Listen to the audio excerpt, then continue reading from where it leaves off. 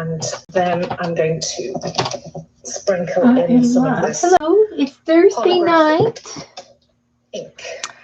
January the 16th, and this is going to be a bunny trail tonight. It's going to be a live craft show, and we'll be doing some crafts and some things in here, whatever everybody wants to do, and I will be chatting with the people in the chat room because that's how we work. And they boss me around and tell me what to do. And I go around and I make things for everybody. So if you'd like to craft along, please do. If you want to speed through the boring parts to get through the better parts, I invite you to do so. In the meantime, I will be talking to everybody in the chat. So hello, Joan and Deborah. Hi, guys. I've been playing. I've been sitting here playing and watching videos. And how are you?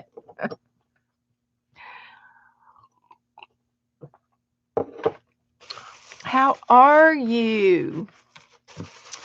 I have no idea what we're going to do tonight. Well, hi, Terry Cleveland. Hello, good people. Hi, Giovanna. Are you being lazy tonight, Joan? Well, okay. I was going to do a felted rabbit, and I still can. It's not too late. But I sat here and I said, oh, I'd kind of like to have a grassy background. So if you still want to do something wet, we can. I have a water bottle here with my soap in it. So we can still do something with the wet felting. I have my bubble wrap right here. And but in the meantime, I was just kind of playing around with this little filler. So he's sitting in the grass. And then I started needle felting a little body, and this can be a rabbit as well.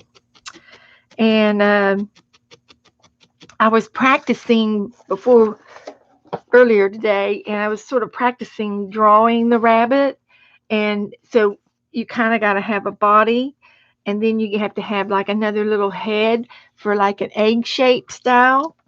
So I happen to have some more wool here, and I thought, well, I'll try to make an egg shaped head to match this body. See what I can do. I bet I can do it. I can do it. Well, you know I can do it. I can do it.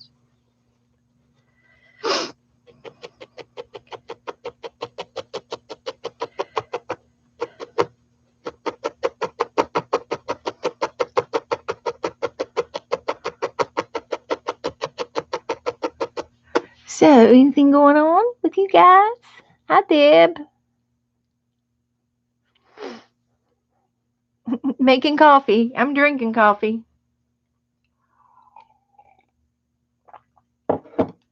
I'm drinking.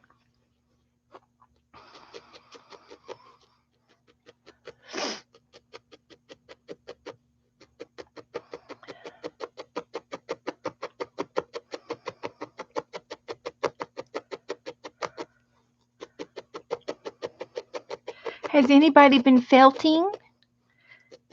Has anybody been crafting anything this week? Work has you frazzled and tired. Well, you just watch and relax, Deb. You just sit back and relax. Fix you a good cup of coffee and sit back and relax, and I'll do all your felting for you. I'll poke all my fingers for you. This is going to be a little rabbit, Giovanna. I'm going to try to make a little rabbit tonight. Somebody said to do a rabbit tonight, and last Tuesday, and I said, okay, we'll do a rabbit. So we're going to rabbit trail tonight. Yeah, get you some coffee.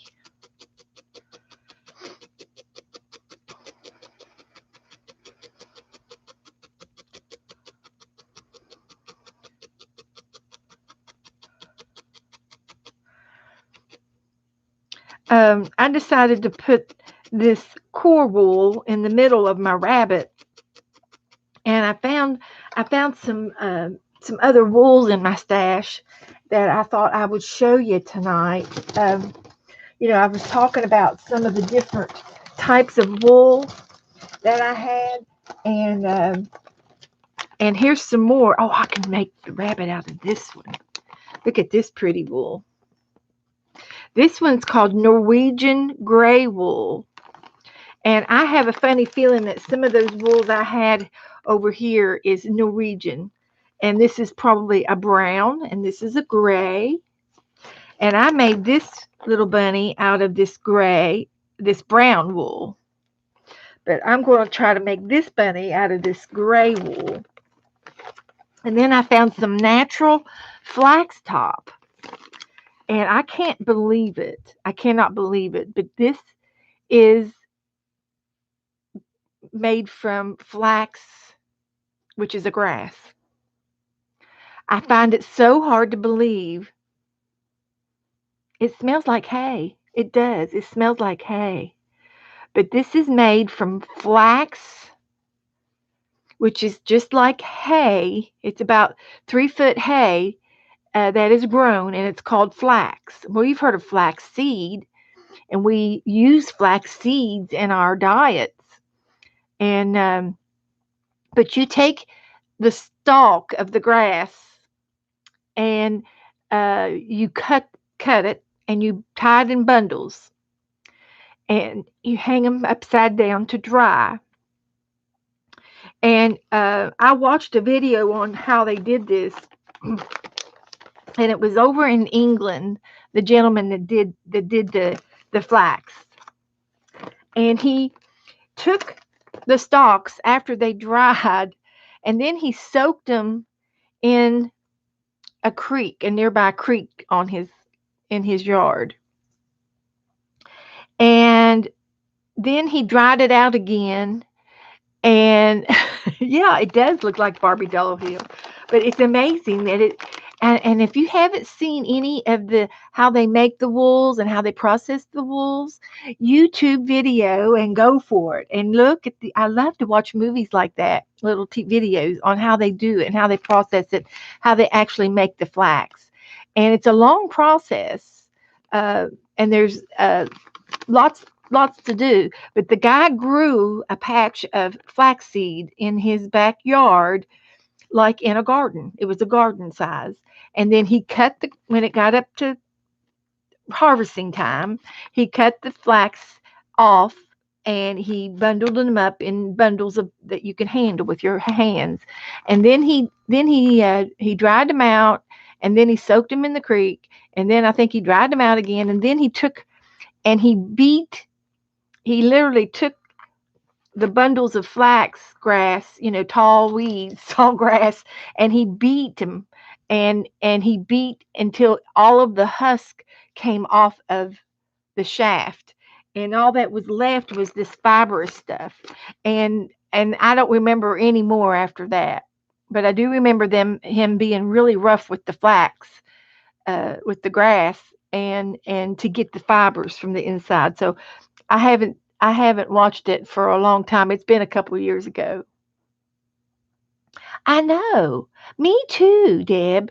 How did who come up with this idea? And I mean, I can sort of see the animals, how that was an accident because you wore the skins, for clothing. I can see how it felt with wet felting. Hi, Cheryl. I can see how they come across that, just by accident, by washing your clothes. But flax, and linen, linen is made from flax, I believe, because it's like dry cleanable type stuff. Yeah. And I'm talking about the old fashioned fibers, not the new ones that they come up with now. But anyway, I just wanted to show you that I knew that I had some natural other different fibers other than the Morani and the Merino, which is a wool. This is a sheep. This is from a sheep. And it's amazing how this piece here came from a sheep. It is so gorgeous and pretty. You know, it came from a sheep. They combed it and processed it and collared it and combed it some more.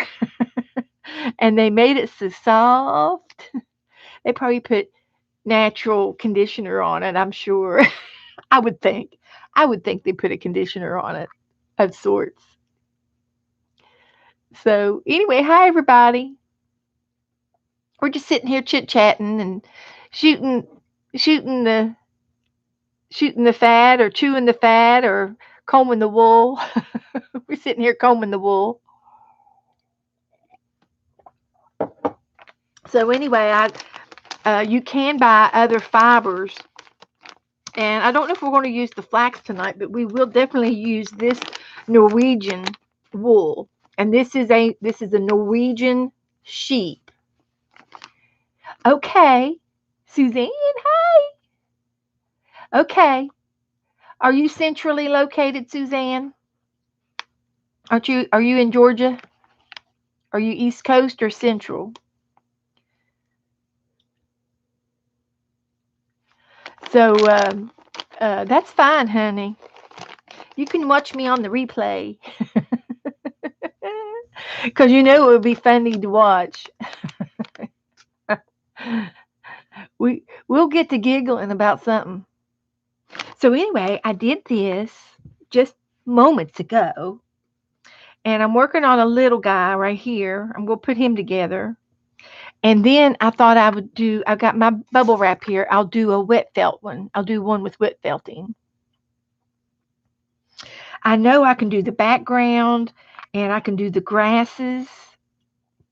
And then since this turned out really cute, I might just do the background. Yeah, you're Eastern? Okay. Well, then we got an hour. We got an hour together. And, but anyway, if I wet felt the background, we can needle felt the rabbit on top. Yeah, he's cute. So, so anyway, I don't know which to do first. Should I finish this one or go ahead and finish this one? I'm multitasking. I'm doing three at a time. Three at a time.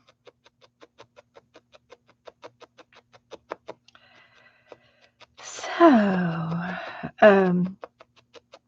I was talking to Lisa, and some of you already know Lisa was going to come on with me on the 23rd, and we were going to do some felting together. And she wanted to wet felt a book cover, and we're going to postpone her day till she feels better. She's got a pulled muscle or tendon in her arm, and so she's giving it a break and not trying not to do anything with her arm. Her doctor has her arm on bed rest, and you know good and well that you can't put your arms on bed rest because you got to have them to eat and brush your teeth and comb your hair and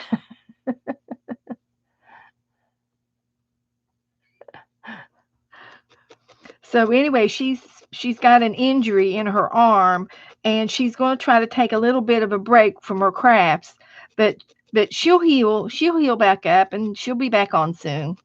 And when she does, I told her that we can still do her wet felting project. I will, we'll definitely do it. We can do it, and there's no time limit on anything. I'm not going anywhere, so not going anywhere that I know of. So if we need to take a break from something else and do hers, we will. We'll put her in there somewhere. Yeah, I hope she didn't tear it too. I don't know. They seem to say, complete rest, and she's got her arm in a sling, and it takes a long time for a sprain, strain, tear to heal. It really does. It takes a long time, and if I had to guess, I would guess that she probably sprained it. Well, did she fall? Did she have an accident? She fell earlier last summer. Didn't she trip and fall? Had a oopsie? And then she'd cleaned out her studio building and was doing some major cleaning in there. So it's hard to tell where she hurt her shoulder or her arm at. But she probably knows when it happened.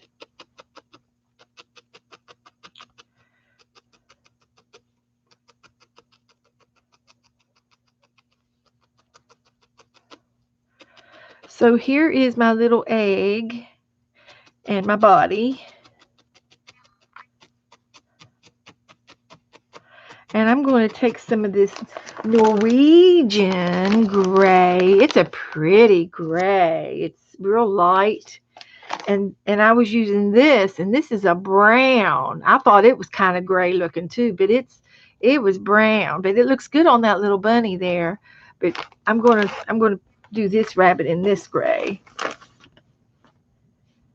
So see if I can get some. A wabbit. It's a wabbit. Did anybody see a wabbit? Yeah. So this Norwegian wool is very wiry. It's a wiry type of wool, but it'll make a pretty rabbit.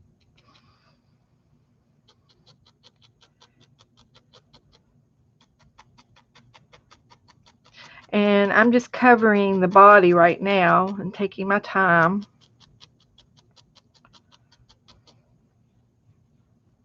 Just taking my time. Don't hit the fingers.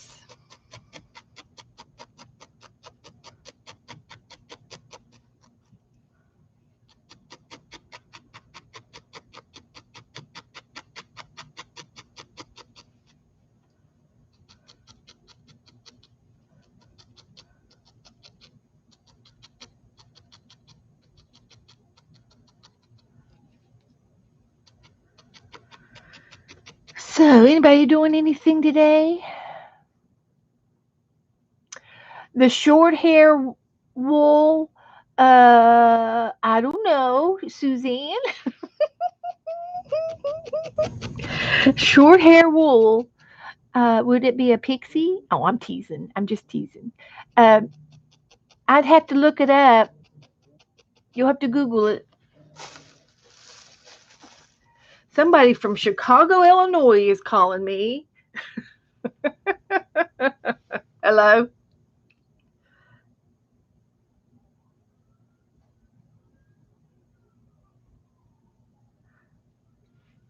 I'm not sure, but it was somebody from disease control and infection.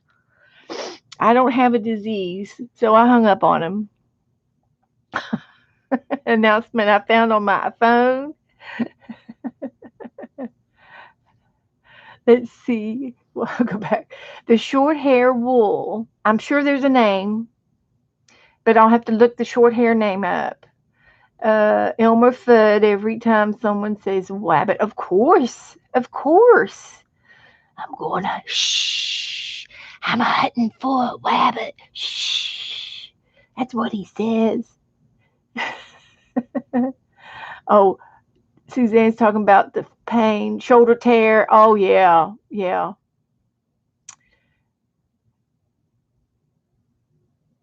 So you found an announcement on your phone. Uh-huh. What did it say, Cheryl?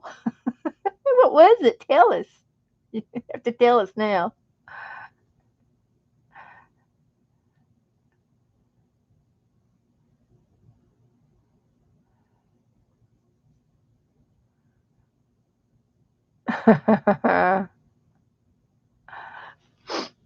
Okay.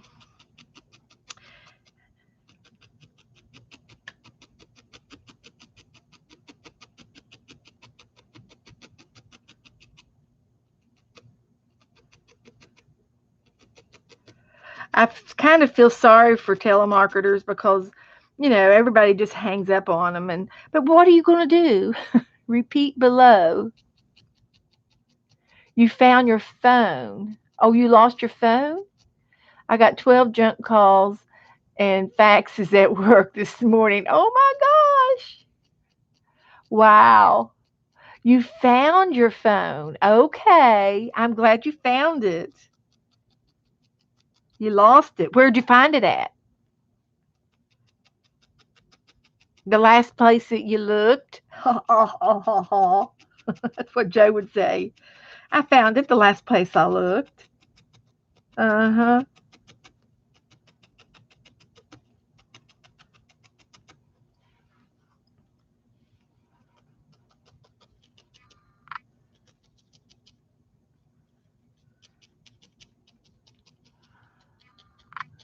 Oh my gosh, in a bag. Okay.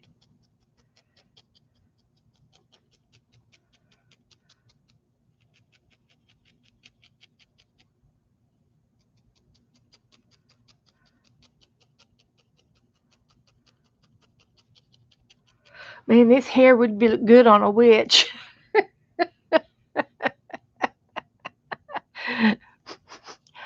I don't know why I just thought that, but I was thinking this gray hair. It's long. It really is long. Cousin It. Yeah. It does. It looks like Cousin It.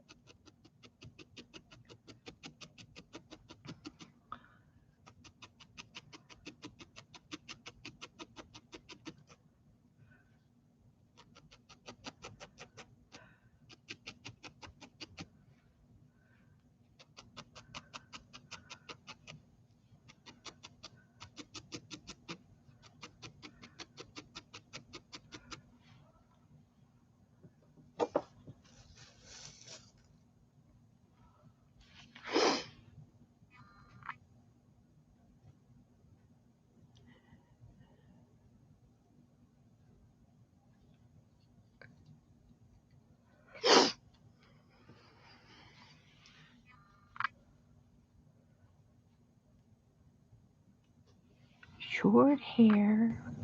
Ooh.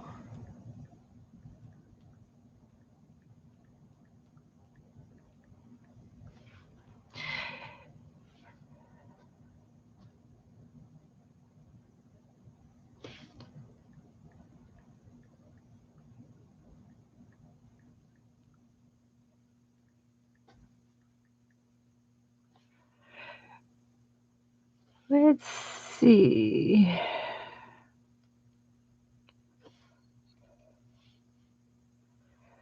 Short hair. Oh, I just love it when they change the words.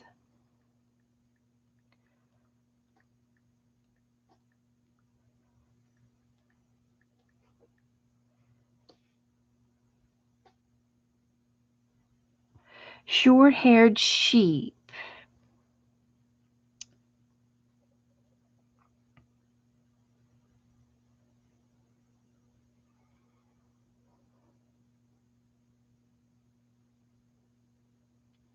There are several short haired sheep.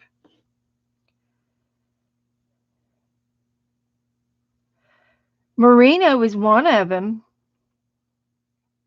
Coolest. There's Tex Texel sheep, merino, Merino, merino, Jacob sheep, and a Manx,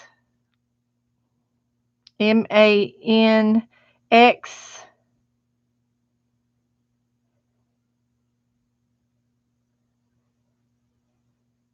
Droper, Groper. There's several short hair. Suzanne, you'll have to check it out. I don't know what you're interested in.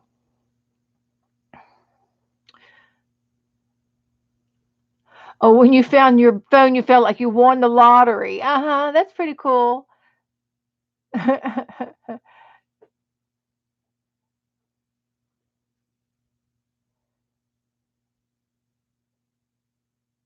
Oh, you've lost two family members this week, so you've had a tough week, Cheryl. Well, we're sorry, honey. Deb was a good girl today. She she only bought groceries instead of going to junk stores to look for old books and craft stuffs. Good for you, Deb.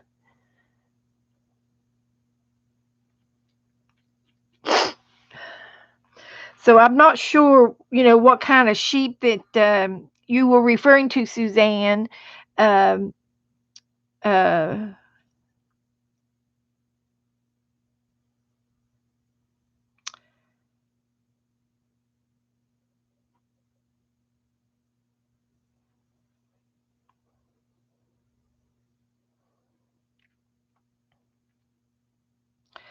there might be a popular kind in the when you're buying sheep, buying wool.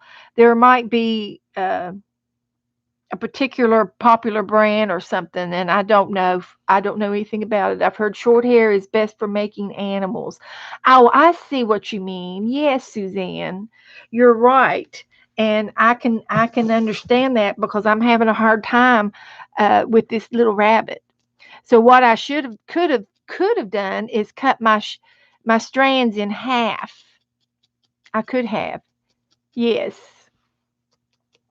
But I've almost got it down. I'll do that for the head. This is the head right here. So I will make my wool. I'll cut it. Very good observation.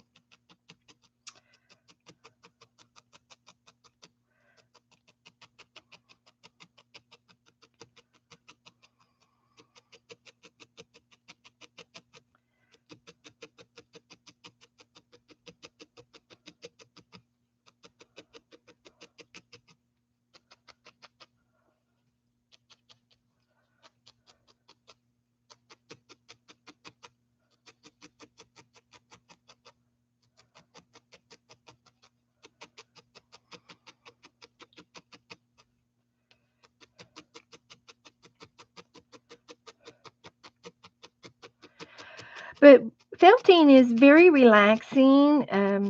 You can't really get in too big of a hurry. I feel like I go too fast sometimes, but I slow down and I enjoy it after a while.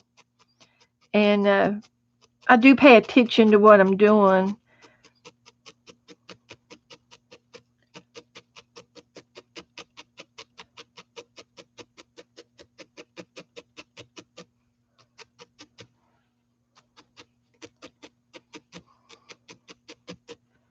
So I'm going to take some of this wool here and I'm just going to cut it off. So I got me some cut off here and I'm going to use it and see how it works on some of my bald spots here. We can't have a bald rabbit.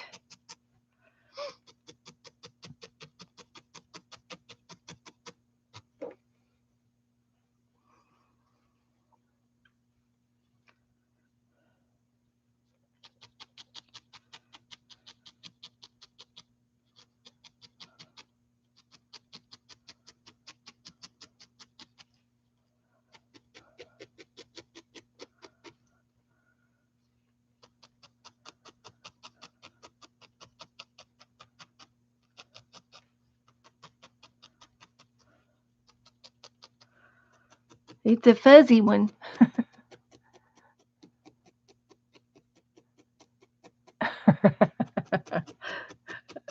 I don't know if they'd want two of me. I don't know if my mom could handle two of me.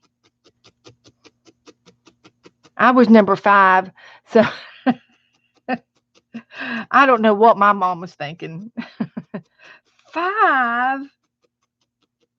She said every time she went to see her mother, and she said, "Jondal, are you pregnant again?"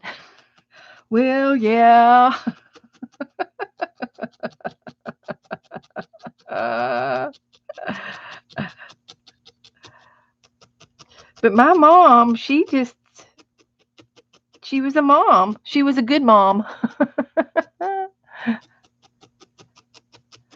She herded us in and herded us out, I guess.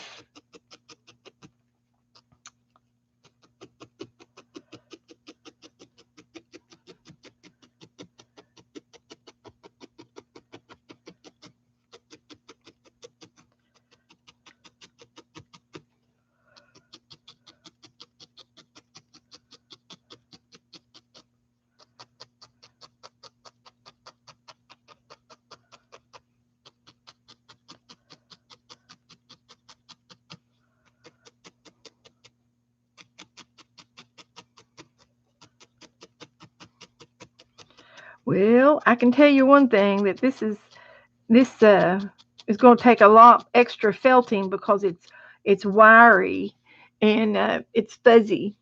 But I'm getting there. I'm a getting there. I just have to keep going over it.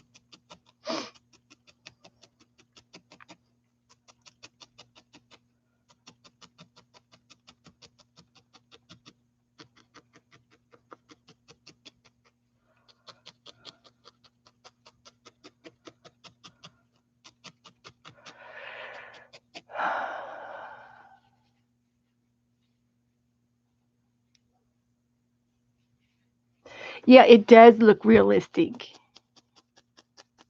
It looks very realistic.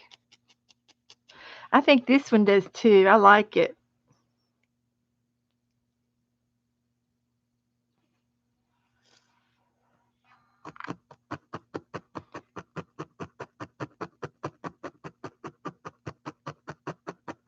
I tried to add some extra on his back to make him look 3D. I made his tail real fluffy too. His cottontail. I made it pop up like a half of a circle, and the ears are kind of. I built them up a little bit too. Give him a little 3D effect.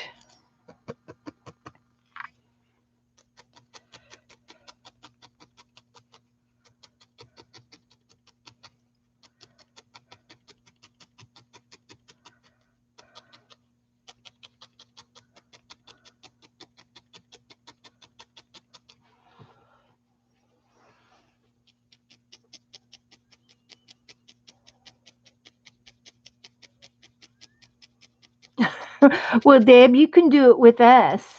You can do all your stuff with us. You're welcome. You're more invited to do it along, do something. It doesn't have to do the exact same thing I'm doing, just as long as you're doing something.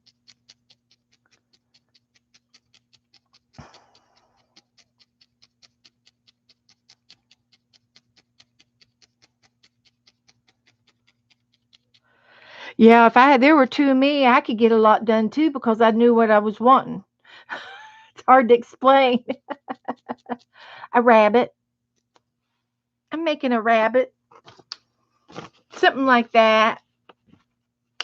There's his body, and there's his head. Kind of like this one too, but this one's flat.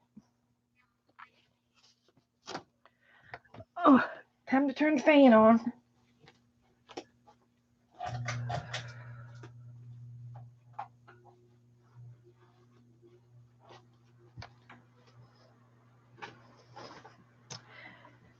So I got me some more fibers here for the head, and then I got to make the ears.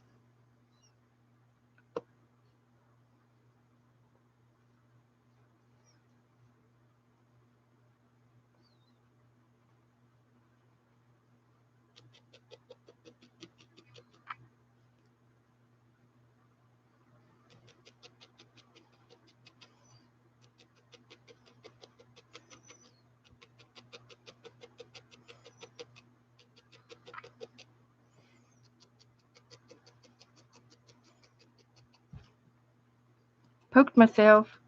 That's the first time in a while.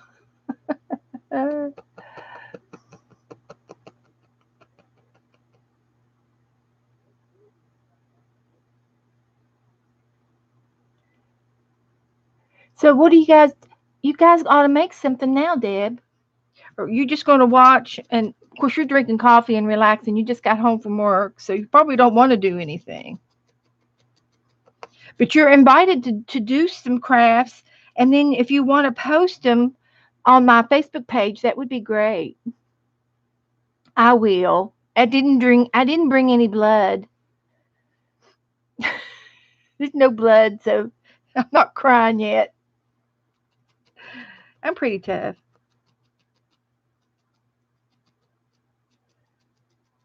And I'm not doing real deep. I'm doing a light tap, tap, tap. So that makes a difference too. Uh, I'm not going clear through the project. I'm just tapping the surface.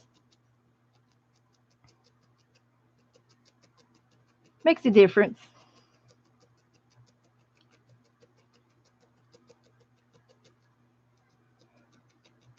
And I had um, some gray yarn, and this is a wool blend of yarn. And I thought I would try to use some. I'm on a rabbit trail. I'm multitasking. I thought I'd put some of these on this rabbit and give him a little bit of curly hair maybe or something. I forgot about that.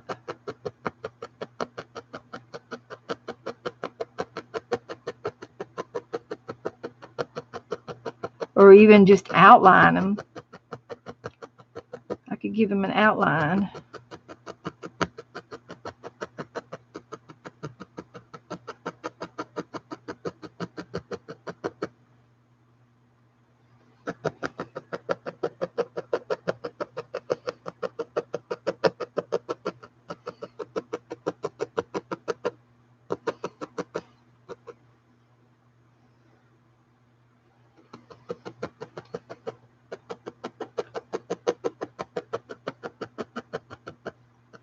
So you can use all kinds of things to make your creations.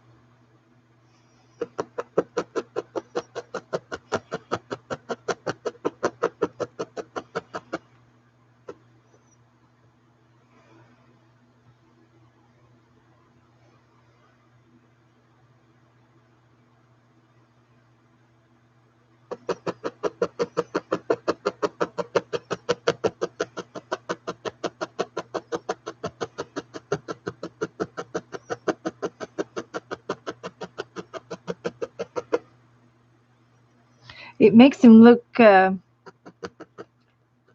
like his fur is real.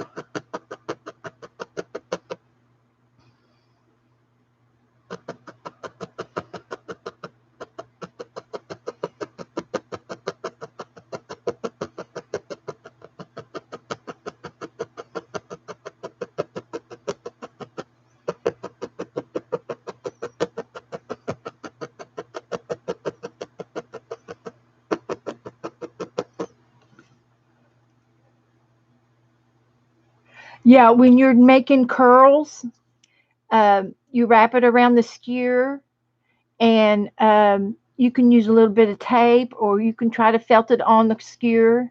Hi, Lisa. Hi, Colleen. How are you guys? Yeah, if you're going to do a, um, a a curl,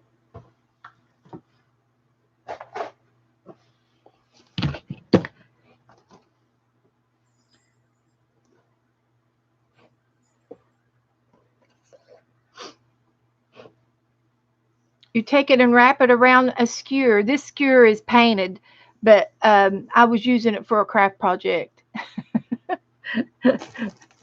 But you take your, here's one. Here's the wool. It's wrapped around this skewer, and I'm going to take it off. And I didn't put it in water. It just been on the skewer for a week or two, and it kind of it has got a natural curl to it. It's got a natural curl to it. But you can get it really, really kinky if you put it in, wrap it on the skewer, and then get it in some really hot, hot water, and then let it dry, and then it's just like washing and rolling your hair, you know. But this is how you would get some curly locks started. So when you take your wool off of uh, the roving wool, let me show you how to do that real quick.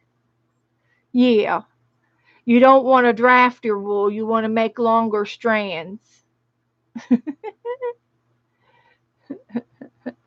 So when I get to the end of rolling it on there, I just kind of go around and around and around real tight. And then I take my needle and I go down the side of it just real easy with my needle and sort of snag it a little bit there. It snags it so that it'll stay on there. I'm just going down the side of my skewer and I just snagged it a few little times to get it to stay on there, and it's ready to be put in hot water. And then you just lay it on the counter and dry it. Just like you would normally curl your hair.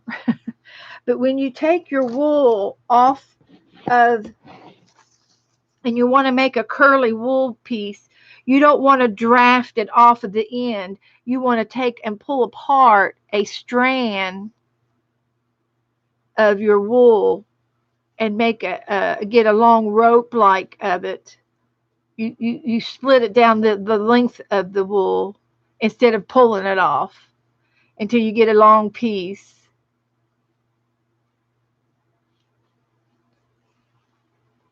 And I got a long piece right there.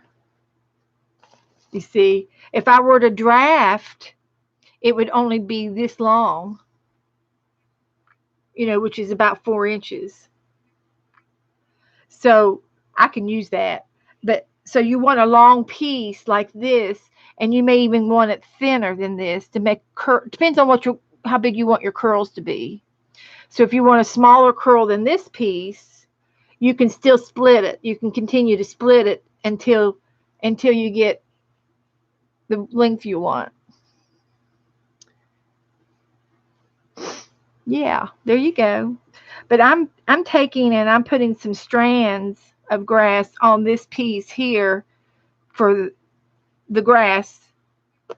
And that's how I did that. I just drafted off little tiny pieces of green. And I'm doing different shades to make it look like a realistic field. And I'm putting some more gray wool on my rabbit over here.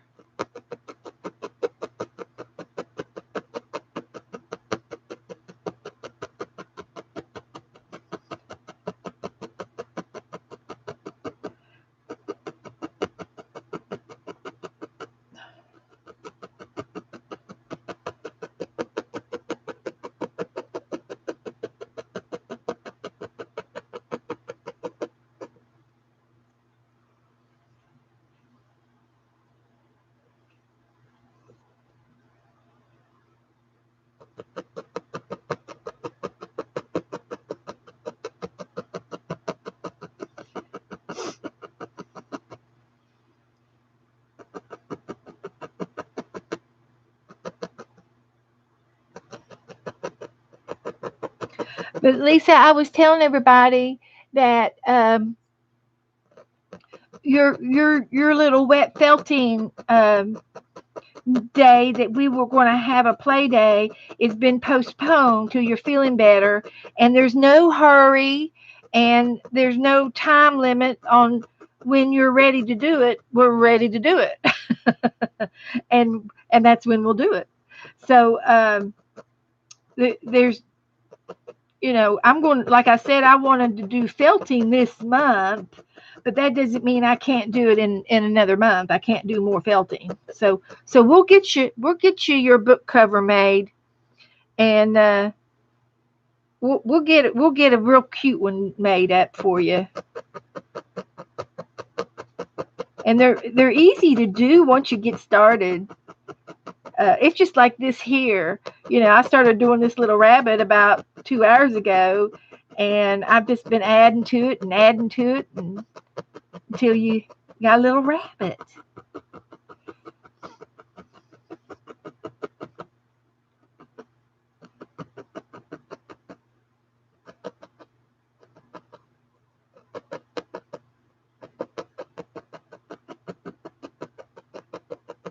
See, it made him look more 3D by putting another layer on him. Makes him look a little fatter. Look at the backside, because I've got several layers on there. It really stands out. And this is why you have to keep pulling it off of your sponge so that you don't felt it down permanently, and then you can't pull it off because it gets on there pretty tight. It does. Yeah, we're multitasking tonight. If anybody just came in, we're doing this one needle felting, and then I'm also doing another rabbit uh, with this different wool. This is a Norwegian wool, and it's different. It's different than the merino wool. It's much wirier, but it makes it look real, like a real animal. Well, duh, it's a real wool. It is a real sheep. But some of the different wools that I've bought this is called Norwegian wool, and it's a different texture altogether from the merino wool, which is real soft and smooth. So there's a big difference. And but if you're doing animals and figurines, it comes in handy.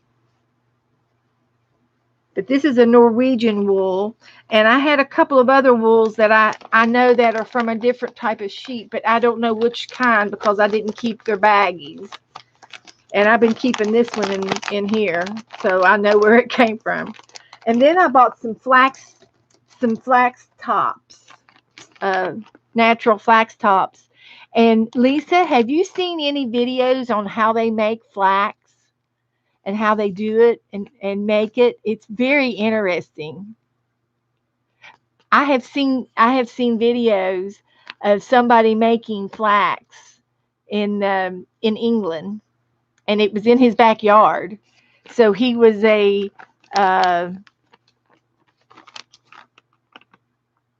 was an old family trade. But this is flax. It's hard to believe that, and it smells like hay. It smells like hay.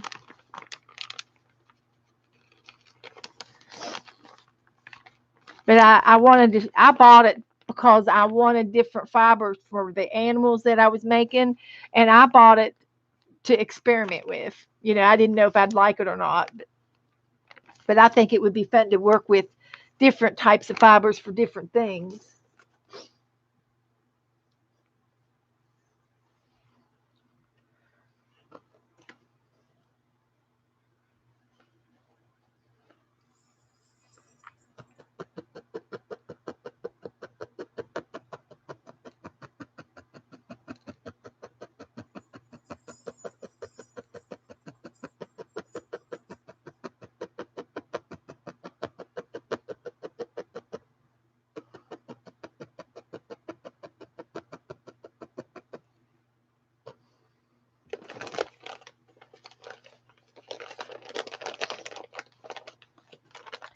So, let's see. I need some more of this.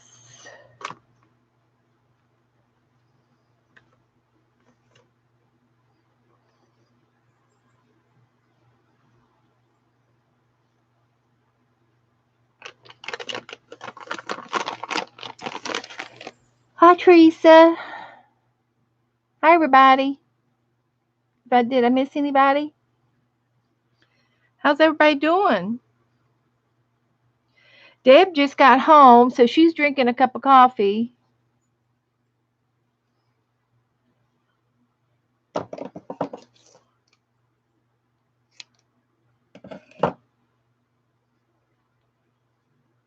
And Suzanne reminded me that it's easier to felt short hair over long hair, so I cut my Norwegian wool in half and to make it easier to felt on my head of my rabbit.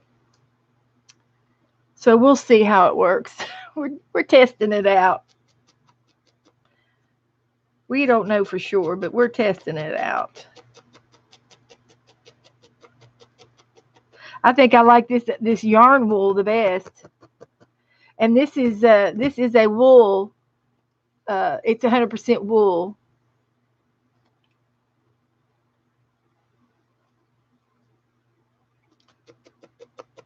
So anytime you go into the secondhand store, go over and look at the yarn department. And I've got a lady volunteer that up there where I go all the time, and she's always looking for wool for me because she knows the difference between acrylic and wool. And after you handle it a few times, you sort of know what it is. So she saves me the wool because not very many people want wool down here in Florida anyway.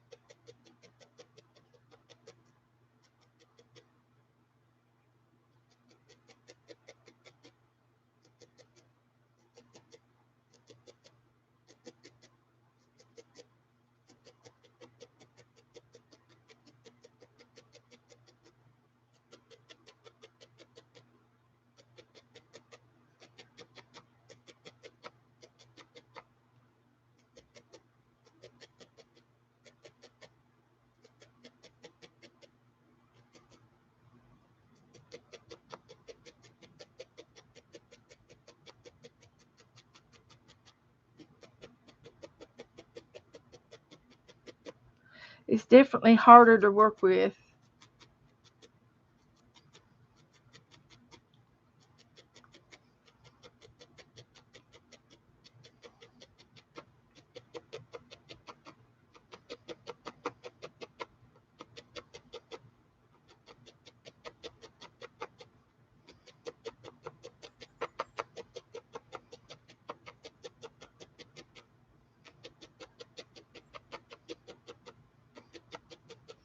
Abby, what are you doing?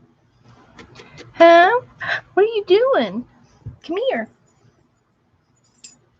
What are you doing? Lay down. Lay down. Be a good girl. Lay down. You want to go out? Abby's got to go out, so I'll be right back.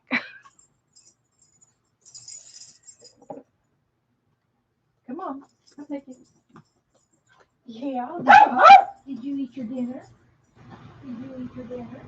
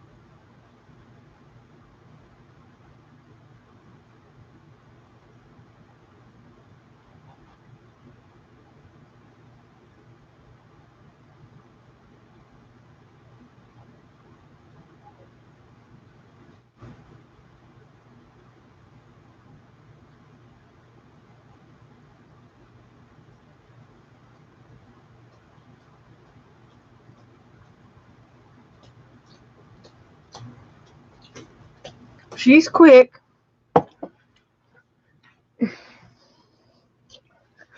Okay.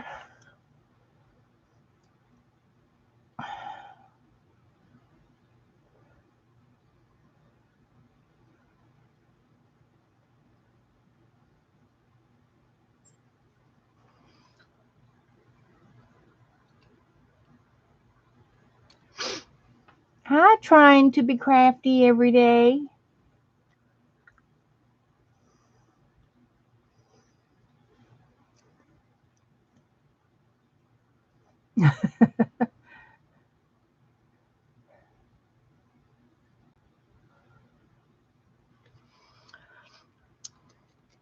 So what have you been working on trying to be crafty? I can't remember your name. I think you've been in here before. You'll have to tell me your name again. I don't think it's Lori, is it?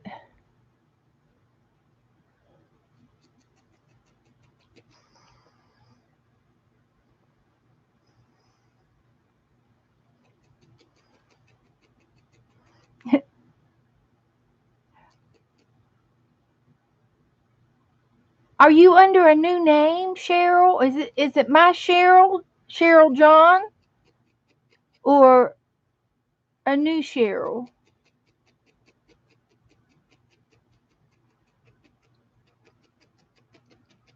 You got a new handle? My computer blew up. Oh no. Oh, Cheryl. So are you on your phone? You were just on your phone here a minute ago, or did it just happen? It was plugged in. Okay. So you're on your phone now and the computer blew. Oh my gosh. Was it was it an older computer or a newer computer, or did you have a warranty? I'm awful nosy. I'm sorry.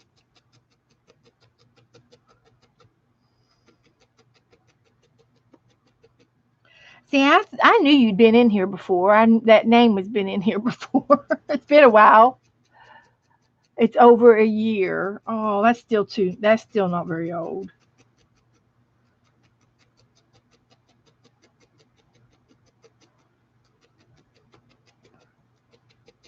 Is Perry there to help?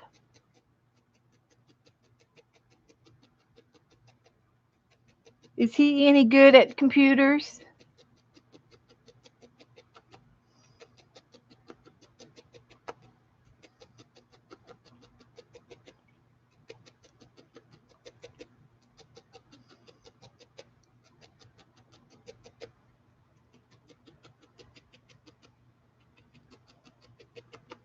Okay, I think I finally got the head done. I know it took me a little while, a little extra, but now I get to put them together. Oh boy. And then I got to do the ears.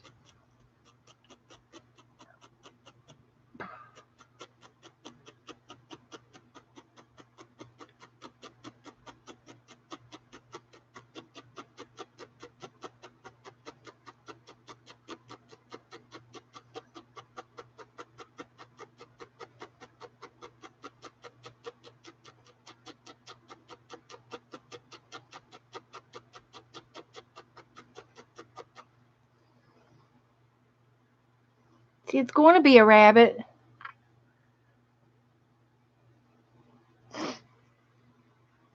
I think I got a mix match computer. My monitor is a Samsung, and then my big one is a Dell. My big box is a Dell, and then our my iPhone and my uh, iPad are Apple.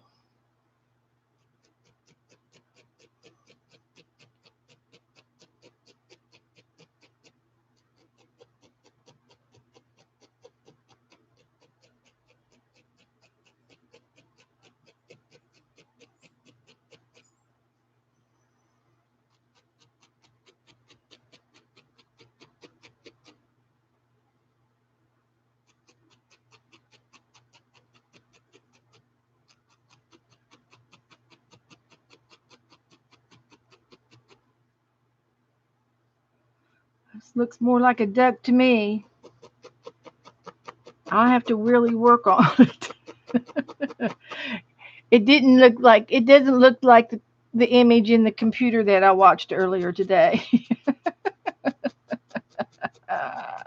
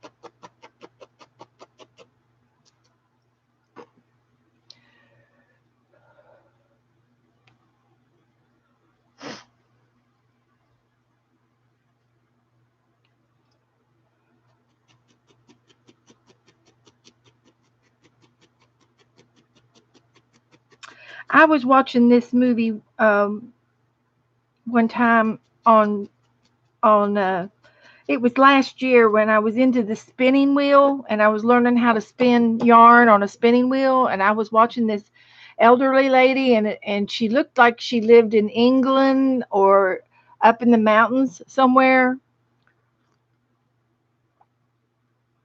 in the country, and she had gotten her wool from the sheep that she had on her farm, and it was a it didn't have any sound to it, and and so the and she was like a great grandmother age. She was an older style lady, and she showed they cleaned how she cleaned the wool, and then she carded the wool with the big carding brushes, and the wool was already washed and rinsed, and it was a natural color. It was, just an off white ecru color of the wool, and she took the wool after she carded it, and then she had a little jar of oil, and I think it was just vegetable oil, and she would coat the wool with the oil, and then she would spin the wool into yarn with the big spinning wheel. And the type of wool that she had was so rough and coarse that she had to put oil on it. And I know that um, fresh wool, they produce some sort of lanolin, a natural oil base, because that's why uh, the wool doesn't felt on the sheep. And there's a natural oil in the wool, which is, I think, called lanolin. Yeah, yeah. But this elderly lady, it didn't say what kind of oil she used to condition the wool while she was doing the spinning. And this was old school spinning. It was in one of those great big round ones. It was a great big spinning wheel, and she was spinning the wool, and and it didn't look appealing to me, doing the wool that way. Uh, and then I've seen a lot of other videos where the girls on the farms, and they'll take their wool from the sheep, and they'll bring it in the house and start processing it, and there's like several stages that you go through with your fresh wool from your sheep. And you first thing you do is take it to your bathtub and you clean it and rinse it and pick off everything that doesn't need to be there. And then you rinse your you soak it. I believe you soak it in warm water so that the lanolin will come off. And I believe that's what they do. You know, at first when you first get your sheepskins. And I watched another lady yesterday, and she made a cape out of a lamb's wool that it was cut in all in one piece, and it wasn't divided up yet. And she felted it. She talked about how she knew the farmer that raised this sheep, and she knew that he was real clean and how he was particular with how he did things on his farm. So she knew the guy that did the shearing, and she got her wool directly from him. And so she knew that he would do her up right, and it would be really clean, and it would be in one piece. And then that way she could felt it, and she did. She felted it, the back of the wool, and left all the locks on one side, and on the inside she felted it onto a sheer, some kind of a silky sheer, like a fabric, and she felted that wool onto that piece of sheer, and she made it into a cape and made a coat out of her wool. It was kind of interesting.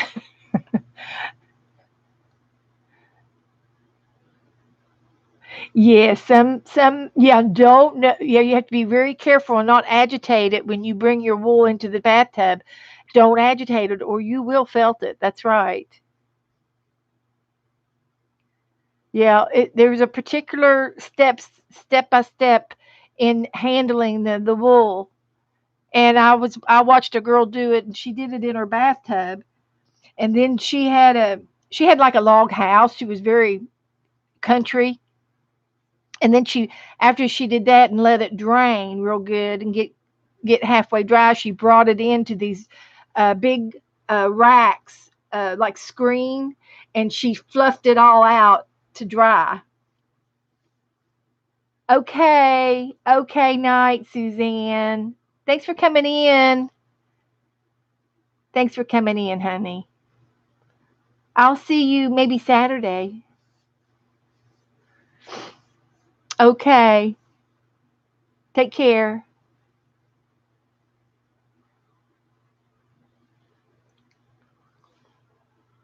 But there's a lot of videos out there, to watch if you guys, are really interested in finding out, learning.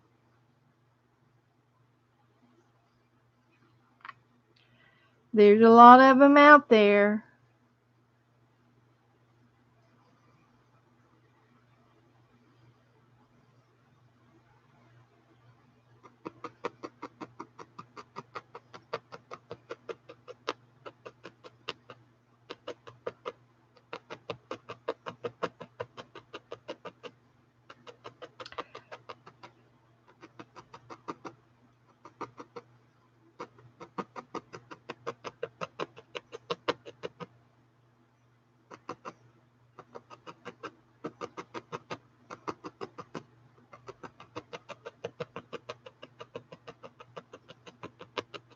Lisa, have you ever been to a fiber mill?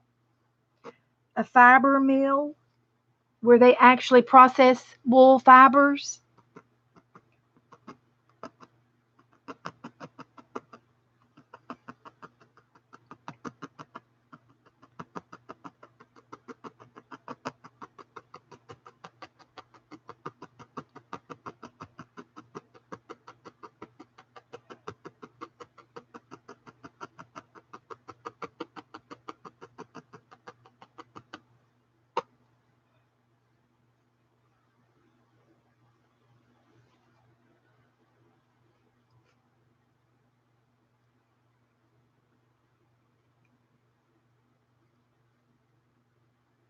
You've washed your fleece in a sink and in the washing machine, but you've never been to a fiber mill. Oh, I'm telling you. We got one in the town that I live in, and I've been over there 2 or 3 times, and every time I go over, I take a new crew. I take a crew over with me and he gives you this. It's just one big giant garage. I mean, it's huge. It's a double high. It's the building is double higher than a garage. It's like 2 stories, but it's real big, like a big garage. And he's got all of his machines in there, and it's very interesting. And of course, he has a collection of all sorts of things, from weaving machines to uh, on a big scale of felting. He could felt a blanket, like an army blanket. He's got a thing that big to felt a blanket with.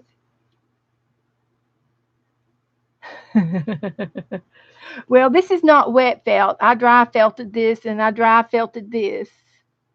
I haven't done any wet felting yet, but I was thinking about doing one if I had time.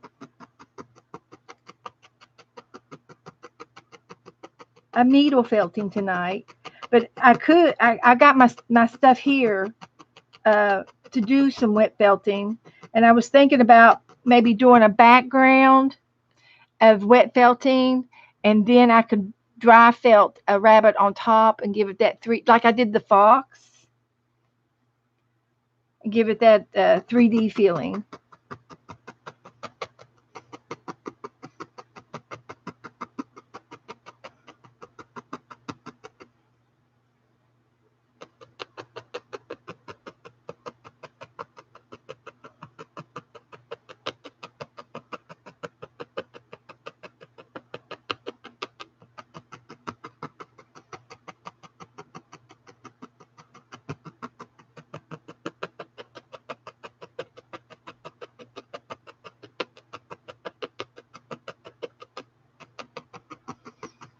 But anyway, I'm sure down there where you live, Lisa, that there would be a fiber mill around, and you ought to Google and see if there's one near you that you could go and tour sometime. Um, uh, it's very interesting, and he gets a lot of local uh, people down here. There's some local farms down here. There's an alpaca farm, and we got quite a bit of a variety of things down here between. But he has people that send him their fibers in the mail. They mail them to him, the wool, and then he gets their order. They tell him what to make out of their wool, and he takes their orders and he processes the wool for them. And he knows all the coordinations of how much to get out of each pound and stuff like that. Nowhere close. Well, shoot. But it's funny how there's a mill down here where we live, and he goes to all of the craft shows around here and sets up. And of course he sells yarn too, and but he gets orders, and that's the main. I think that's what he really lives off of. It are the people who send him their wool to him, and he processes it for them. I think that's where he makes his money. Of course, we were just local tourists, and he gave us a free tour of his little building, and he had 2 or 3 employees, but he did a lot of it himself. But he had a couple of employees that knew how to work the machines and stuff, because it's a pretty big process. By the time you clean, wash, spin, dry, then you have to fluff it up again, and then you have to put it through a machine to card it, and they card it like 3 times before it actually goes into the threading for the thread to make the yarn, actually make yarn. And then they put it on bobbins, and then they got this one great big machine where you put like 10 bobbins on it, and it'll spin and twirl your thread, your yarn, make your yarn, actually make your yarn. It's a pretty big process of doing it all. Very interesting.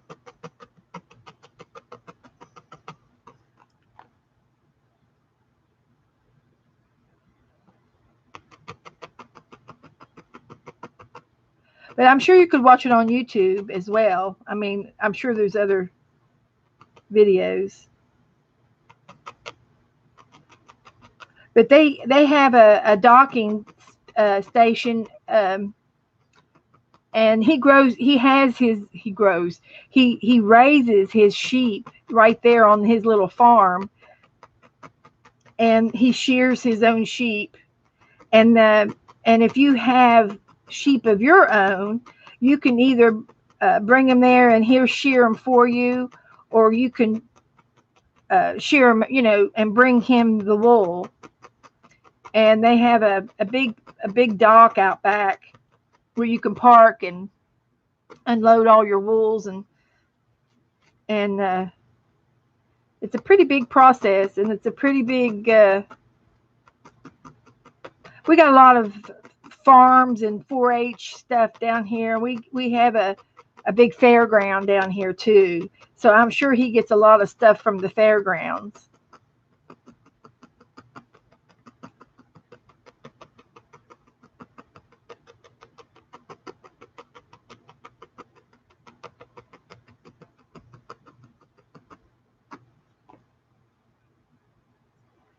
But I would imagine that he gets a lot of tour stuff from schools and things, probably private schools, and we have a lot of homeschooling down here too.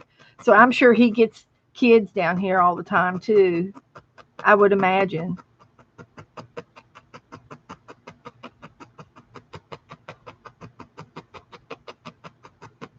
But I took a group of girls, friends of mine, to it when they came down here visiting.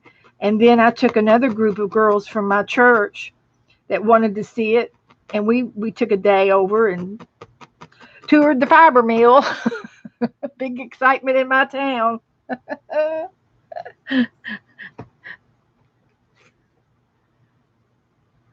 I am in the middle of making ears, if you haven't guessed. But I'm making these ears for this little bunny that I made. And I'm going to try to turn it into a bunny. Maybe.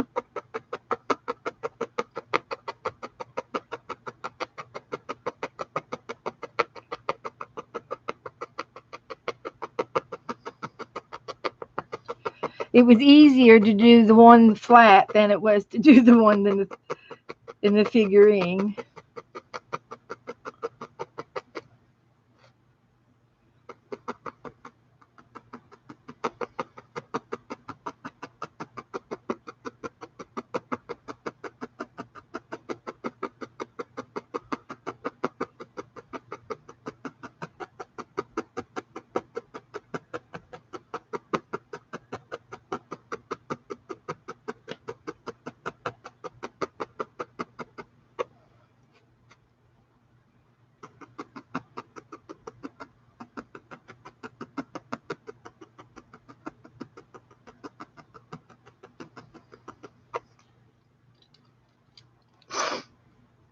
So,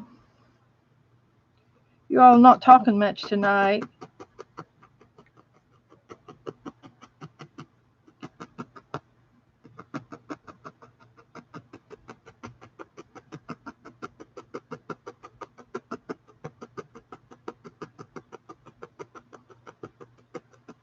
Oh, I did find some more bowls, some pottery bowls to show you. I can show you some more of my work.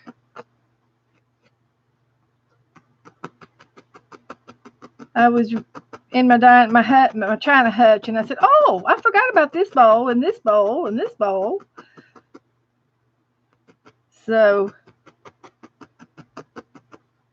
give you a little idea of what I can do, what I can make. Also made some brads today. Look here what I did this morning. You take your little gold brads that you buy in the office department, and I made up these little makeshift holders just out of scrap paper, and taped them down just so I could put my brads into something. And then I took my nail polish and painted on top of the brads just with nail polish enamel.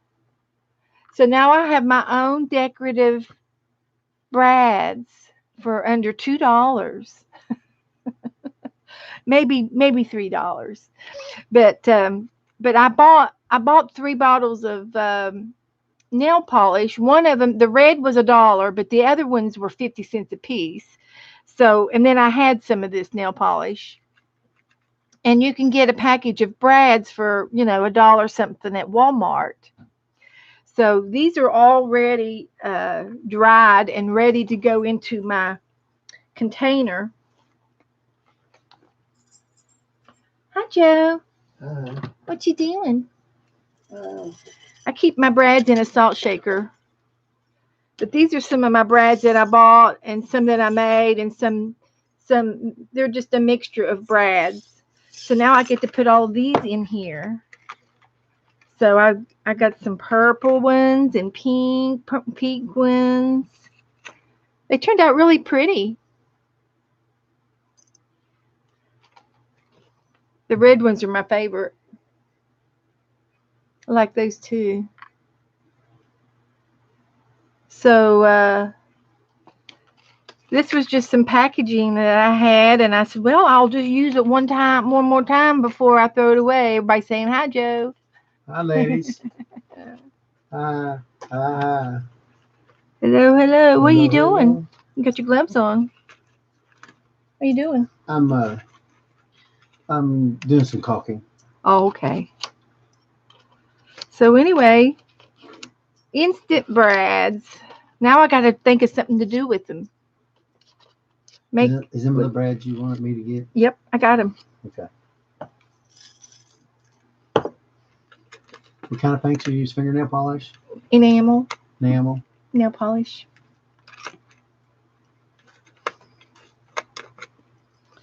So a lot of the nail polish I got, some of it I got last year at a secondhand store for, I don't know, 50 cents, 25 cents a bottle.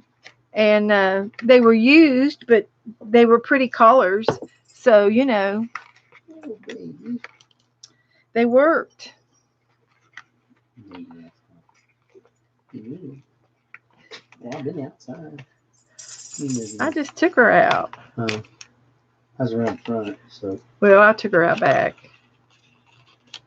Yeah. So anyway, I just sort of did a little fan fold, some paper, and I taped it down to make this little, and then I took my knife and poked holes to put my brads in to hold them while I painted them.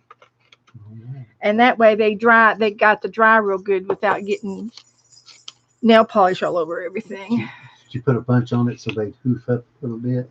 Yeah, I did. I know you would. I made it real good and thick. So this is just, it was a stationary packaging, and I was going to throw it away, and I said, oh, that'll be good to do my brads on. So which one is your favorite Brad? Brad Pitt? Brad Paisley. Oh, Brad Paisley. He's in my reverse collage book. I got Brad Paisley in my book. So anyway, I filled my brads up. Ta-da!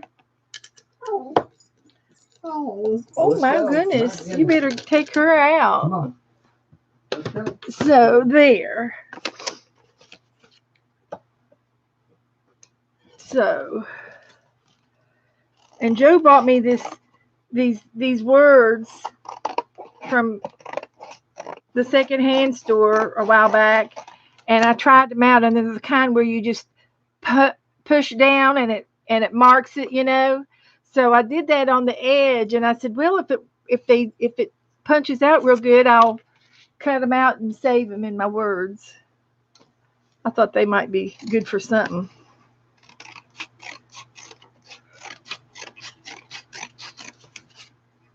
So if anybody needs a cancellation or a draft sign, let me know.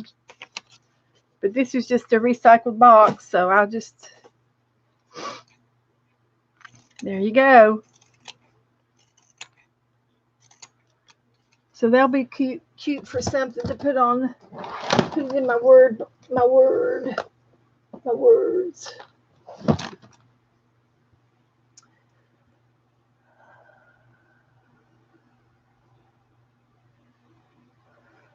Went poof on sale. I don't know what that means. Your computer went poof. Yeah, they're confusing to me too. I'm not real techie. And you know, everybody's computer does something different.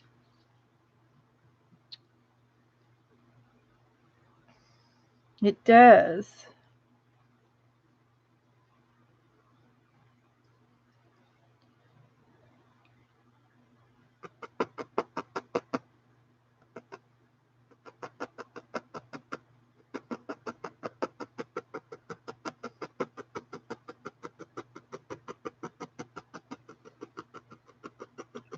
And Joe found a camera out in the garage, and it was a little HP Hewlett Packard camera that when computers first came out, everybody had a little camera that sat up on top of the monitor, you know. And that's what this one was. It was a little tiny camera. And so I looked it up on the internet, and it's just old and outdated, and nothing supports it. I can't download it onto my Windows 10. I can't find the application, and I don't know how to get it to work on my Windows 10. And I think there is a way, but it's going to take a techie person to figure it out. So it's on the back burner for now. I'm not be able to use it, but it's a possibility. We'll keep it. Works. I mean, it looks like it works, but I just don't have the right app to get it to recognize it. And then I think it might want me to buy a program or to buy an adaptation for it or something. You know, everything's rigged. Everything is rigged these days.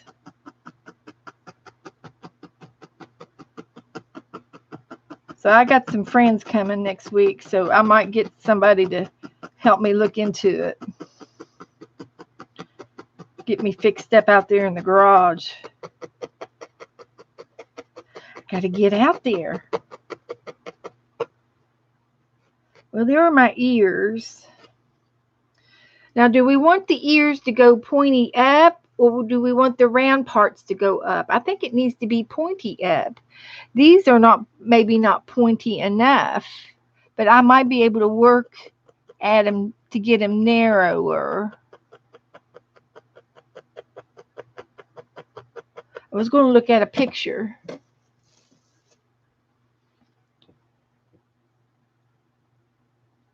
Nothing is going to be supported. Oh, gosh.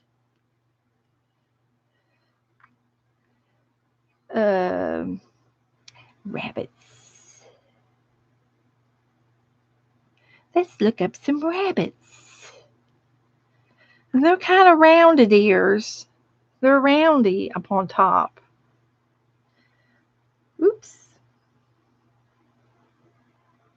Where'd they go?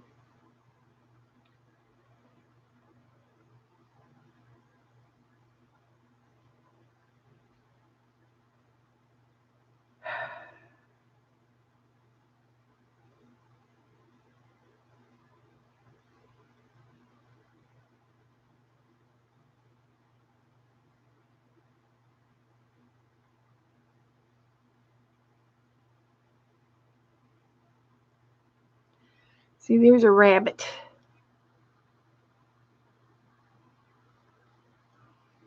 I think I did okay on this one.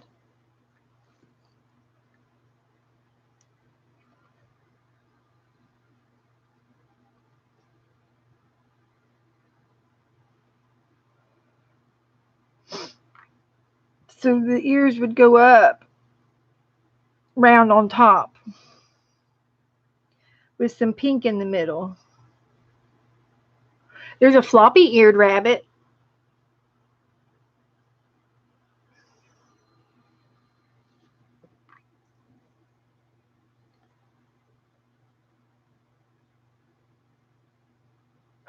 No, Deb, we're not going to kill the rabbit. Oh, do you think so, Deb? Okay, on the old camera.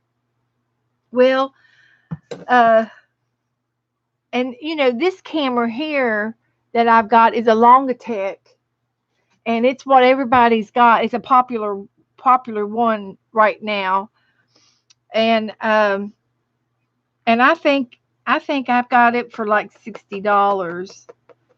I didn't get the most expensive one, but I got a practical one, popular one. Yes, I'm watching my fingers.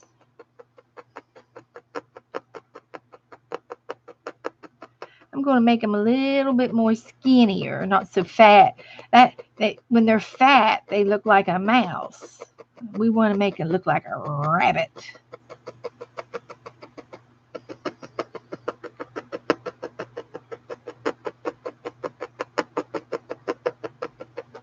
Something like that. See, this one's too fat. Now I could take and I could cut this off and it will not fray at all. But because it's real soft, it's not felted all the way tight. So I can also felt it inward by going along the edges up and down, and I can make it taller and make it thin and give it some stability by condensing the fibers of the sides. That way they'll stand up tall without any wire.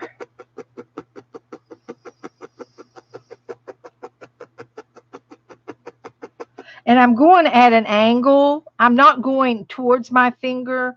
I'm going down at an angle. So my finger is very safe. I'm watching the angle that I go at. Makes a difference.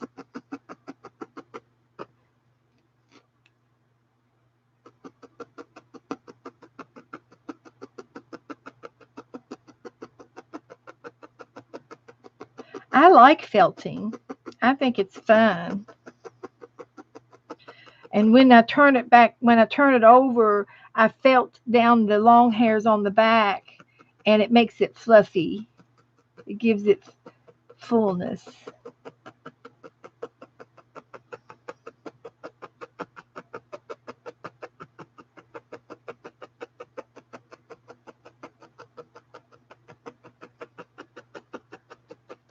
It's very enjoyable.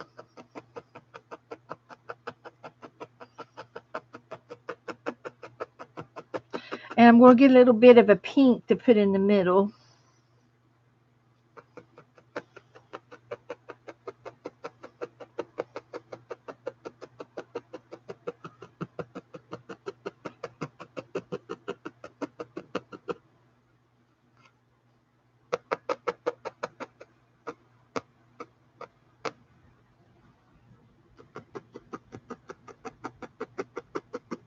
So you can continue to shape whatever you're making.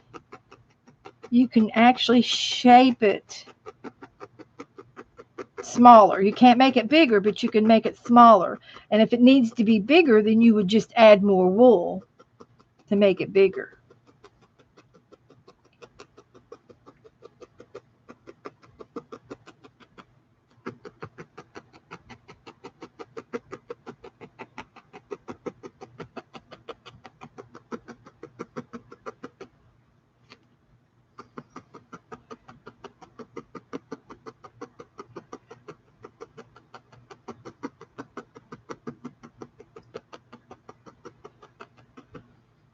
See, that looks better. Much better. They look like they match now.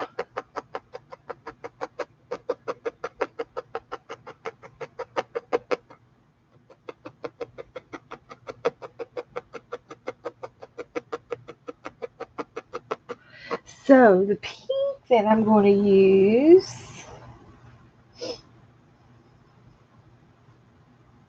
is this shade, but I'm going to mix it with some ecru core wool. I'm going to mix it with core wool so that it won't be so bright.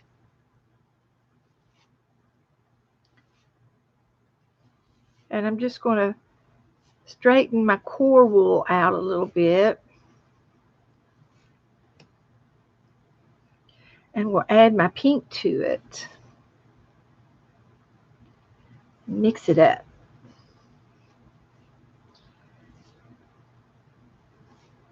It'll make it a much paler pink.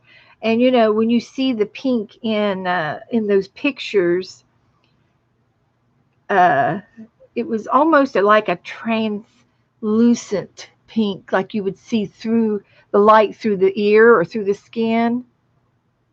Do you ever hold a flashlight put your fingers over top of a flashlight and see how pink it is and how it looks different with light shining through?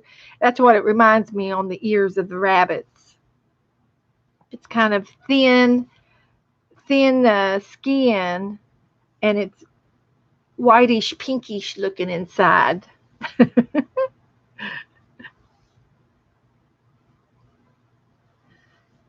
And I love blending things down to where we want them, of course. And on this one, I did it with this pink, and then I put the core wool on top to tone it back. So there is a little bit of white on top as a second layer, but you can see the pink around the edges.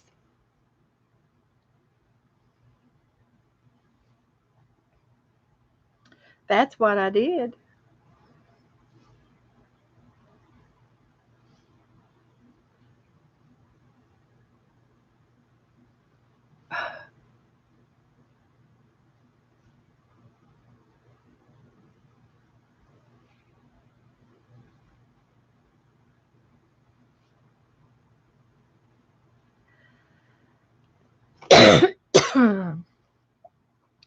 So here are my ears.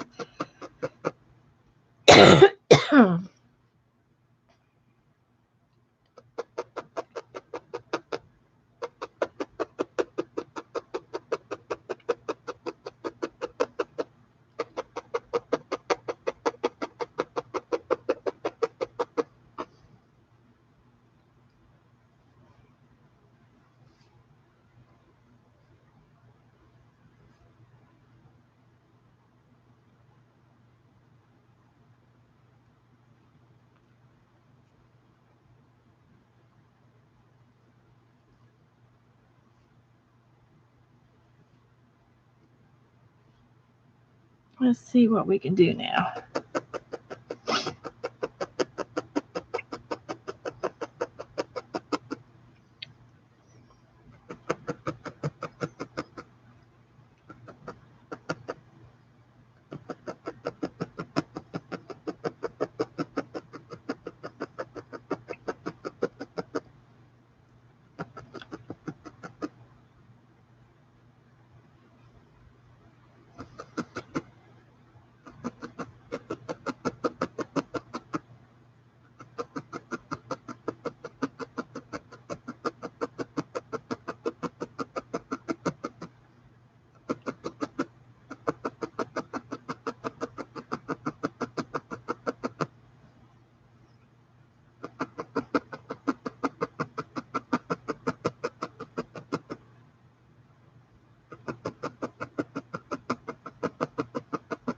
I'm working hard. I am going to give it a trim.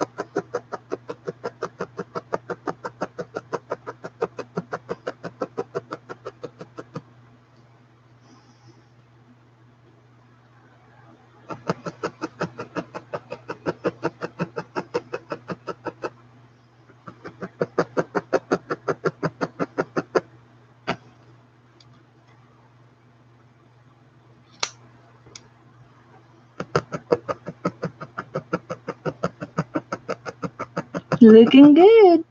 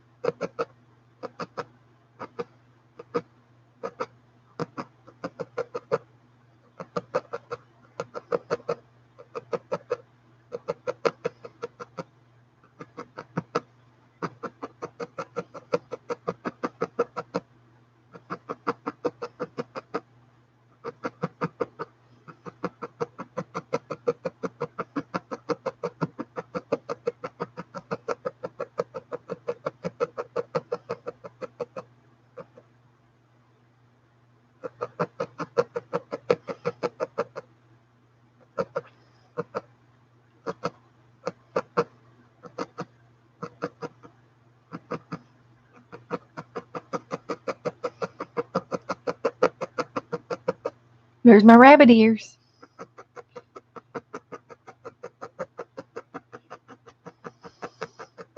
Now I'm going to take and turn these over, and I will have some white on the back side. So I'm going to take it, and I'll take a little piece of this gray and do a light tap on the back side of it to hide the white. And it's not hard to do at all. It's just a little technique, because I wanted the white to be felted on really good.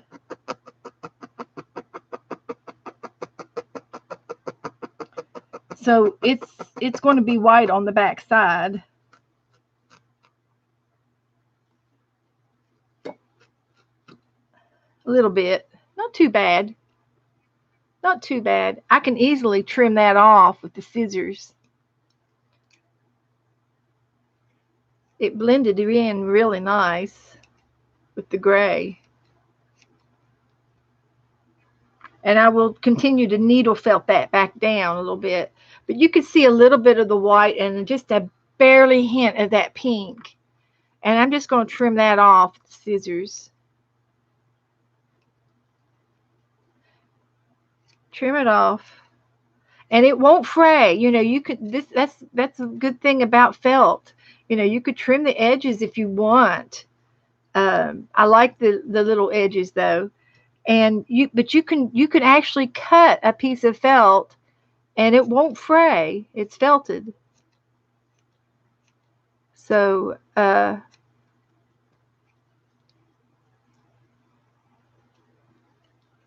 you go. We got rabbit ears. We got rabbit ears. So I'm just going to go ahead and just lightly go over that with my needle.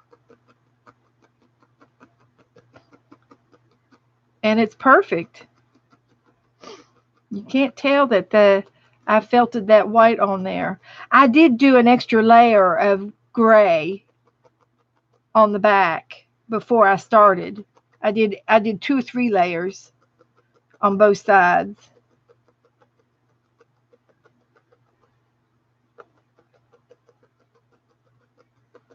So there's the back of the ears, and here's the front of the ears, and there we go. So now I'm going to put them on the back of the rabbit. We'll see.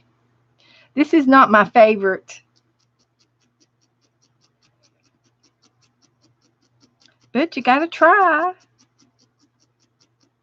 So I just took the tips of the points, and there's just a little bit of tail on there, enough to hit the back of the head, to felt that onto the back of the head.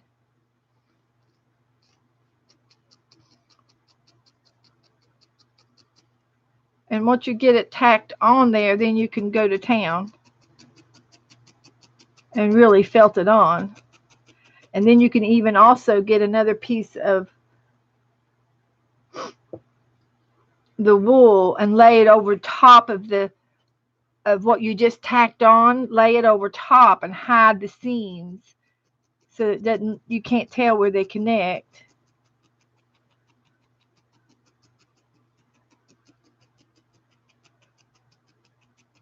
And this particular piece of wool can keep going around the neck, and it'll give it extra strength, and it'll hide the neckline.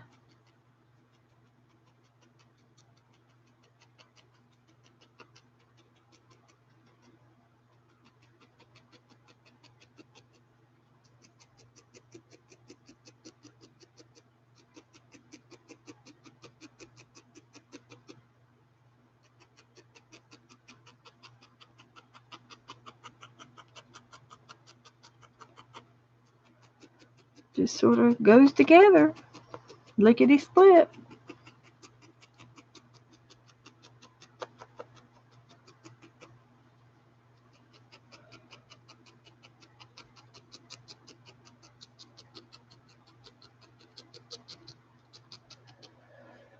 Oh, a poem bub. Okay. She sat and felted all day long, a little gray rabbit she made so strong. First his feet and then his ears, we clapped with delight to see him be crafted by Beth so dear. Oh, thank you, Cheryl. Cheryl makes me the sweetest poems. Have you ever written a book or done a book of poems or a journal of poems? Do you keep your poems? Making a hair out of hair. uh,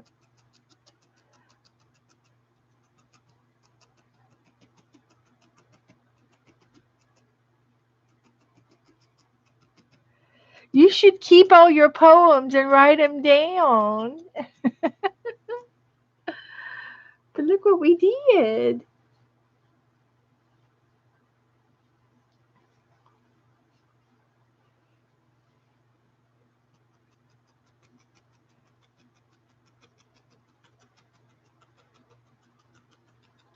Now that this Norwegian wool was a lot coarser than the wool that I used for the ears. The ears is made out of another type of wool that I don't have the name for, but it's softer than the Norwegian wool. It's not merino, but it's softer than Norwegian, and it really felted a much nicer rabbit. And I did the ears in this brown, and the gray, the body was the Norwegian wool. So I think I'm going to go ahead and take some of this wool and put it on top of my rabbit, and or at least lightly put on top to blend it. No, you do not keep them? Oh my gosh, Cheryl. I'm going to have to write that down. I got my little poem book. We got this thing going on. We're writing down all of Cheryl's poems.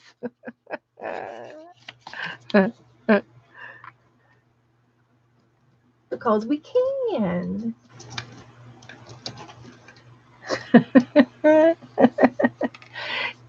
She sat and felted all day long.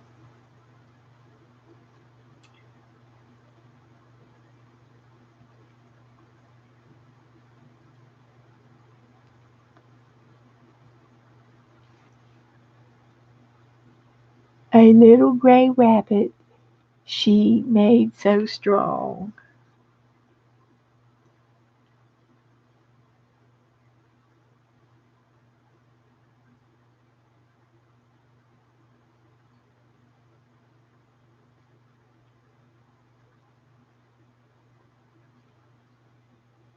First his feet and then his ears.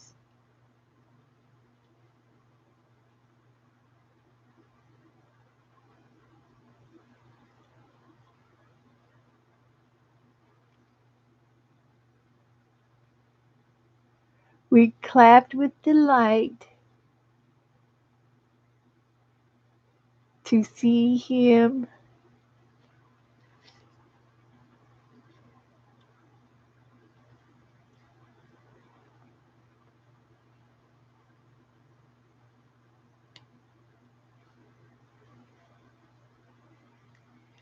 created. See him be creative. By Beth. So dear. Thank you, Cheryl.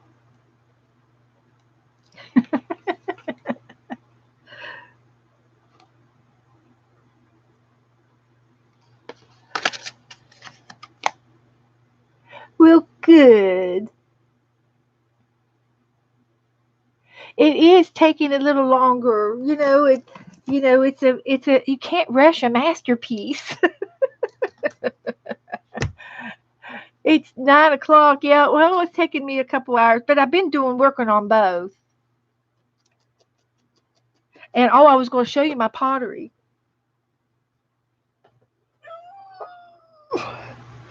My pottery is heavy.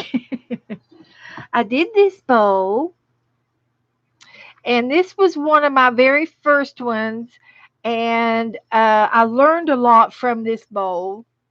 I learned a lot. See, it was done by me. And this was a bowl of many colors. And as you can see, there's a lot of pit holes. See the little, I don't know if you can see the little pit holes. And I'm not sure if the paint was too thick or if I did not get it smooth enough for the firing. So it could have been a combination of the piece not being prepared good enough, and it could have been where I put too much of the paint on and made it too thick. And I would say, I don't know, because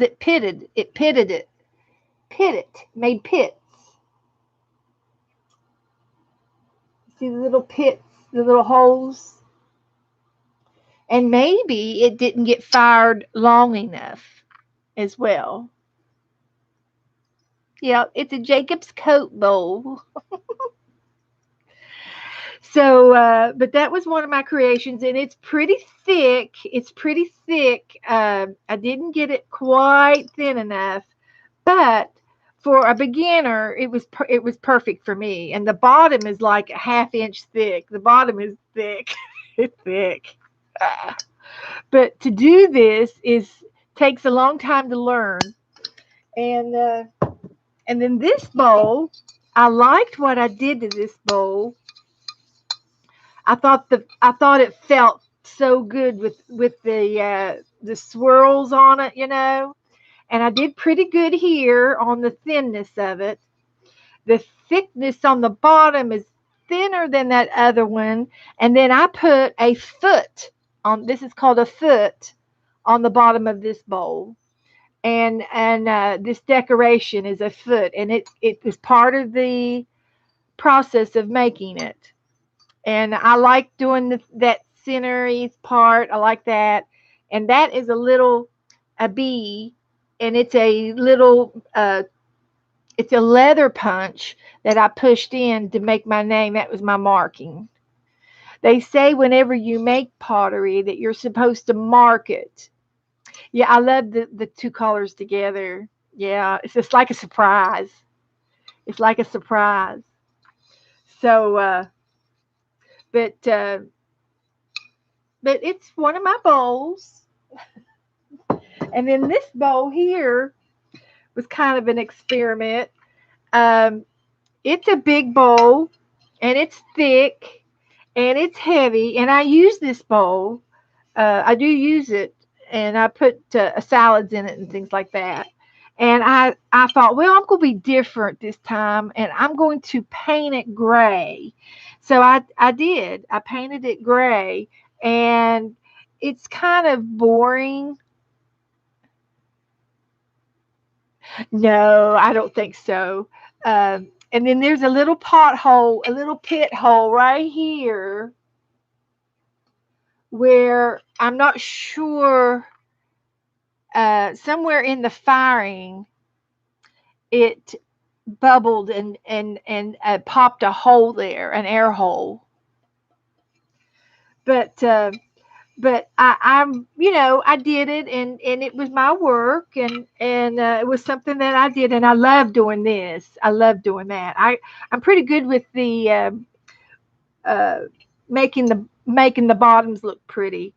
The After you throw a bowl or anything, after you throw something, you take it off the wheel, you cut it and take it off the wheel, and you sit it over on a board to dry, and and you have to wait until the next day so that you can bring this bowl back, flip it upside down, and then you can carve the bottom and make it pretty.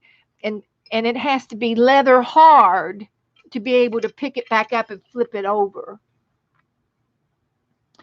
Well, no, I can't. There's a possibility that I could refire this, but it would be kind of risky and not really worth the trouble. So it's just one of my bowls. It's one of my imperfections. So I use it for myself. And it's the only one. It's the only hole there. And it doesn't bother me, so I don't mind. But all of my wares that I make are oven safe. And I can put this in the oven, but I have never put my things in the oven. I just use them for serving. But supposedly everything that I use is food safe, and not every piece of pottery is food safe.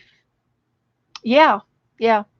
Um, there's a possibility because I didn't have a real thick coat of paint on here, because you can see the white striations. That's the real pot. That's the real clay. I could easily maybe repaint this and maybe fill that in and possibly refire it. But normally after you fire it and you've glazed it, it's pretty much done. It's pretty much done. But you learn to, when you throw a pot, there's a thing that potters do that I didn't do very good. And one of them is you take a little, it's called a spatula, and they come in wood and they come in metal. And I will demo some of these tools with you later when we get out into the garage. And you take, before you take the pot off of the wheel, you go over it and press the clay together with that tool, that spatula tool, and it's going around and around, and you take that tool and you're actually pressing and putting a little bit of pressure to keep that real nice and smooth. And I did not do that very good here. And then you go over the rim with a little piece of leather. They have a little strip of cloth, and it's a piece of leather is what it is. And they rub it, they wet it, and they put it over the edge, and then they rub as it turns. They're actually applying a little bit of pressure onto this to condense the lip, so that the lip will dry good and be firm. There's a technique when you throw your pot, you're molding that clay. And you know how they mold it up and then they push it down and then they bring it back up again and then they push it back down and then they make a bowl. Well, they're conditioning that clay and getting out all of the air bubbles out of that clay, so that that clay is mashed together perfectly without any imperfections. And this was an imperfection in the clay that because it was such a big piece, I was not being experienced. I did not perfect the clay altogether, and that is a learned lesson right there. Yep. But it's very interesting to learn about the clay and how a potter actually molds that clay in their hands. There is a technique about it all. But anyway, that's 3 of my bowls that I had you all hadn't seen yet. And those are the type of bowls that we will be making.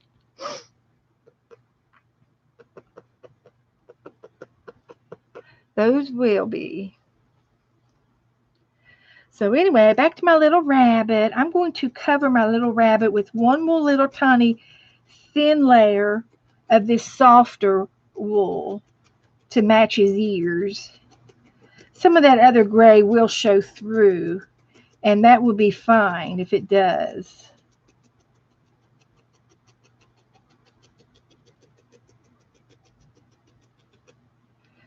So here's our little rabbit.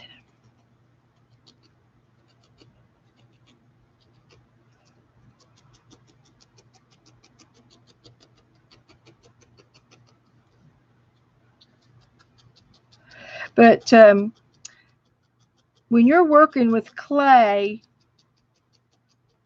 you're literally molding that clay into something useful, a ware, a bowl, a vessel. And a good potter will know all the details about how to get that pot fixed up to where it will last. Because if you don't do it right, your vessel will break in the oven. It'll break in the oven, and that didn't do you any good on the table. And there's an art to throwing it and to making it just the right thinness and thickness after you fire the pottery. How long before it cools? Oh, it takes a good 12 to 24 hours to cool. The oven, depending on the type of clay you're firing, if you're firing a stoneware clay, then you want to get up in to 25,000 degrees. And I use a low temperature firing. I like to use the low firing clay. And I had to make a decision when I got into the pottery business what kind of clay I wanted to use. And if I used a high temp clay, then I have to fire it at a high temp degree. And my oven fires up the same way for a high fire or a low fire. And the only difference between the two is a temperature cone that you would put in. There's several different types of temperature cones, and they melt at a certain temperature. And the chemists and the people that make all the pottery supplies makes the cones. I don't make the cones, but I buy them. So I use they're numbered. So if I use a 4 cone, then it's not going to fire as hot as a 6 cone. So it depends on which firing I'm doing. When I do the bisque, which is the first firing, I fire it up as hot as I can get it for this particular type of clay. So I use a particular cone so that it will melt. And when it melts, when that cone melts, it tips a kickoff switch in the oven. So the oven, when the cone melts, the switch drops and the thing kicks off. It's a safety feature in the oven. The new ovens that they have today go by computer, and they're all electronic, and you can just push it like you're doing your oven in the house. But this oven is an older style oven, but it works just fine with the cone method, and there's nothing wrong with it. It's just that I have to do it by hand. And then there are other ovens that have a peephole in the oven, and you take the little cork out. Well, it's not a cork, it's a glass cork holder that closes that peephole, and there's a cone that sits there on a piece of brick. And when the cone falls over, then that's when they turn the oven off, and you have to watch it. You have to watch that cone. In my oven, there's a kickoff switch. So when the cone melts, the switch drops and kicks it off automatically. So it depends on the firing that I'm using. If I'm firing just the first firing, it fires longer than the second firing. The second firing, I paint everything with liquid glass, so to speak. It's a liquid glass, and you paint your pots with those colors. Then when you fire it the second time, that's when it becomes ceramic. When that second firing glaze melts on the clay, that's when it turns into ceramics. Before that, it's either bisque, and before that, it's greenware, and before that, it's raw. The raw clay, you make something and you make greenware, and that means it's something ready to go into the oven. But you have to let it dry. Oh, there's so many steps to it, but it's easy. I mean, I've studied it in depth, and so I know how to do it. But when I make a pot off the wheel, I have to let it dry for like 2 weeks so that it becomes bone dry. And because if you put a piece of clay in the oven and you fire it up and it's not dry, it will combust. The moisture in the clay will combust. So you have to, there's a process for everything. And when I lived up home, I had a pottery room, and I had shelves. So every time I made a pot, it went on one shelf. And then after the next day, I would do the foot and do the and sand on it and fine tune the piece, and it'd go on the second shelf. And then after it dried for 2 weeks, I would dust it off again and inspect it, and then I could put it in the oven. And then once I filled the oven up with bone dry pottery, then I could fire it up and burn it the first time and do the first firing.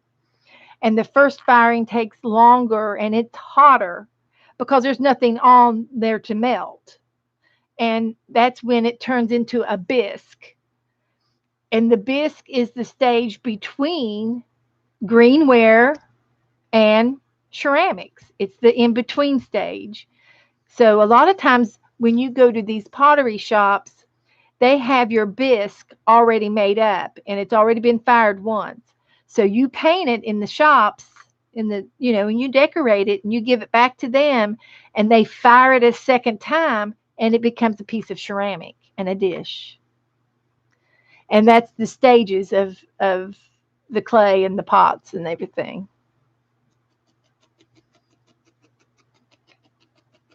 It's interesting and it's fun, and I had to learn all that before I started doing it. I had to learn all that, and I've checked out a lot of books from the library, and I've watched a lot of videos, and there's a lot of teaching videos on YouTube, and I've been to a couple of workshops, uh, pretty much self-taught. And when you go to a studio, a nighttime adult studio with other people there, you get to talking about the same things. And I learned a lot of lessons in the studio about what to do with your leftover clay and how you can recycle it. Yeah. You'll be wanting on my clay class, yeah, pottery class. So, uh, but with pottery, with clay, there is nothing is wasted. And as long as if you throw a pot and you mess it up, that clay goes into a bucket. and then the bucket, um, there's a process, and you take the leftover clay and you add a little water to it, and you make it you make a mush out of it, and you make new mush balls out of clay, and it's just all clay mixed up with your hands, and then you pat some of it up in a ball, and you lay it over there on your countertop for about a half of a day and let it dry out a little bit. Then you can take and knead it back into a ball of clay to throw back on the wheel. So nothing is wasted when you do pottery. Your clay, you can use every piece of your clay. The only thing that's not usable is after it's been fired. And if it breaks after it's fired, then it's trash. Or you could throw it in a flower bed or something. Uh-huh. So it's very interesting, and it's fun, and it's a good hobby, and and there's lots of different potters that film and that are famous and stuff like that.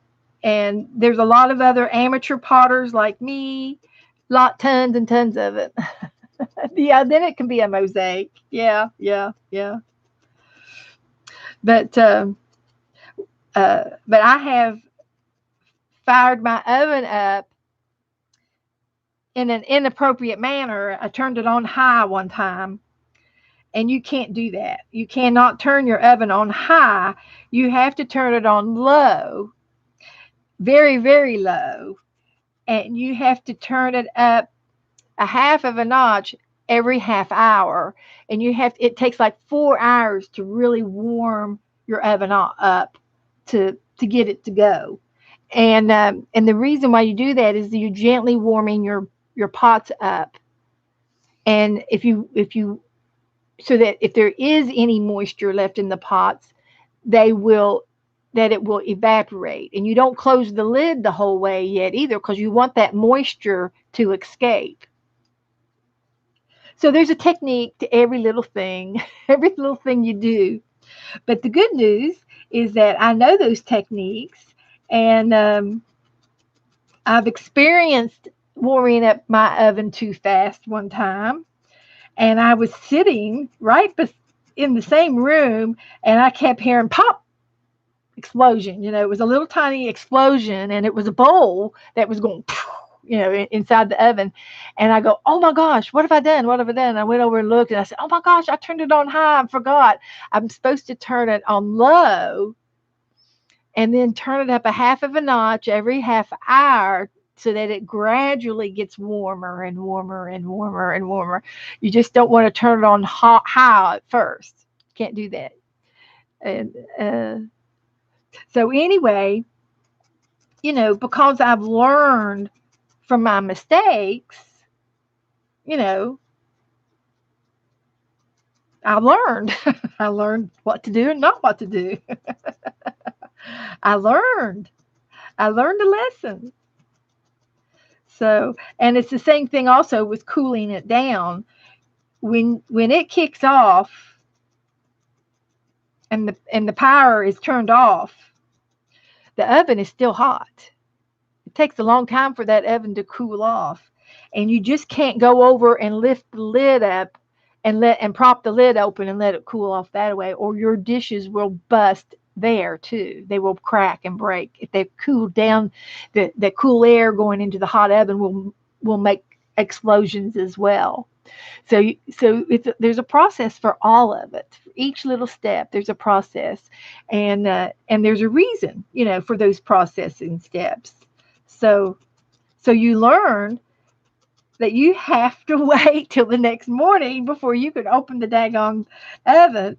And I also figured out when to fire my oven, because if you do it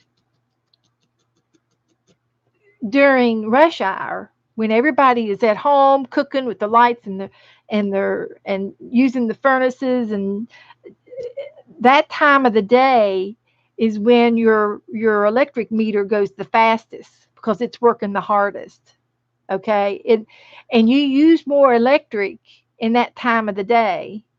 That's when you got the dryer running, the washer running, the oven's gone, the supper's in, everybody's coming home, taking a shower, washing their hair, drying their hair, and you got all these things running in the house, and and your oven, your kiln, takes a lot of energy because it's a big oven. It's not a little oven.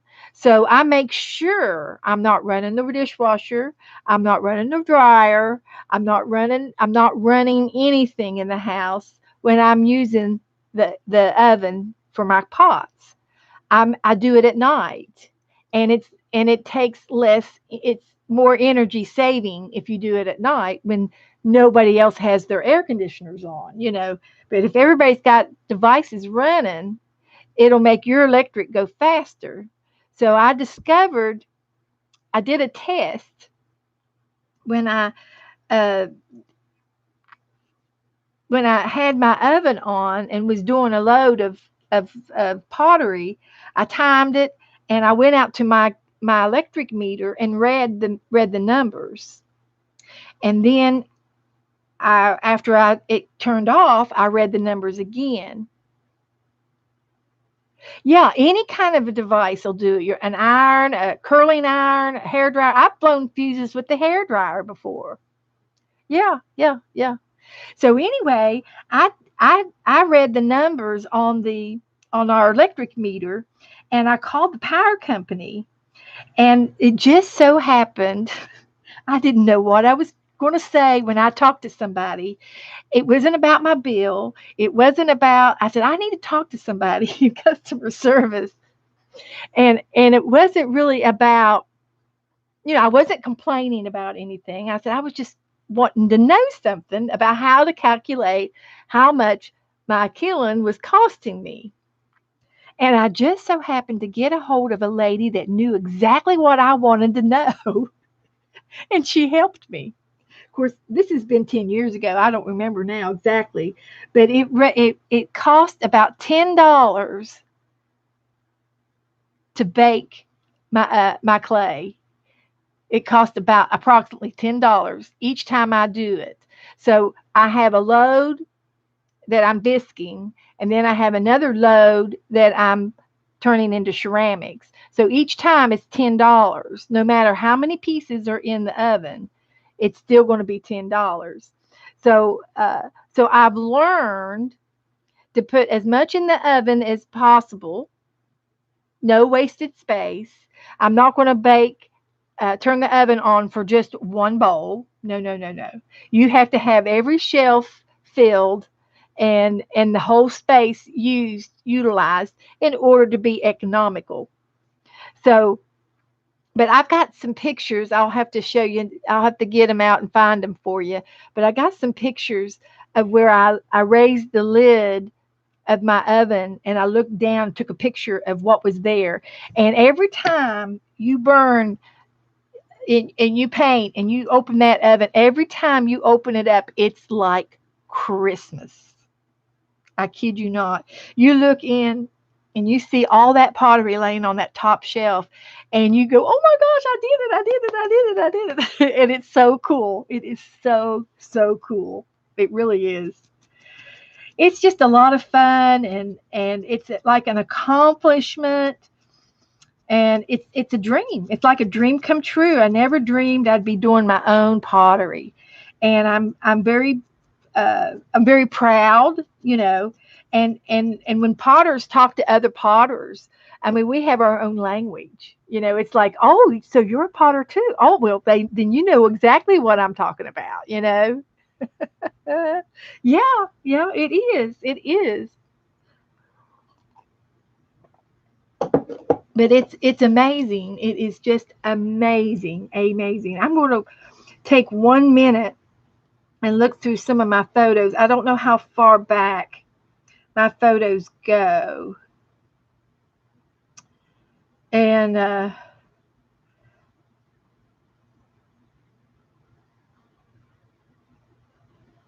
I think when I got my new phone that all of my photos were transferred over, but I also downloaded photos off of my old phone and I put them on my hard drive.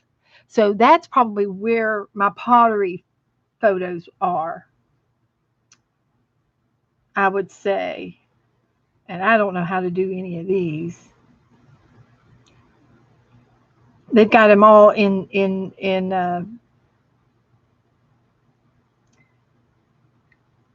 a lot of this is just art stuff from in here. Uh, yeah, none of this is old.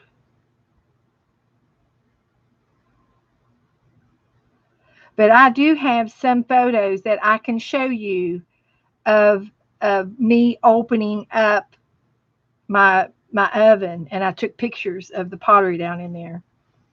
But it's probably on the big computer. So what I'll do is I'll get some of those pictures and I'll take a picture of them and put them on here so I can show you. I can show them to you next time. I'll do that for Saturday. But there's a lot about the pottery, that I want to tell you, and lots of stories I can tell you about it, and share, just let you all know how it's done. And it's just interesting and it's fun. It's good, clean fun, and I guess I better make him a little pom pom.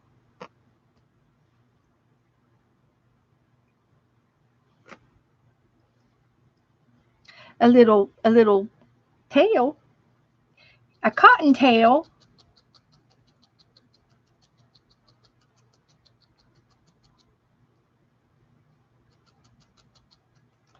But it is a trade, and it's an art, and it's a hobby, and and and I can understand how potters are considered artists, and how they, and you respect a good potter. You can respect them because they know something that not everybody knows how to do. And not everybody can make a pot. And you can go out into your yards and go down into your creek beds, and you can find natural clay. And I've watched videos on that too. Um, I'm trying to think where the guy lived. I don't remember. I'd have to rewatch it. But there was a couple of videos that I watched, and they literally went out into the woods, and they would find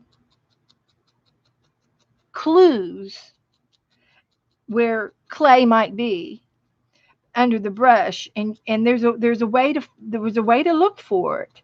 And when you find the clay, and you know how mud cracks after it dries, so you got a low lying area, and then you've got some cracked dirt. Well, that's clay. That's usually clay, and it's usually in the lowest part of a valley. Uh, of it. And so when you find this cracked mud, you're looking at clay, and you can tell the difference between clay and mud and dirt. There's a difference. There's a difference. So you would get a bucket and fill your bucket up with the clay that you find in the wild, and then you have to take it back and process it because it's got rocks and leaves and all kinds of grass in it, and who knows what else is in it. So you have to literally liquefy the clay with water and strain it and strain it and strain it until you get a clear slip. A slip is liquid clay, and it's called slip, SLIP. And they use and there is a time where you make some slip in your pottery room and use that slip to attach handles and knobs and things that you're going to attach to your mug, you would use that slip and sort of use it like a little glue. It's a little glue in between the joints. You score the joints and then you put that slip on it, and then you attach your handle to your mug and press and do a couple little techniques, and boom, you've got a handle on your mug after it dries and after it's baked. But you literally turn the clay into slip, which is very, very liquidy, and you've strained it, and you've got all of the rocks out of it, and all of the impurities and the leaves and everything out of it, and then you let the water evaporate. And then as soon as it evaporates, you will eventually have clay in the bottom of the bucket after the water evaporates. And then you can use that clay and use it to make pots out of. Good night, Cheryl. Good night, honey. So anyway, here's my little cottontail. I'll put my nose on real quick.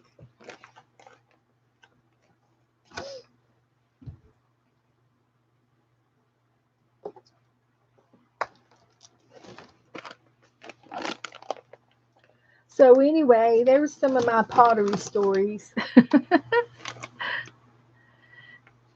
And it's a lot of work to make your own clay homemade from the fields. It's a lot of work. So then after you see how it's done, then you realize that it's worth every penny of it when you buy it and have to pay for it. Pay for mud. Yep. But I got a deal on my clay from the college or the museum that I went to at home, and I got it for bulk prices. And down here, I don't know that I'll ever get that. I'll never get that deal again. There are lots of pottery places down here, but I don't know of any on a community level, that would help a community. So I would have to probably pay full price and shipping. So it would be very expensive. It's going to be very expensive down here when it's time for me to get my clay. There's his nose. But if you were to go in with somebody else, or get 2 or 3 people, and you get a bulk order, if everybody orders a bunch, then you can all reap the rewards. And that would probably be my best bet when I do have to buy more clay. I've got about 80 pounds of clay left, so I'm good for a while. And it never goes bad because it's just dirt. And but if I ever have to buy any more clay, I will probably get together with some local potters and find out where they get their clay and find out what they pay for their clay. And if and then if we can get 4 or 5 people together, we can each buy whatever we wanted, and we would get a bulk price, which is cheaper, of course. And then it would come in on one shipment, and then we can all just go and pick it up. But it's hard to it would be hard to do that with strangers, people you don't even know, and Can you trust them? Are they good for the money? It would be different. It would be difficult unless you were in a group, like a pottery club or something like that. And it's quite possible that there's pottery clubs down here. I don't know of any because I'm an amateur and I do all mine. I'm not in a club, but I'm sure there are clubs down here. I've been to some of the craft shows and I've gotten a few business cards, but I've never followed up on any because I don't want to buy any pottery. I want to make it, And these people at the craft shows, they want to sell their pottery. They don't want to, but that doesn't mean that they don't have clubs that they belong to, talk about stuff. So I would just have to find a group.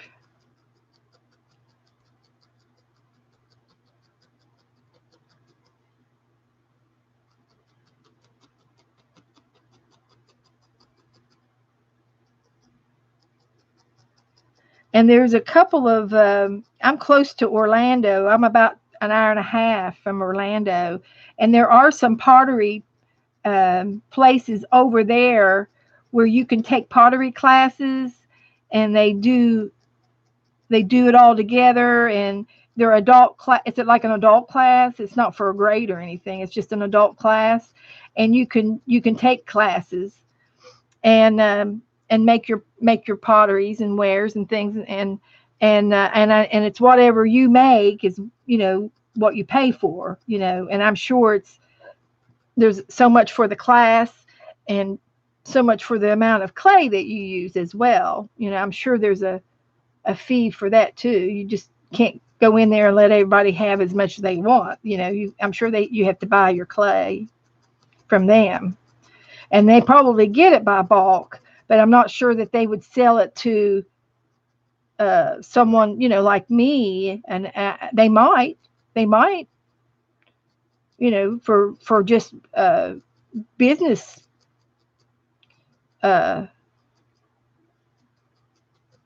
free advertisement. Oh, I bought my clay from this, this pottery place. Go check it out.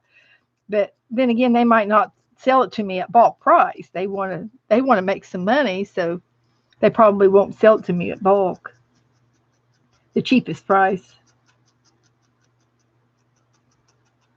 But when I lived up home in Kentucky, whenever we went to see Joe's family in Louisville, there on the way was a pottery supply outlet. And so whenever I wanted to order any supplies, I would order it from them, and then I would pick it up, so I would have free shipping, you see. So there wouldn't be any shipping charge. I'd just place my order with them, and then we would stop by, and I'd pay for it and pick it up.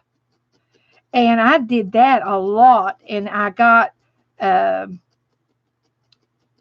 took advantage of the sales when they had certain things on sale. And so a lot of the stuff that I bought for my pottery was, bought with a discount.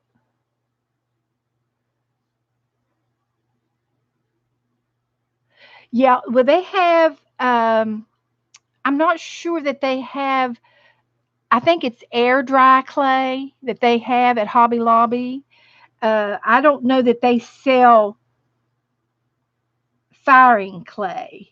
I'm not sure. You'd have to find out if it's firing clay.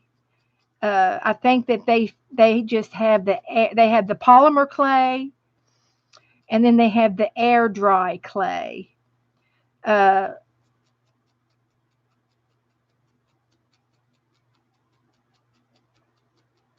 my understanding. And the people that have the firing clay is your bigger companies like Blick and Amico, and I've got a whole slew of names where I've ordered from. And that's where I buy my specialty items from. And I've got all the catalog. I've got all that stuff over here in the cabinet. But like I said, I haven't done any pottery. Well, I've done it. I guess I've done it a couple times since I've been down here. I've done it down here, but it's been several years. So I'm ready. I was ready to get the garage cleaned out so that I could get back into it. I've been waiting patiently to get the garage cleaned up. So so this is going to be a real big treat for you and me to get back into my pottery. Big treat. And it's going to take me a while to get used to throwing the clay and getting back into that rhythm. Uh, I'm hoping that it'll all come back to me. But I'm sure I will smash a few bowls. And I know I've done ornaments down here because I made the sand dollars. And I think I've got a box of them already made up out there in the garage, ready to go in the oven. Just need to put them in the oven.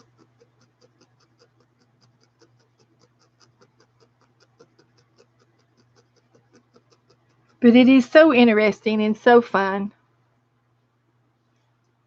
It is.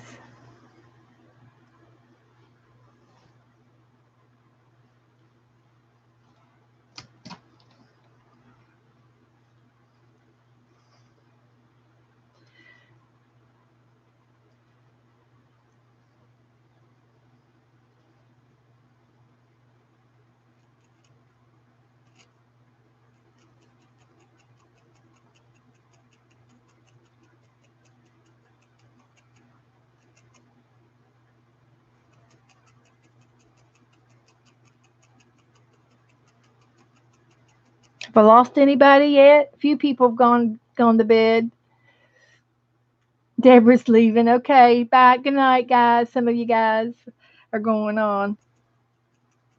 It's 9:30, so I'm going to quit here in just a few more minutes. I'm finishing up the eyes on my rabbit. See, I did his. I did his.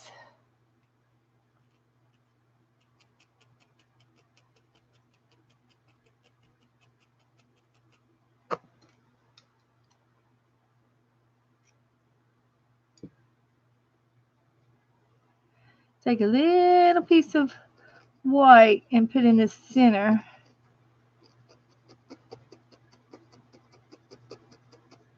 Give him that little sparkle in his eye.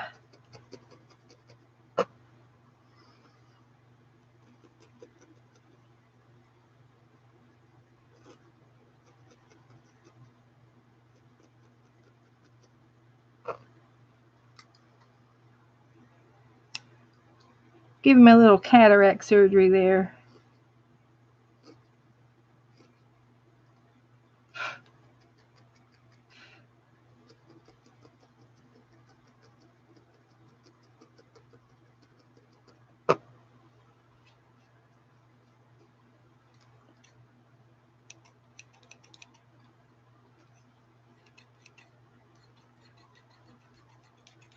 Well, he's different. I did a number on his tail. Not quite sure about that, but it's on there. I need to put some feed on him.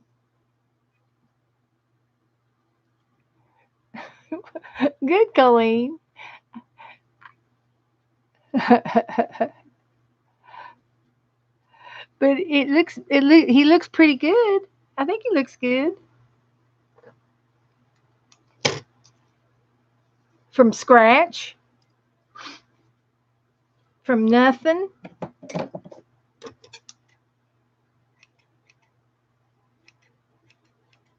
Sculpting. We're sculpting. Giving him a haircut. a hare getting a haircut. He is cute. He has no legs, but I think I can give him a couple little. See, he's like laying down here. Let me get another picture. Let me see what I can find. Hi, Joyce. Look, Joyce. It's a rabbit. It's a little rabbit. Look what we did. We made him tonight. I made him too. I'm going to do some research. See, they got little legs, short legs.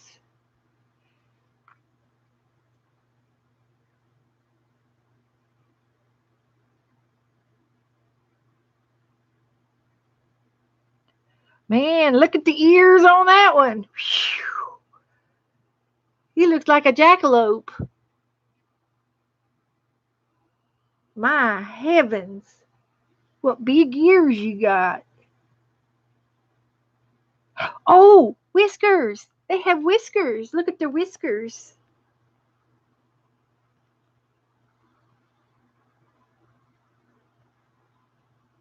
We will definitely get whiskers out. We got whiskers. And his eyes turned red in the camera.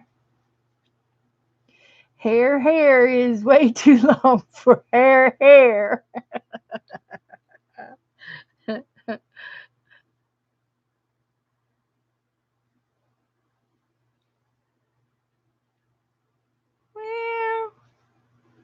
for an amateur, I'm all right. I'm okay for an amateur, but I am going to put a couple little feet on him somehow, some way. Just a couple little, lots of whiskers, okay. Just a little something in the grass.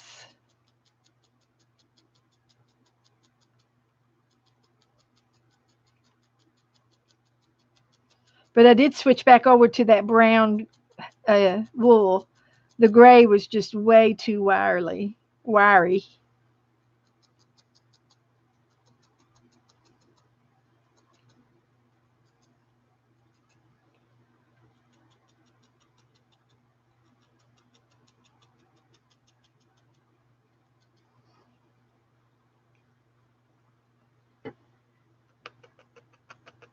Doing a little leg surgery here.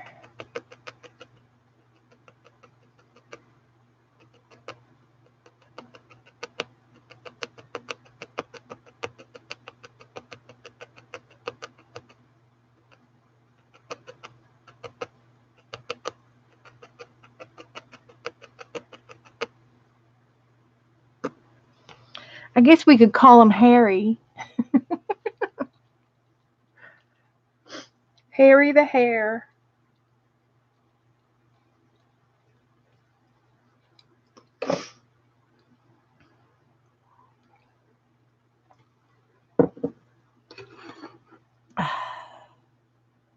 Joycey, what have you been doing today? Oh, she went grocery shopping. Okay. Never mind.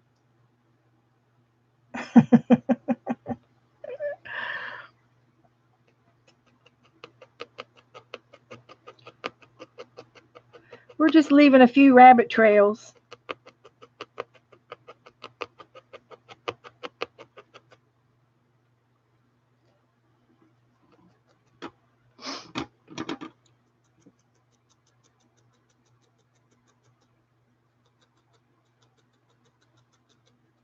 And I touched my eye, so now my eye itches.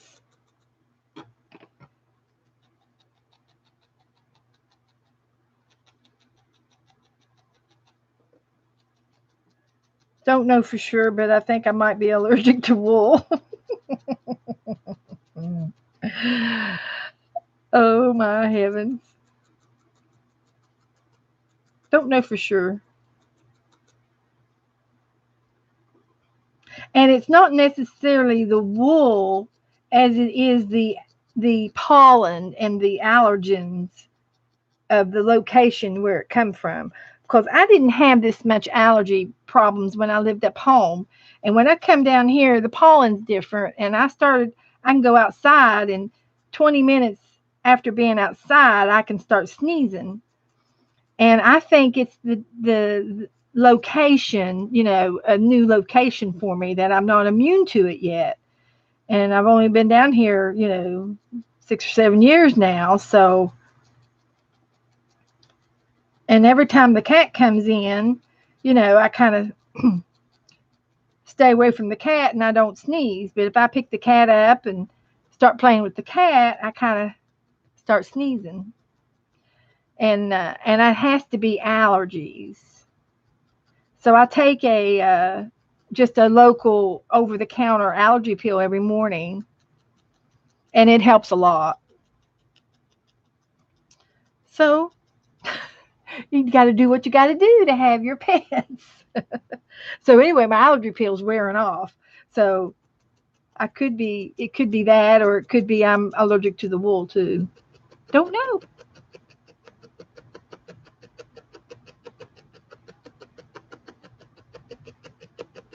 But it could be the dust. It could be anything.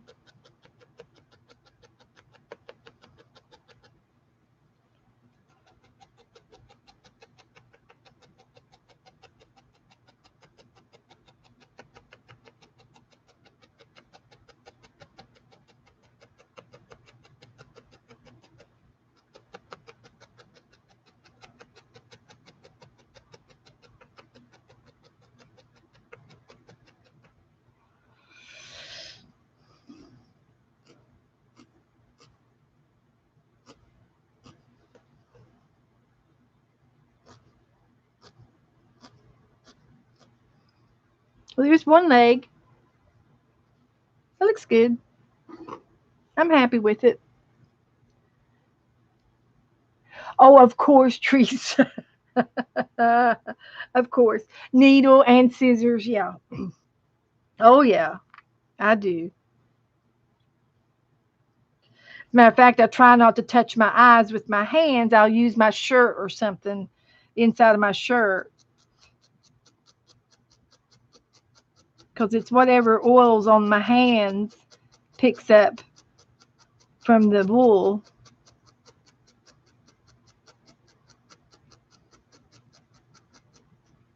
Now, my sister, she was born with allergies and she had asthma and the whole 9 yards when she was a kid. So she is allergic to everything, but certain things stop her up. But she still cuts the grass, and she's got 2 dogs and critters and pets and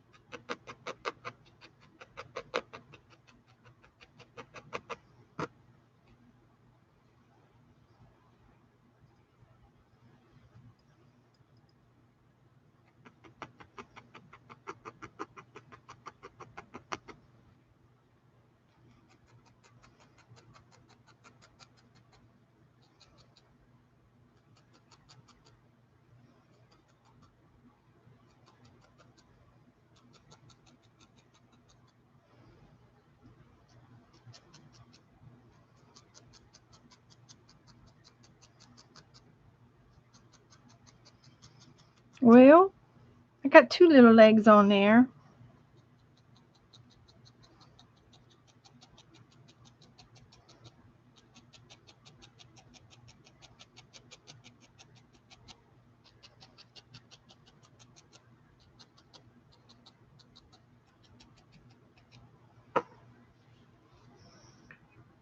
There's his legs.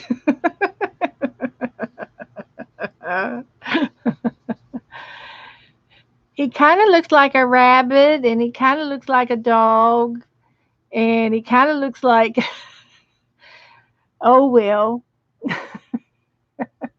Yeah, I have one sister and I have three brothers.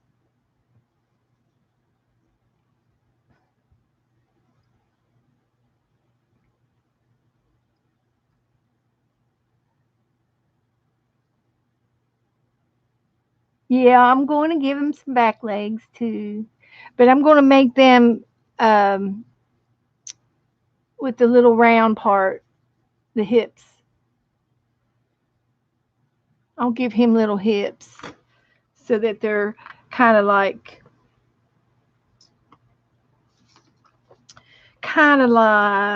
this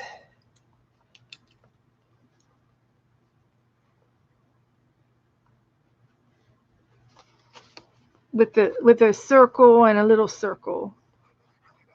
So we'll have the haunches.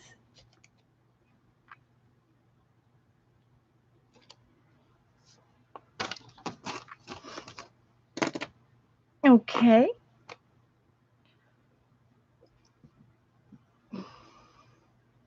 He's going to be 3D.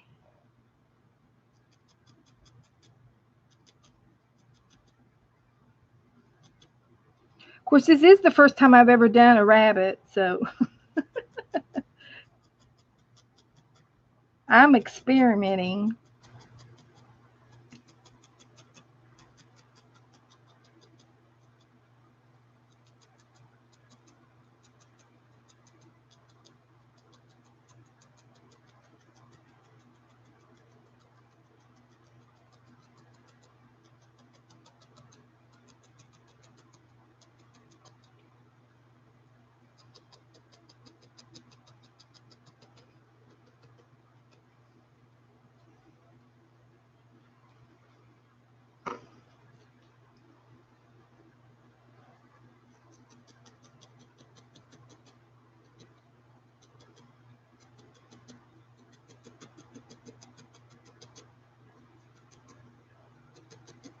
I tell you, if you all haven't watched Sharon Lumbar, she is really good felting. She's done some really good stuff. She did the sock monkey. Did you all see the sock monkey? And the sock monkey had a teddy bear. Cute figurines. She has really done well with this hobby.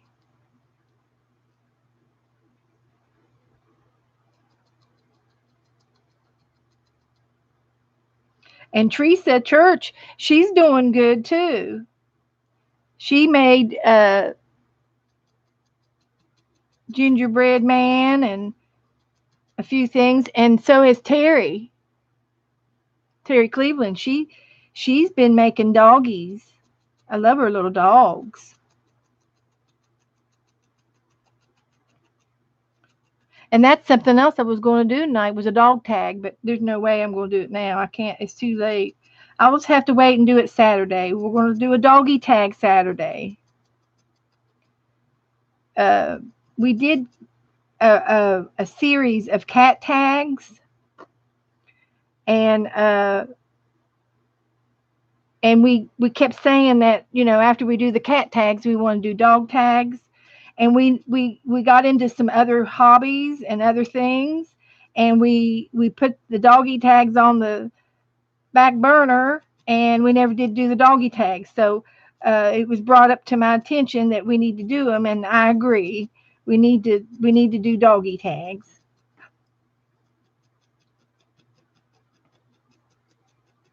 So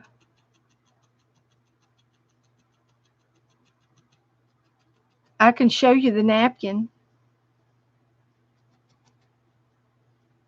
If I talk about it and show it to you, then I have to do it, right? I try to I try to do keep my promises. The only thing about the back leg is it's there, but you can't hardly see it. So I might need to outline it a little bit. Put a little white on it or something. Just a little. So you can see that it's there. It's cute. I like it.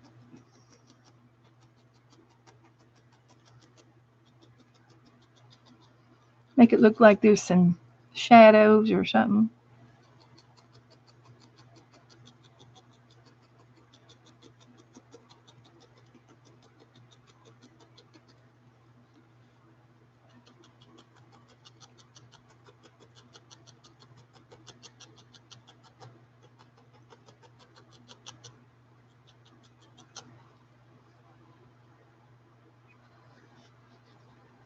It looks all right. I'm happy. I like it.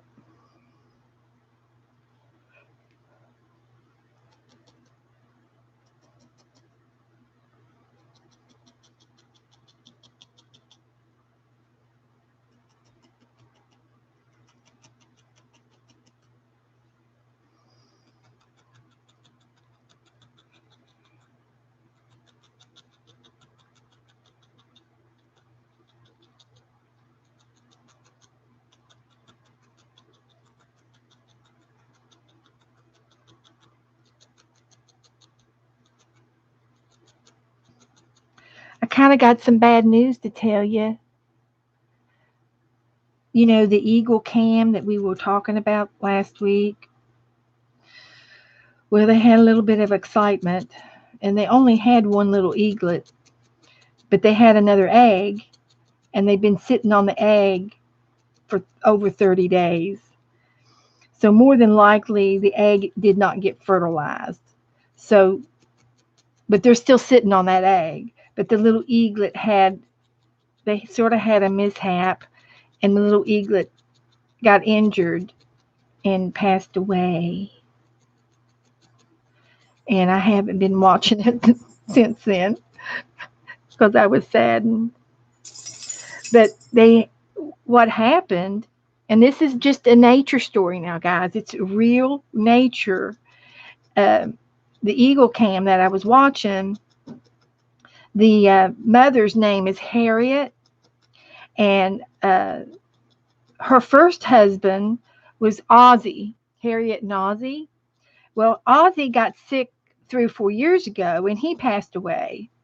So eagles mate for life. So she found another mate, and she's married to the next.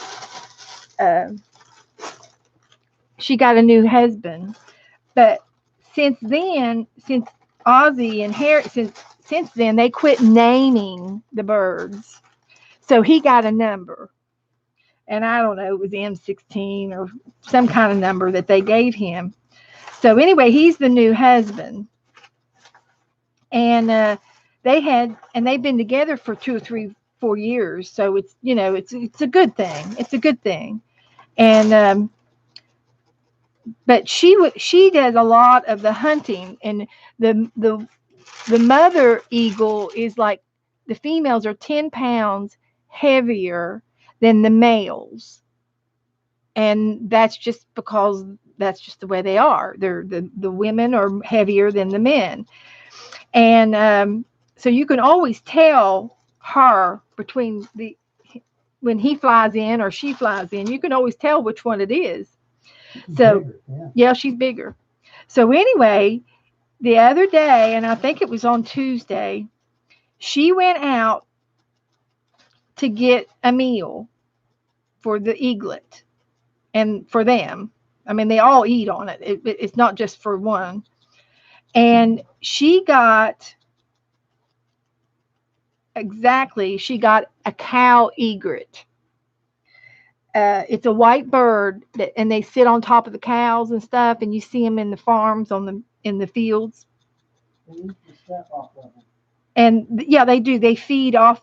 They eat the bugs off the cows and stuff like that. But anyway, she got this big bird, this white bird, and when she got the bird, another intruder bird, and I don't know what kind, if it was another eagle or if it was a buzzard or an owl, but there was another bird that followed her home with this egret.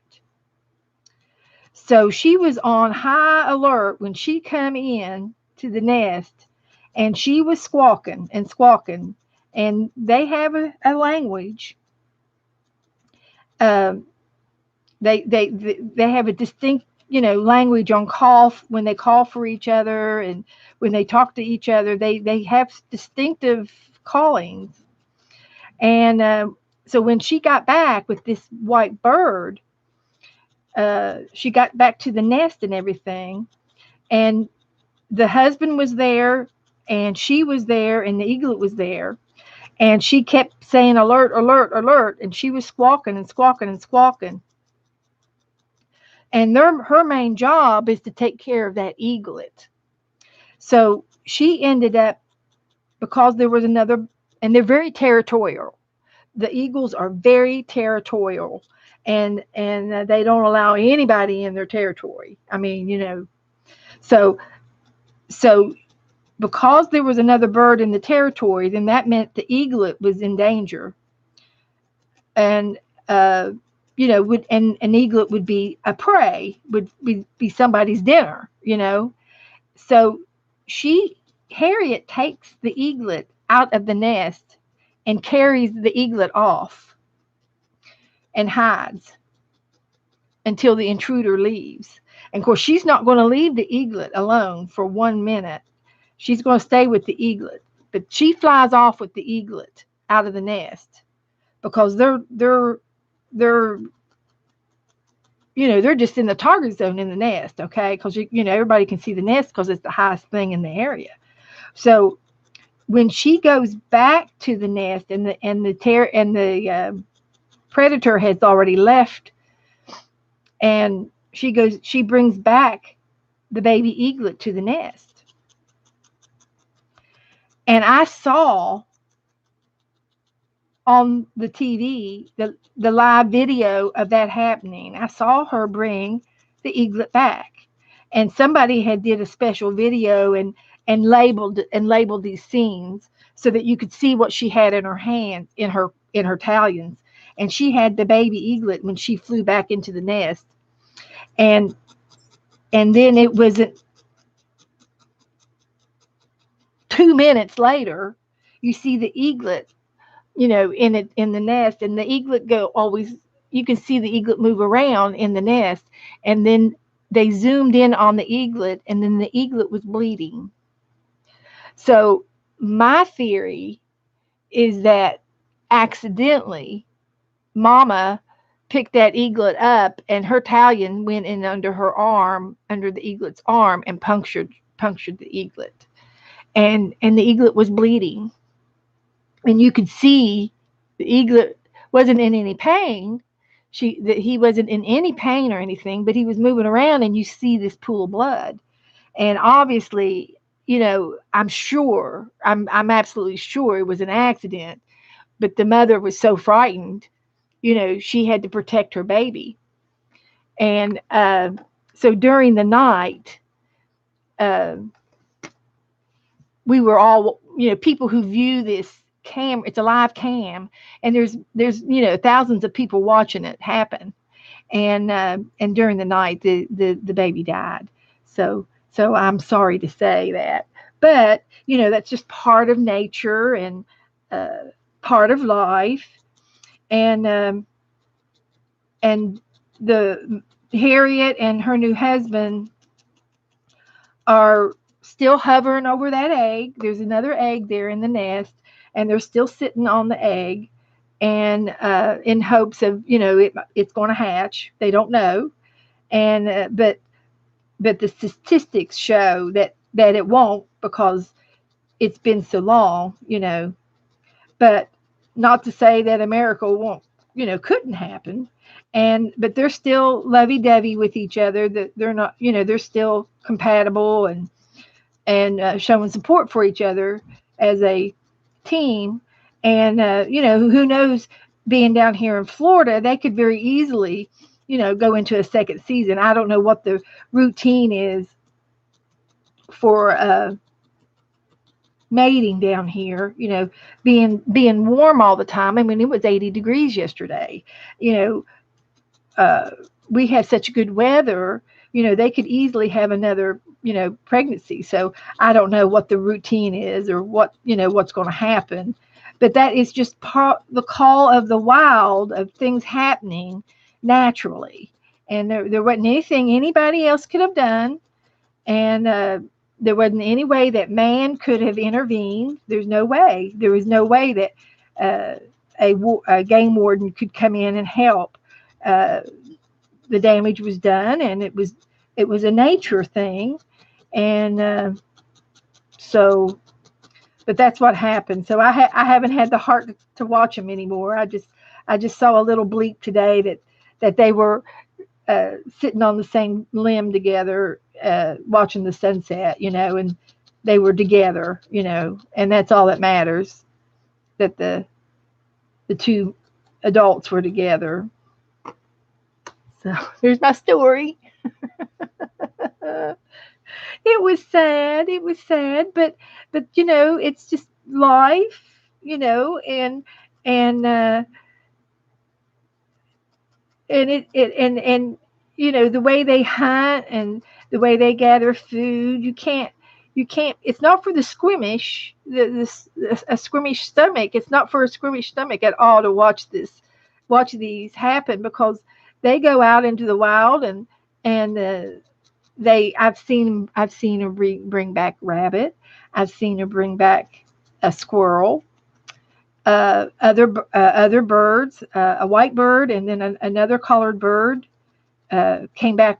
They came back with one time, and a lot of fish. They do eat fish every other day.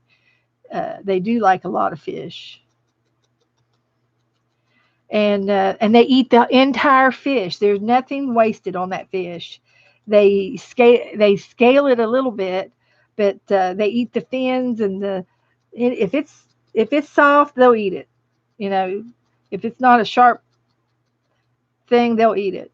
And they clean their nest up after a day or two of it. You'll come back and turn a TV on, and there's nothing left laying there, no bones, no nothing. They clean the nest. They will. And they've already had babies together. This is not the first time. These are not young, they're seasoned eagles. Harriet is about, I'm thinking about 8 or 9 years old, and they live to their 30s, into their 30s. And in closed captivity, an eagle can live up to 50 years in closed captivity when they're being fed with no predators around and stuff. So, but they live up to 30 years in the wild, and that's only because that's all they have recorded thus far. So now that they're off of the endangered list, they may even last longer now, because it is totally illegal to even pick up a feather from an eagle. It's illegal to do anything to do with an eagle, even if you find an eagle feather, because they don't know if you've found the feather or if you plucked the feather, and you don't want to be caught with anything suspicious. And I read that somewhere. Uh, but they are off the endangered list. And I did hear, on another note of endangered species, that giraffes were on the endangered species now. Wild giraffes are becoming more and more scarce.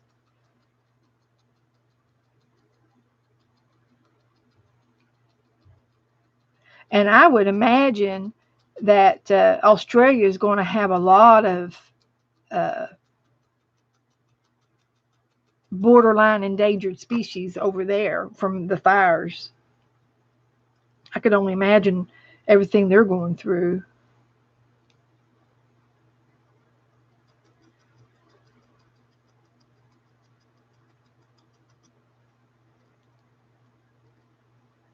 But I think they got some rain, and I think, are the fires under control? Has anybody heard anything about Australia today? If the fires were under control, I know that they had gotten some rain in some areas, and they were happy about that.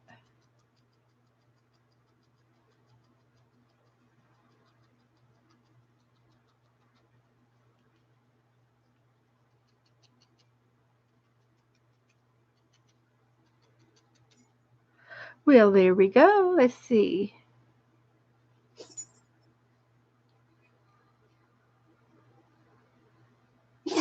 Now for the whiskers. I just happen to have some whiskers right here. I got whiskers. And I got me some new needles today with big eyes. I was having trouble with the eyes on my needles. I could not see to thread them. Well, I don't have any problems with this one. No siree. Lots of whiskers.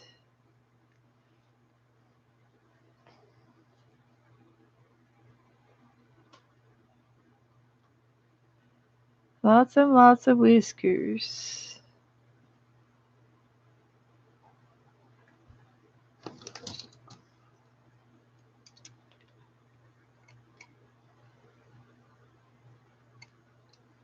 One at a time. There's one. And they're not real long on the rabbits. They're not real long whiskers. So I will trim them at the end. And what I've been doing with the other critters is been putting a little bit of clear glue on the whiskers real close to the snout, and it works, and it holds the whiskers from pulling out accidentally. But I can get 2 whiskers out of 1 horsehair. I could probably maybe even do more than that.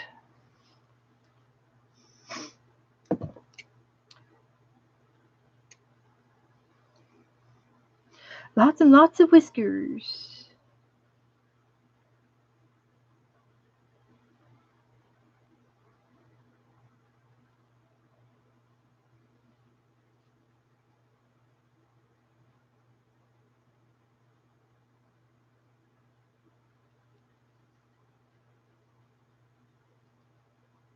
I got 3,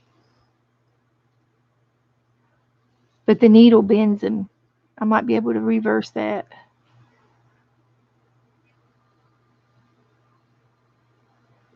I need to put just a little bit of pink. Yeah, they'll have more babies. I don't know if they'll be real quick like this season. They might have to wait a few months or something, but they'll have more babies. Yeah, they will. And because they mate for life, and their nest is something that they always come back to, so they stay in the area, and they're very territorial, and their territory is like a 50-mile radius, which is like 100 miles all the way across. So they have a big territory. Yeah, they will have more. But it's amazing that we get to watch. It's just amazing uh, that we have these live cams, going on.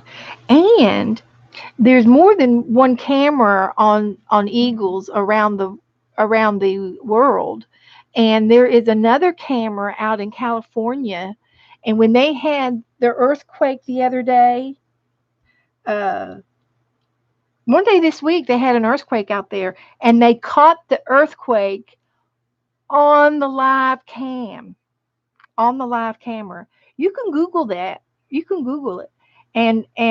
So I watched it, and I watched the earthquake and the shaking and everything. And the mother eagle, or one of the eagles, she took off. She flew. She took off into the air, and the babies were laying, going shaking like this in the nest, and the tree was shaking. And it was quite intense there for a few minutes. I don't know how long it lasted. Yeah. That was pretty amazing there.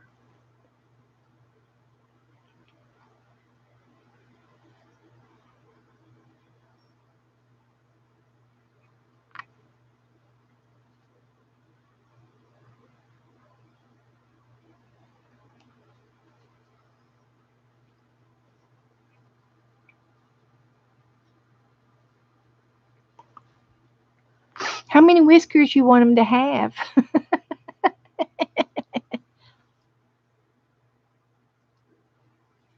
few more?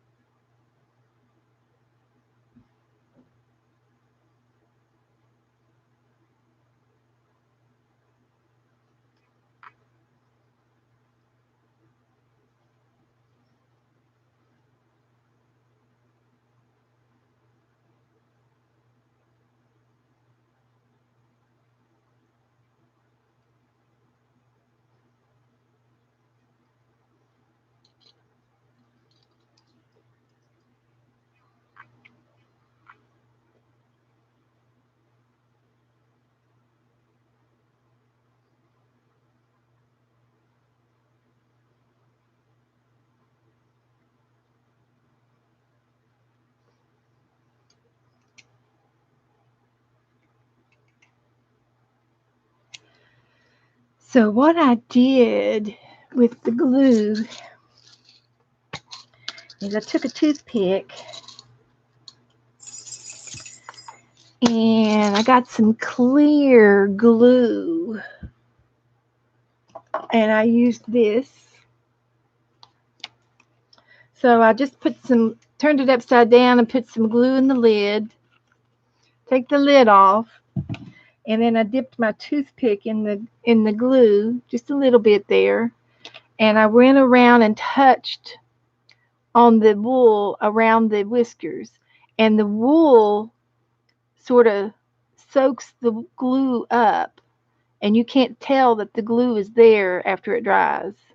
It slurps it up because the wool is has a large absorbency. The wool does, and that's why they talk about doing wool dryer balls, and that's what makes the clothes dry so much faster, is because the wool absorbs a lot of water because it's a dry hair. It's so dry, it likes water. And on the sheep, that's where the lanolin, the natural lanolin on the wool from the sheep, that's why it's so important, because it repels water off of the wool, so that the sheep is not the lamb is the sheep don't stay wet. That's why they stay dry underneath. Just a little trivia there.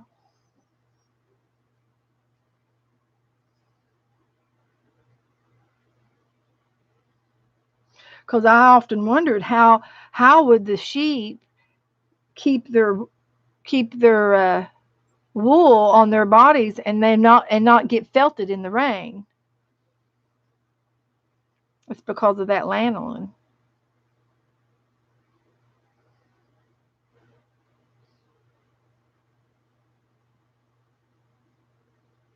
Okay. Now I will give them a little haircut after that dries and make it more attractive, because these got a bent in them from where I patted in the needle. So I will trim those off. They'll be just fine. But it'll be better if I let it dry.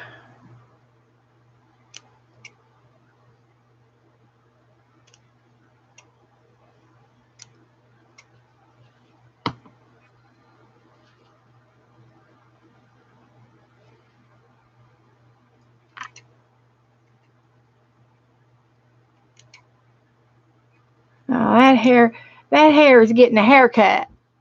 He's cute.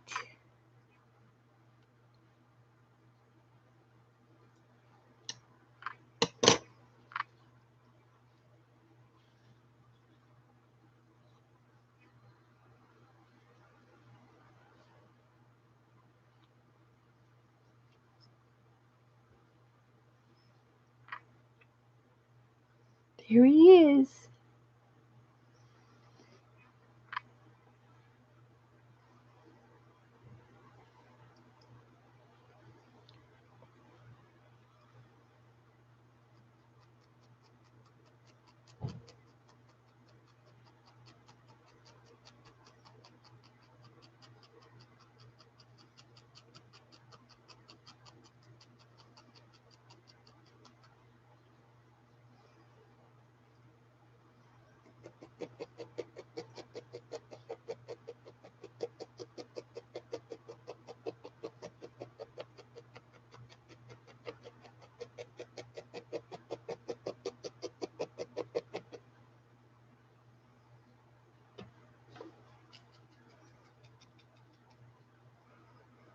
Okay. Very neat. Now I'm going to put whiskers on this guy too when I get done, but I want to put some more grass on here first. I've got some more work to do on that.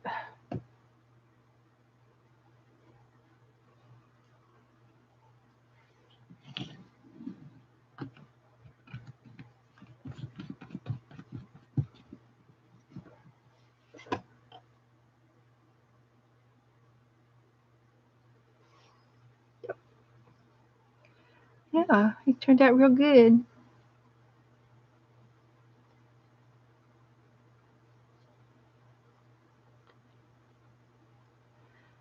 So back to this guy. I've got several shades of green where I'm doing the grass.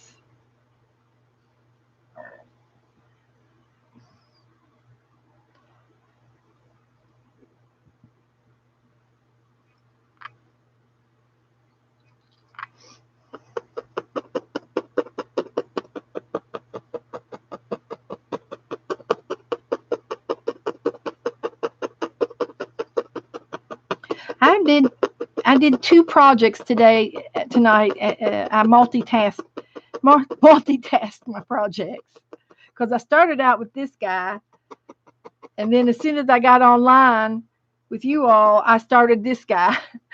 I started Harry. Yeah. Mhm.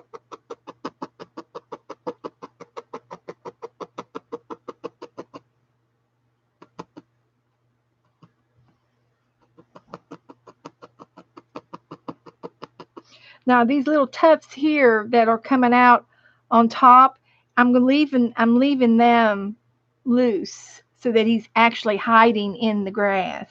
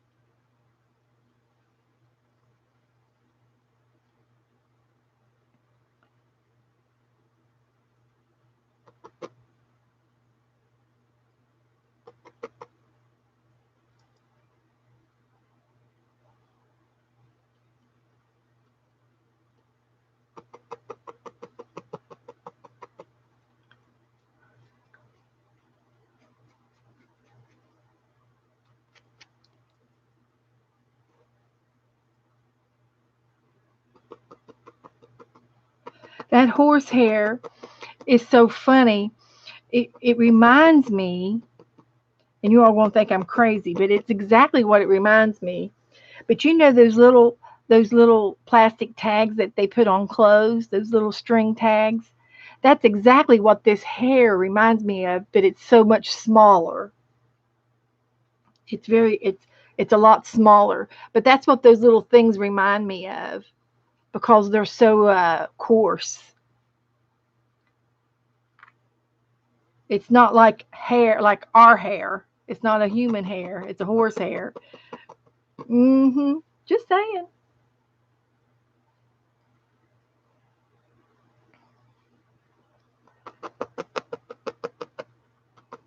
Just a saying.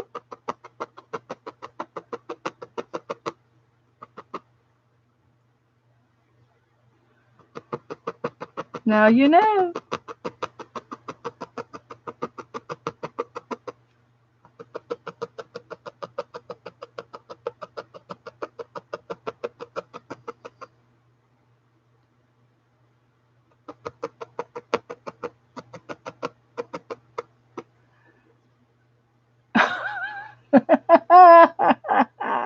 It's just 10:30.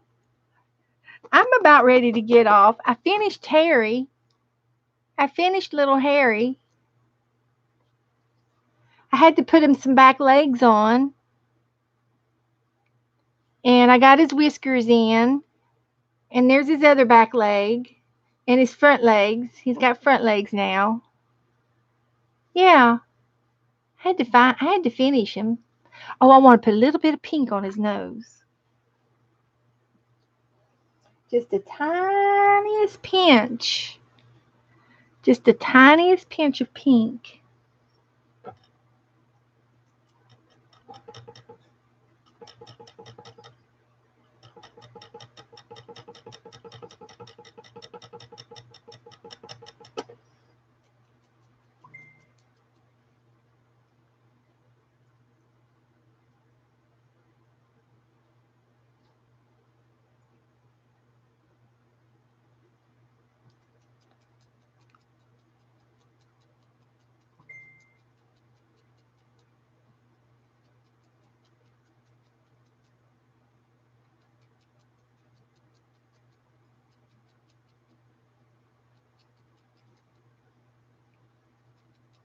I just got a message from Sue Thomas, but I can't read it and do a needle at the same time.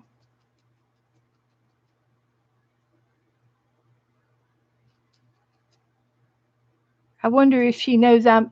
Have you seen Sue in here tonight? I bet she didn't even know I'm on.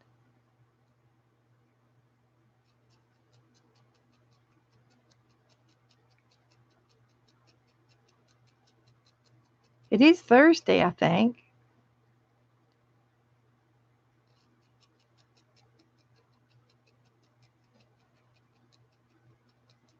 If ever I don't come on, you best be messaging me and making sure I didn't forget. If I forget to come on, so far, knock on wood, I haven't forgot. Look, Joe brought me in a mouse. It was in the hallway. It's Abby's mouse. She chewed his ears off.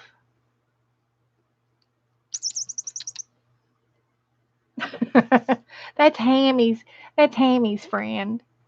She says, I got a place that you can go get cloth stamped. I got another place where they give giveaways. Bunches of places. Swatch place is, well, I guess I'll have to go in it. A swatch, bunches of places. The swatch place is www.joybird.com. Oh, and they will send you swatches of squares of fabric. She got 20 pieces of 3x3 squares. I will send other big sites shortly. Got to go look up the address. We were talking the other day, and I have a place online where they will give you free textile samples. And it might be the same place, Joybird. I bet it is. And it's called joybird.com, guys.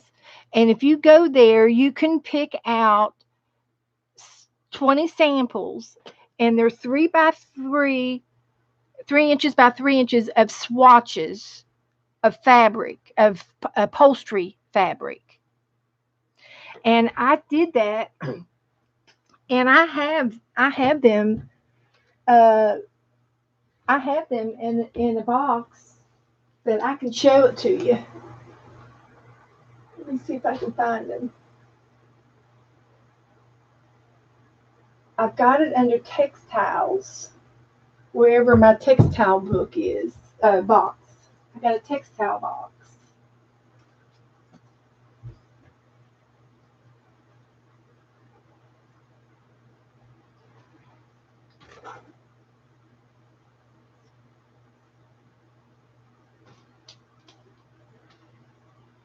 Textiles. But they will send you free samples of upholstery material. You just have to go in and pick out what you want, and they're for free. And she said another place is called pumpkinsfreebies.com. You all writing this down? This is our big tip of the day. Hey, Sue. I'm on live on YouTube. Come on over.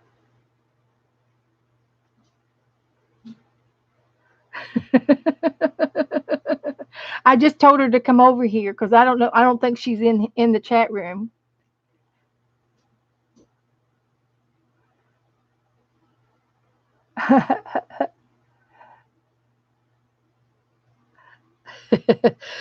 Go through the categories. You will find all kinds of stuff. Pumpkinsfreebies.com.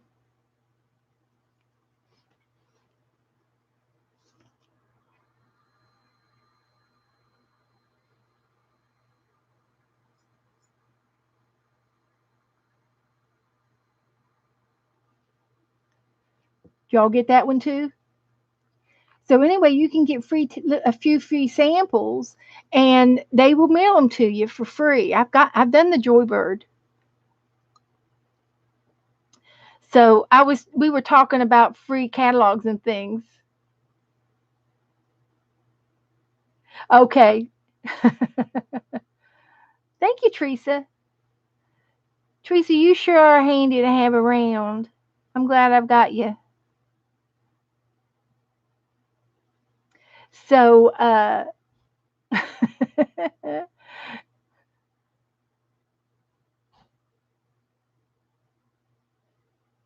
Cheryl, do you think that your computer was about ready to go go to sleep anyway? Hi, Sue. Everybody say hi, Sue. Where you been? Hi, Sue. Where you been? Look what we made, Sue. Thanks for telling us about that.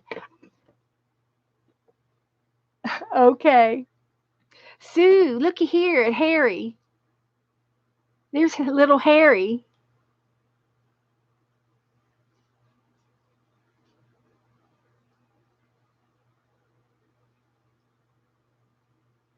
He wants to eat your lettuce.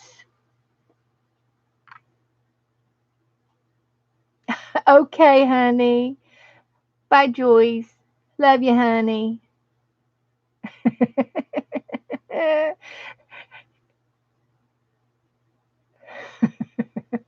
And then I made this guy too. I didn't make this. This is Abby's mouse. It's really the cat's mouse, but Abby plays with it.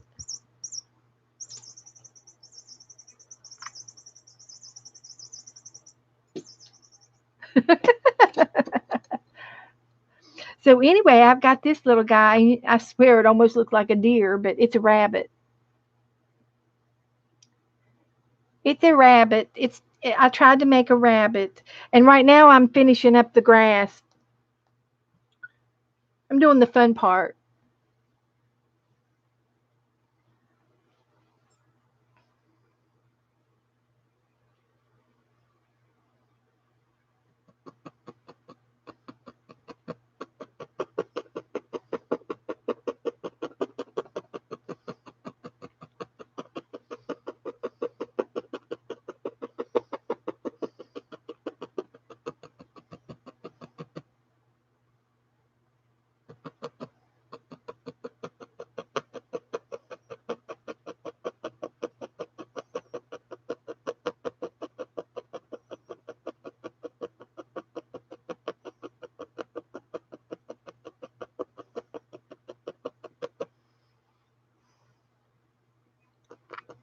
Maybe his nose is too big.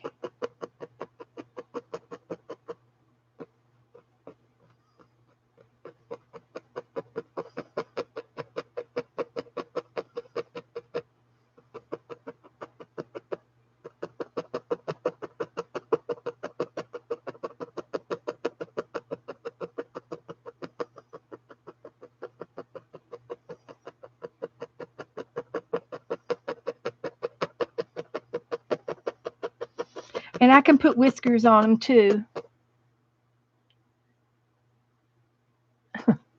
Oh, you don't have to delete.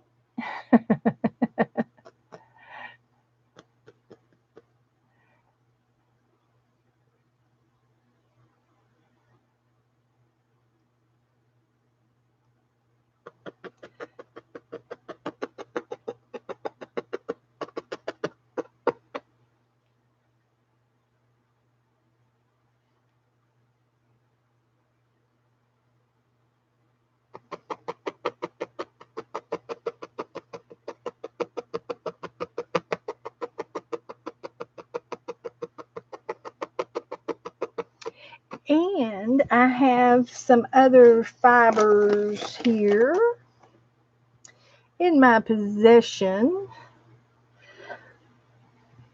This is some kind of fuzzy yarn. It's a wool yarn. And I think it would look good as twigs and sticks in the grass and things in the grass.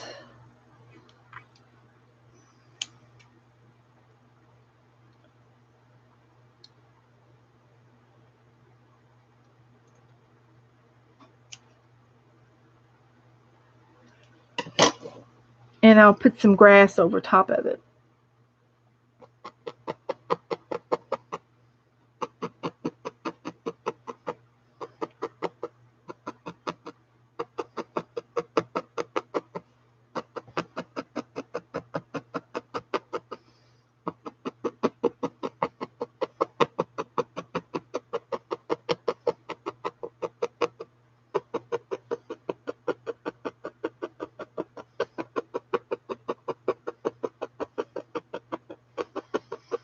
Put some fiber in the grass.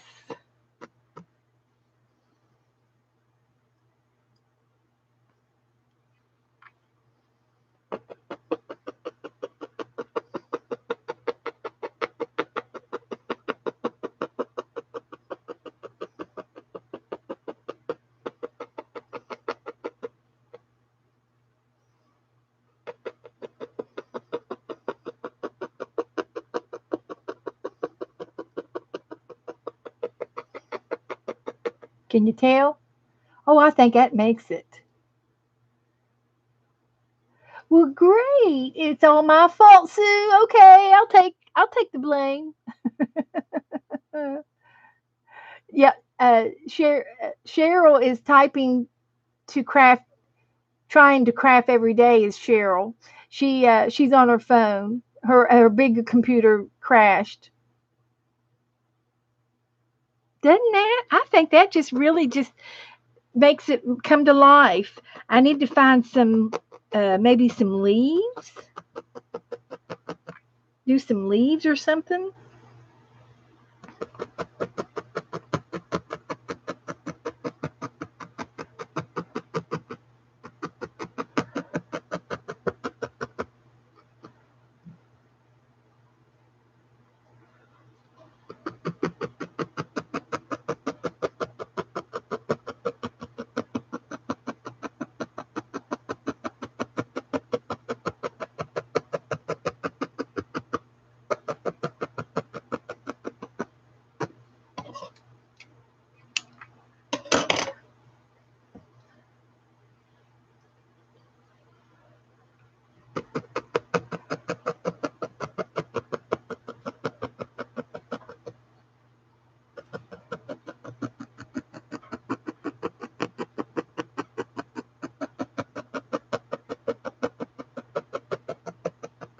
Of course, if I put a tree in here, I'd have to put a red bird in it.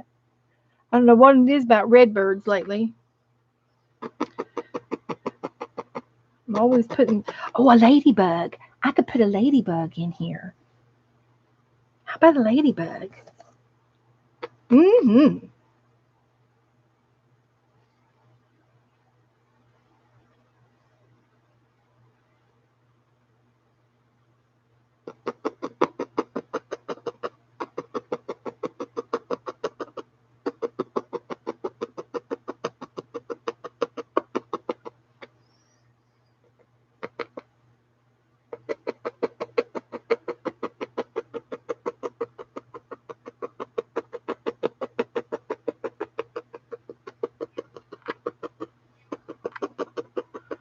I love doing this blending thing.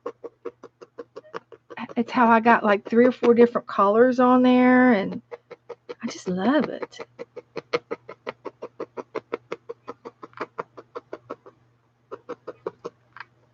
Feather it all on there. You'll have to, oh, Sue, you'll have to go back and watch the beginning of the show because I talked a lot about pottery tonight. And I think I got everybody hooked on it.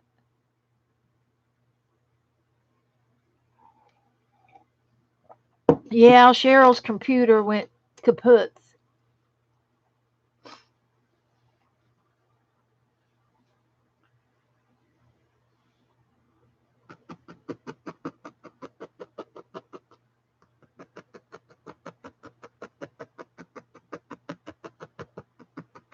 I'm thinking that when I bought my new computer, it was from Best Buy.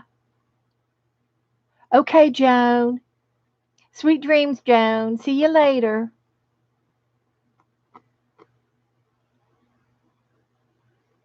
Oh, the pottery? Okay. Well, I showed off some of my old pots and I talked about some techniques on how to use the oven, the kiln, and I talked a little bit about bisqueware, greenware, bisqueware, and then ceramics and all that jazz. And some of the girls didn't realize the stages and stuff. And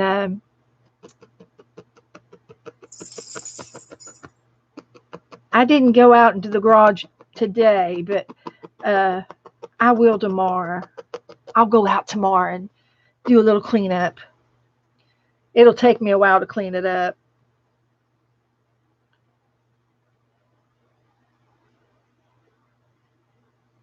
My countertop that I'm using out there, it's a workbench, and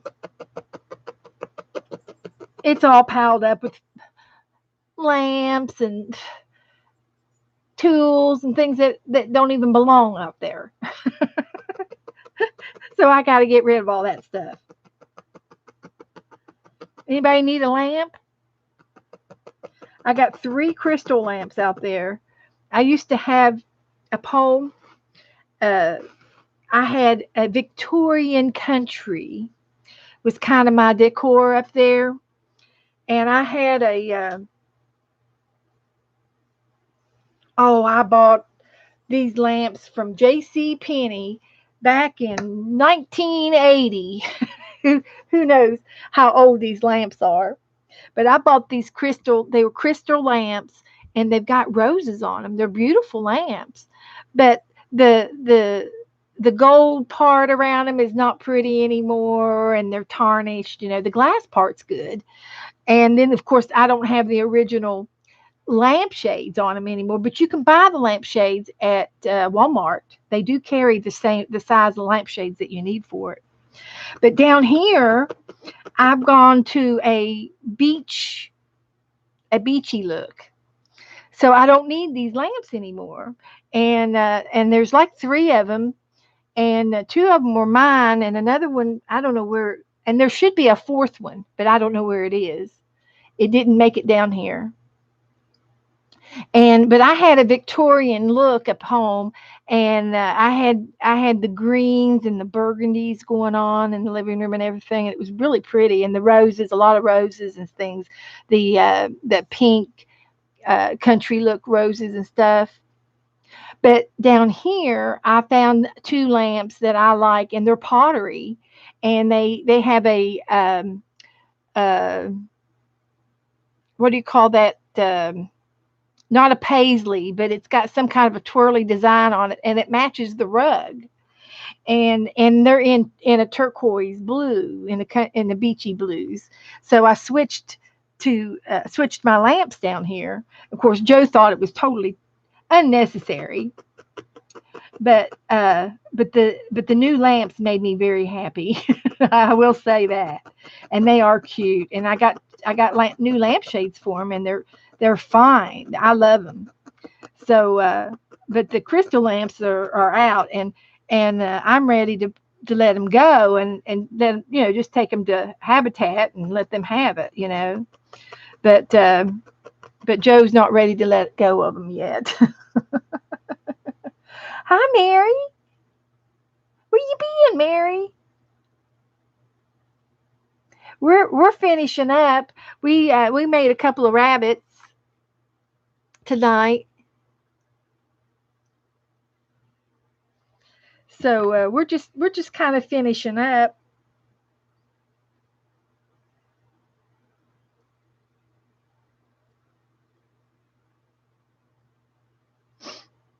We are.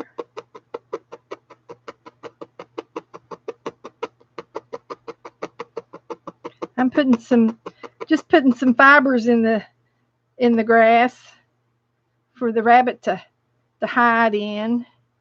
He's he's in the grass looking for bugs and sweet grass, looking for some sweet grass to nibble on. Isn't that what they eat, is grass? Yeah, they eat vegetables and things, roots, lettuce, gardening things in the garden.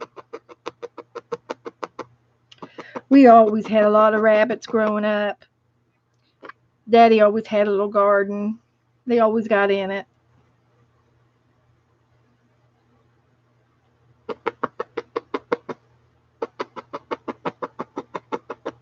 Along with the deer and the groundhogs and the ground squirrels.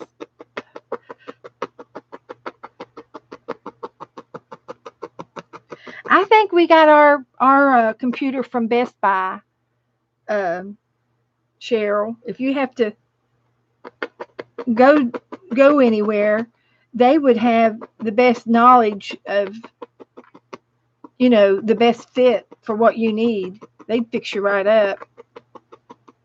Pretty reasonable too.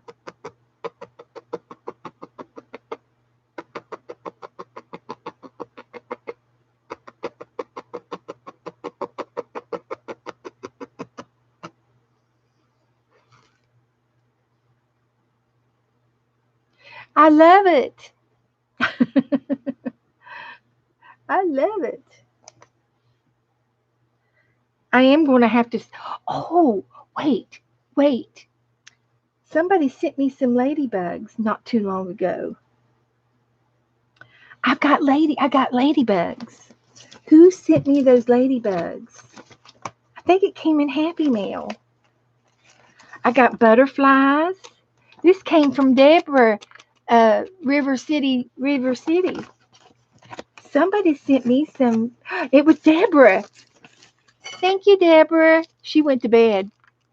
She sent me ladybugs. We're in luck, guys. Look at this. Perfect. And it's got a sticky thing. It's got a sticky back. Where are we going to put them?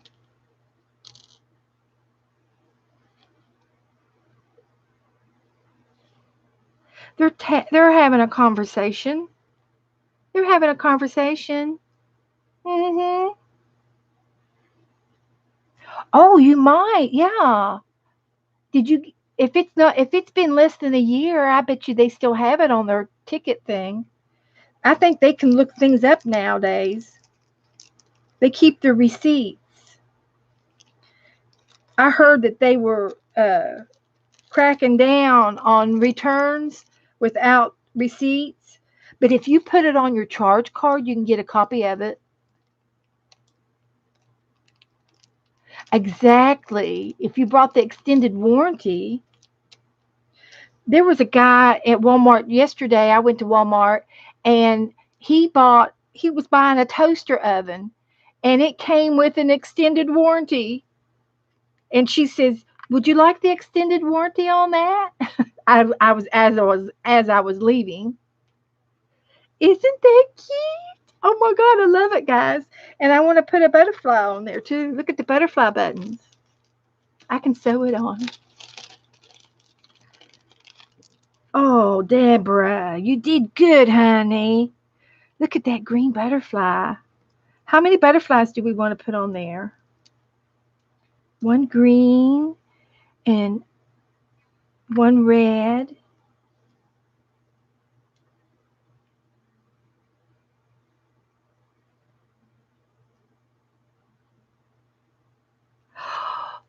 I am in heaven, guys. Look at this.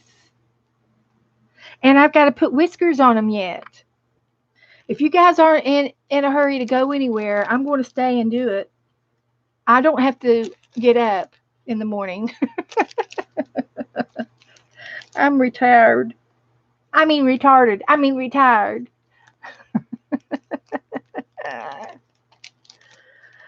I got three more ladybugs left, but I think two's enough. Unless you all say. Thanks, Colleen. These guys are going in the same bag. Yeah, these came from Deborah Littlejohn.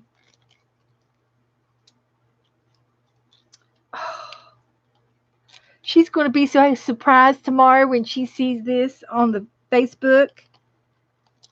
She's going to be surprised.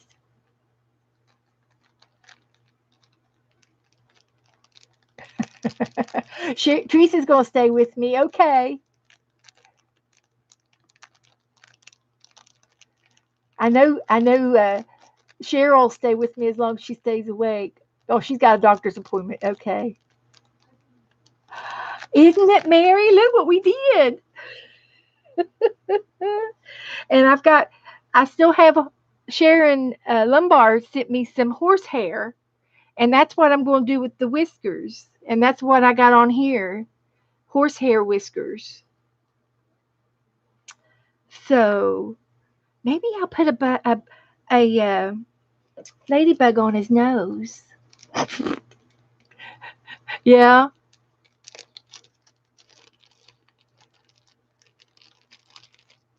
You know, ever since I've lived down here in Florida, which is, I think, for about 7 years now, I've lost count.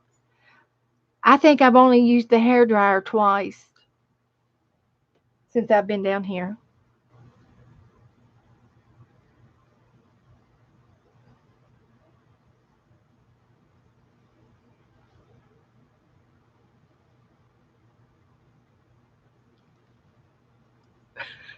Yes, no, maybe.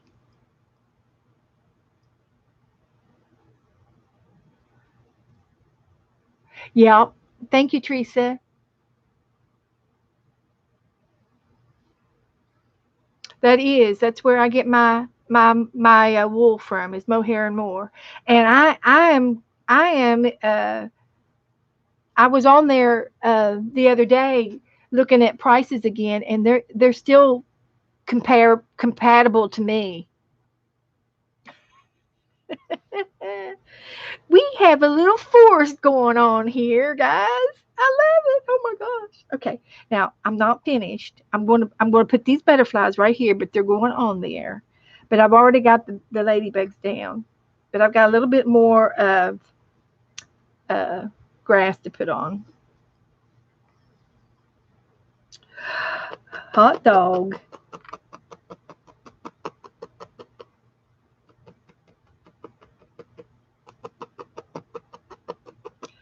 That is so cool. See, you just have to sit here and play with it long enough. It's supposed to be a rabbit. But it does look like Bambi. No, I'm going to put it in my fabric book. Well, Mary, I like Florida. I like Florida because my mom lives down here. So, yeah, I like Florida. I think it's too hot, but I like it. I like being close to my mom. She's the reason why we moved down here. And it's not because she was sick or anything. It's just that I love her. Oh, you do. 25 pounds of stoneware in clay or in dishes? Susan, you got 25 pounds of stoneware in dishes or in clay?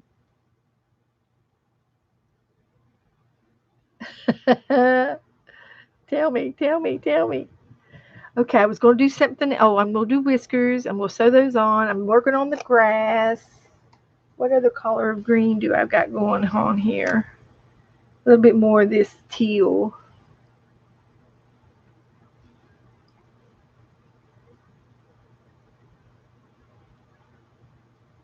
Clay. All right. I know what that means. I know what that is, Sue. Yeah.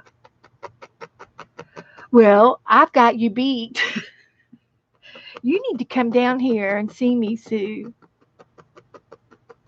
I told the story earlier, and you'll have to go back and listen to my story. But back up home, there was a museum, and it was like a community museum thing where they did a lot of crafts and things, and they had a little bit of gold. Okay, goldenrod. Okay, okay.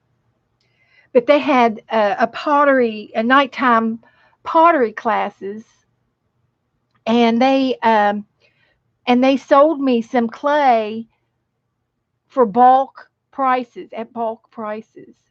So I bought 100 pounds of clay before I moved down here, and I think I've got 80 pounds of it left. I got into it, and some of it's dried out, but I can refurbish it. I know how to refurbish it. Yeah, it needs some gold and some uh, yellow and maybe a little bit of orange, just little tiny strips.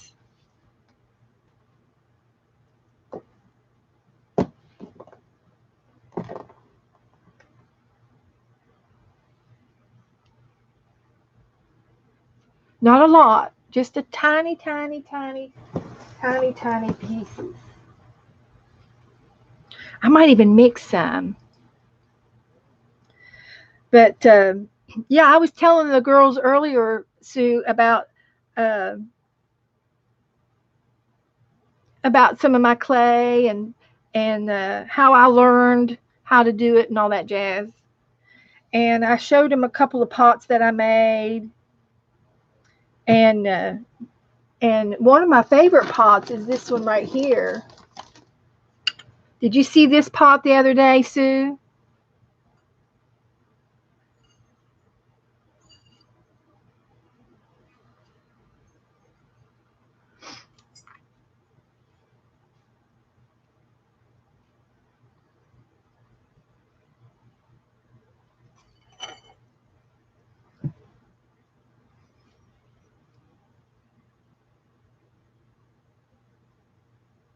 Okay, you're close to high water clays. Okay, gotcha. Okay, good, Sue. Oh man, if I come up your way, we're going. I'm coming to get you. If we come up your way, go home. Yeah, if we come up that way, I'm gonna come get you, and we'll go to high water and pick me up some clay. Yeah, buddy. Yes. Well, we had a place called Mudworks up in close to Louisville, Kentucky, and every time we went to Joe's family's, we would stop there, and I would pick up my all my supplies, my glazes and collars and things, and I would get it with free shipping if I picked them up. So that was a big deal. And I would always wait till they had things on sale. So I would stock up. So I've got all of the glazes. Everything, all of the glazes that I have are food safe. I picked the Amico food safe glazes. And I picked them, the ones that were already colored. I didn't go into the chemistry part of the glazing. I felt that I was not big enough yet to do stuff like that. To dip, I don't dip. I paint. And I did this, and this is some of my very first experience with toll painting from Donna Drewberry, toll painting stuff. And this is some of my first works that I did this like, I don't know, 10, 15 years ago. Okay. Okay. Okay.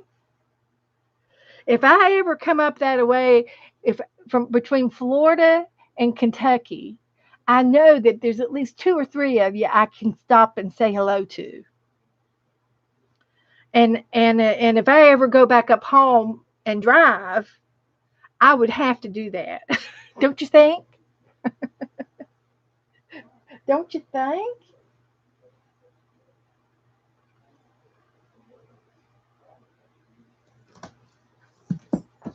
Uh-huh.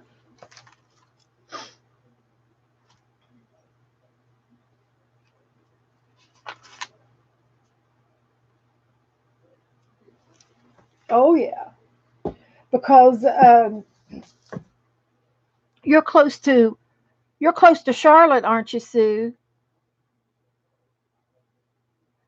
What part of Virginia, Mary, are you in? I know I know Cheryl lives in Richmond. I know my way to Virginia Beach quite well. The low grit. Okay. Well, I have been using. I've got four different kinds in my possession, Sue. Are you near Charlottesville? Okay. Okay. Well, we probably go through uh yeah, we go right through Charlottesville. 75 goes right through it. Yeah. Yeah. And uh Cheryl, how far away? Well, you're in Richmond, so you're probably a good half hour, 45 minutes away from the beach. I think you're close enough. And we like going down to the Colonial place down there below Richmond. Williams, is it Williamsburg?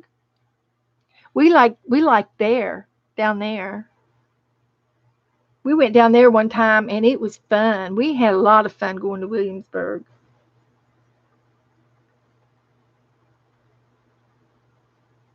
But see, I'm originally from West Virginia. And yes, it is. Let's see, where did you tell me you're near Charlottesville, Virginia? I have to look at the map. I have a brother in Roanoke. And my grandparents uh, lived in Lewisburg and Greenbrier County. When I was a little girl, we went up there all the time.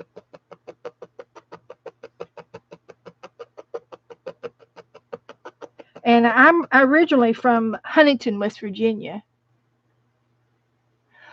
Oh, Sue, you know we do. Yeah, yeah, we metal detect. We like watching metal detectors. Do you watch the Aqua Chigger?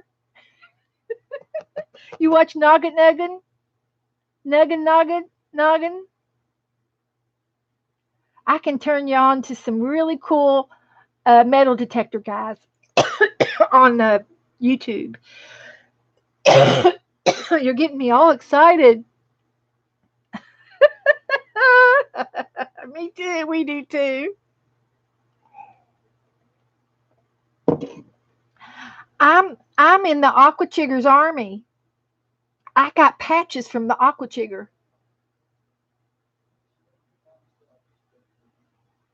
Well, see, maybe you just tripped something. It crashed but didn't burn, Cheryl. Maybe it's not all lost. You might have lost a connection. It could have. You did for Christmas. Wow, Colleen just got a metal detector for Christmas, you guys. Joe's got a metal detector. And we don't really do a whole lot, but we like watching it. uh, oh my gosh, I am so tickled right now. You're never going to get me to sleep. I'm never going to get to sleep tonight with all this excitement.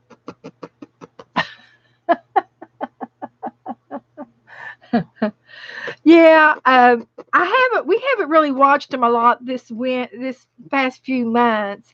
I've been watching other stuff. What can I say? I've been watching felting and pottery. I watched the entire season of the Throwdown last week, and I don't know what season I was watching. It wasn't the first season, but it was one of the seasons. I watched the entire season in a row, watched it all in a row. Yes, it is, Teresa. um, but we've been big fans of the Aqua Chigger and the Nugget Nugget, and and we've just seen so much. Um,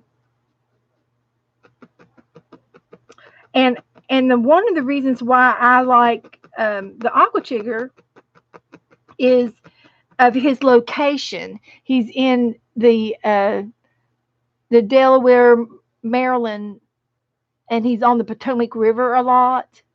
And there's a lot of history there, and he searches a lot of old battlefields, and he finds bullets after bullets after bullets. So he's very history. He's got a lot of history on the aqua chiggers. And then he goes spelunking all the time. He always finds these caves, and he goes into these raw virgin caves where nobody's ever been in. And he goes down in the hole head first, Betty. He's not afraid of a cave.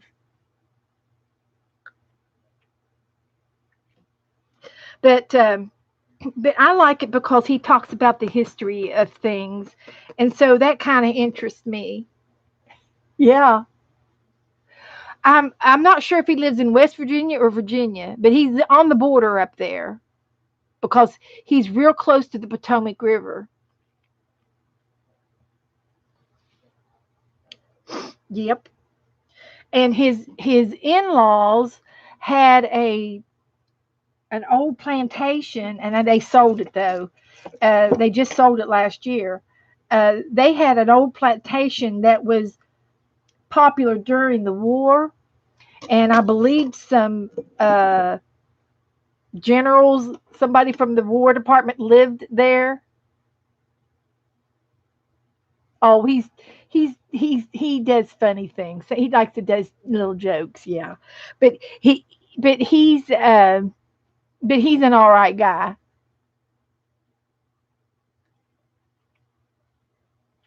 Yeah, yeah.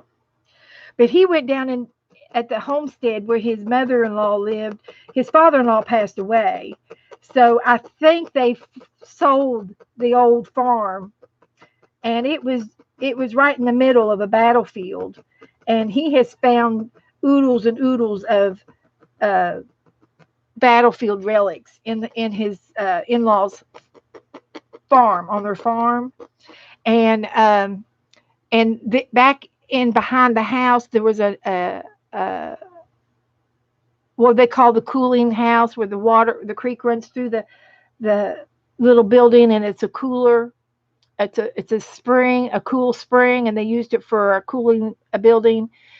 There was a natural spring over there behind the house, and he went down into the cave where the spring came out. He dug a hole and went down in it, and it's on film. Yes, and I love all the critters when the fox and all the cats and yeah, and that he has a very soft heart with animals. But anyway, we've got a lot in common, Sue.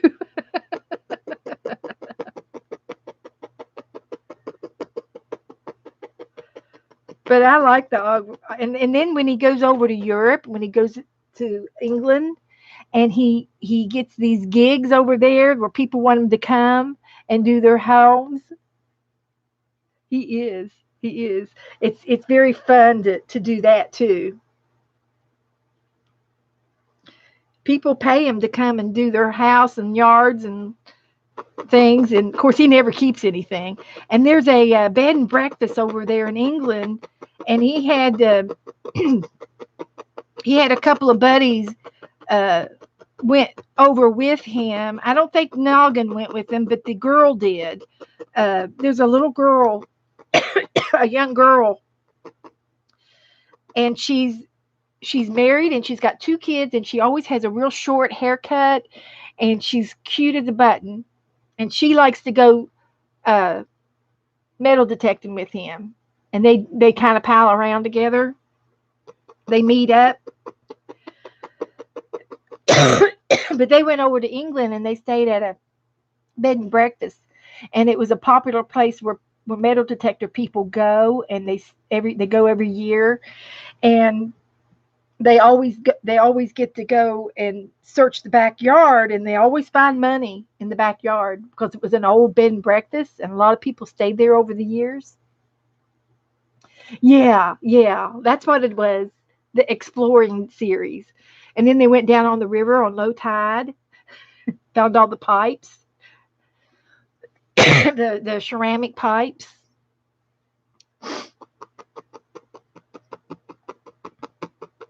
and the money and the gold. Not much gold.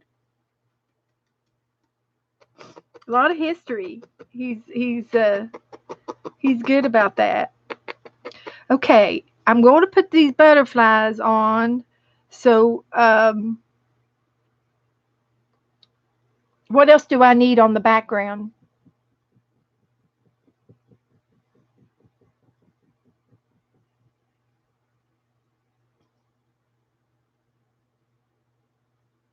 Yeah, in London. Yes.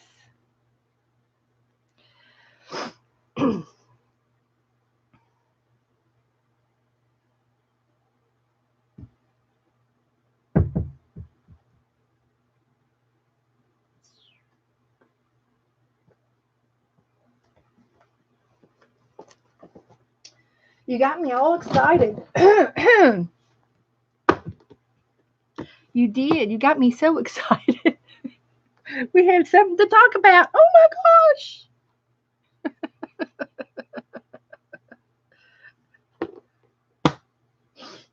Something to talk about. But anyway, there's a place over here about 45 minutes away, and it's a great big metal detecting place where you go and buy your metal detectors from. And you go in there, and they have a lobby that's like a museum. Yeah, that little bit of yellow did it. But I don't remember the name of the place, but that's where Joe got his metal detector, and of course he got the big whopping big one, whatever it is. Well, not the biggest one, but the next to the biggest. And he had to go back over there, and they had to show him how to do it, use it, and all this jazz.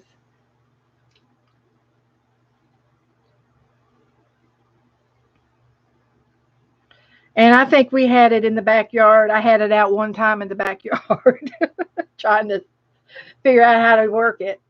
But it's, I guess it just you just have to get in the knack of using them. So, Colleen, have you had your metal detector out yet? Are you have you learned about it yet?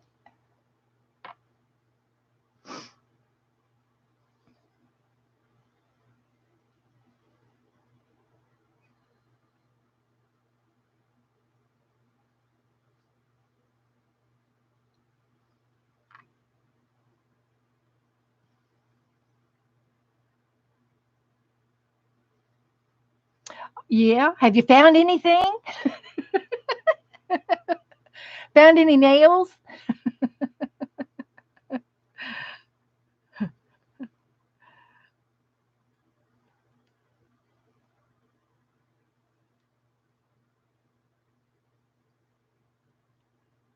What's the most exciting thing?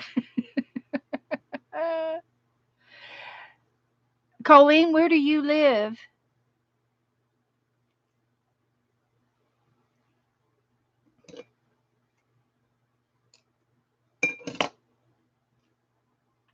I'm sewing the butterflies on. Oh, a power strip. Great, Cheryl. That's great. The power strip probably saved you. Good. That means your computer will be back on tomorrow.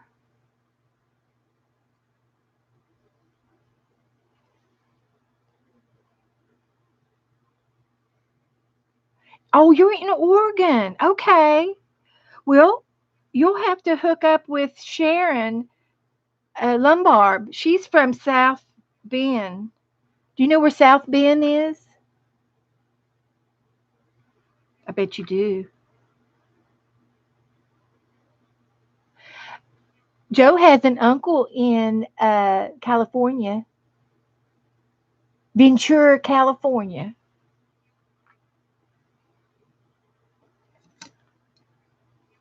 Can you see the big mountain? Are you close to the big mountain?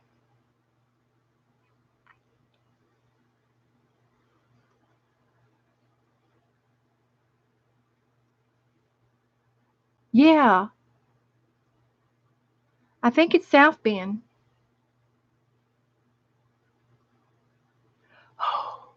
Okay, Cheryl. Should I put three butterflies or just two? I think it needs three.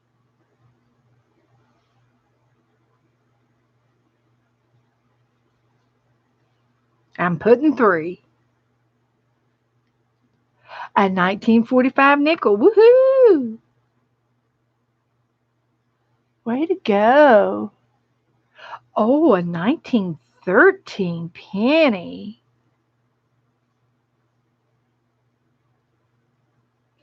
Uh, we live we live on an international river, and it's a river between the land, and then there's an island which is New Smyrna Beach, and then there's the ocean, and we've gone uh, magnet fishing.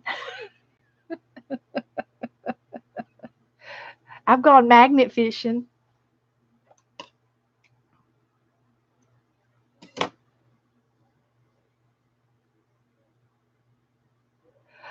No. Are you close to Mount Shasta? Okay. No, I was thinking of the other one, the other big one.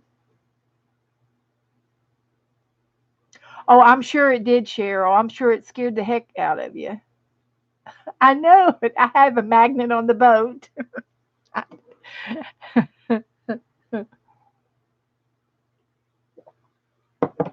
Yeah, yeah. I magnet fish. Oh my gosh, this is so cute, guys. I love it. I got to put whiskers on them. Yeah. Can you think of anything else that this thing needs?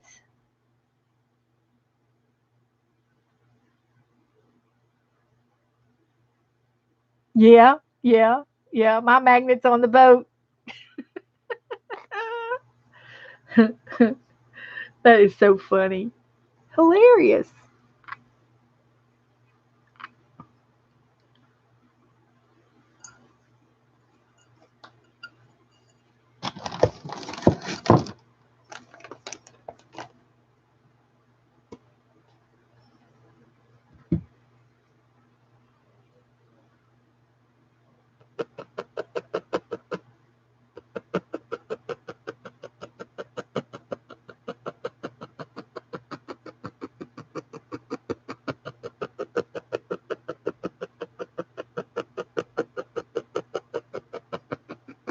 North Bend.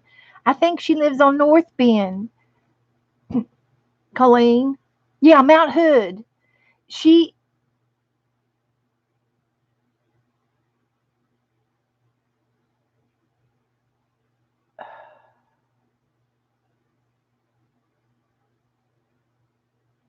Mount Hood or Sisters. Okay.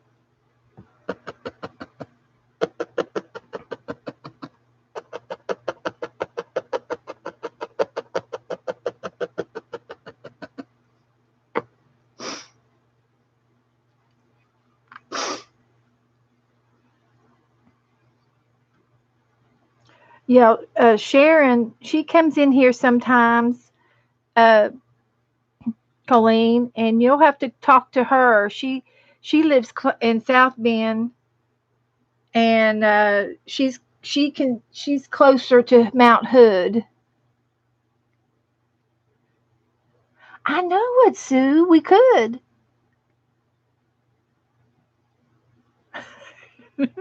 Well, we would stay in the neighborhood, Teresa, so we wouldn't be in too much trouble if we stayed in the yard. I'm only four or 5 minutes from the beach. I could be over on the beach in 15 minutes. Yeah, North Bend I think is where she lives. Yeah. Yeah, cuz and it seems to me, can't remember, there might be somebody else down there. Or I know somebody in Washington state, and a couple in California.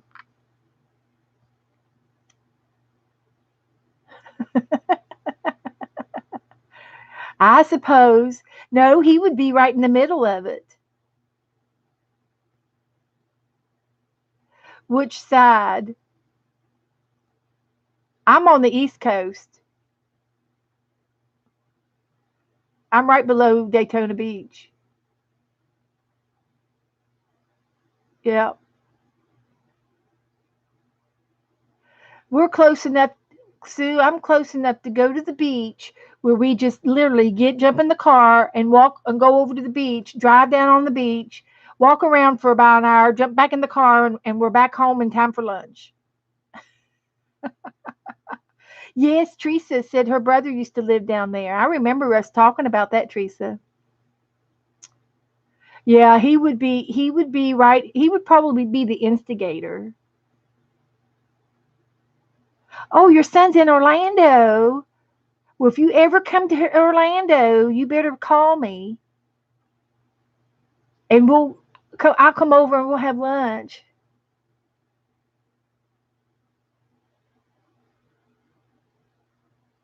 Wow. Yes, yes, Cheryl. I know. Oh, you're back on the computer, Cheryl? Are you back on the computer? We got Cheryl. We got Cheryl incognito tonight. Uh, yeah, I'm only about an hour and a half from Orlando. Oh, okay. I don't know how far away that is from me, Palaca. Is that towards the Gulf side? Oh, really? Oh, man. Well, we have that Allegiant Airlines service down here over in Sanford. You can get a $49 ticket anytime, just about. I'll come over and pick you up. I'll give you a free bed B&B at the top.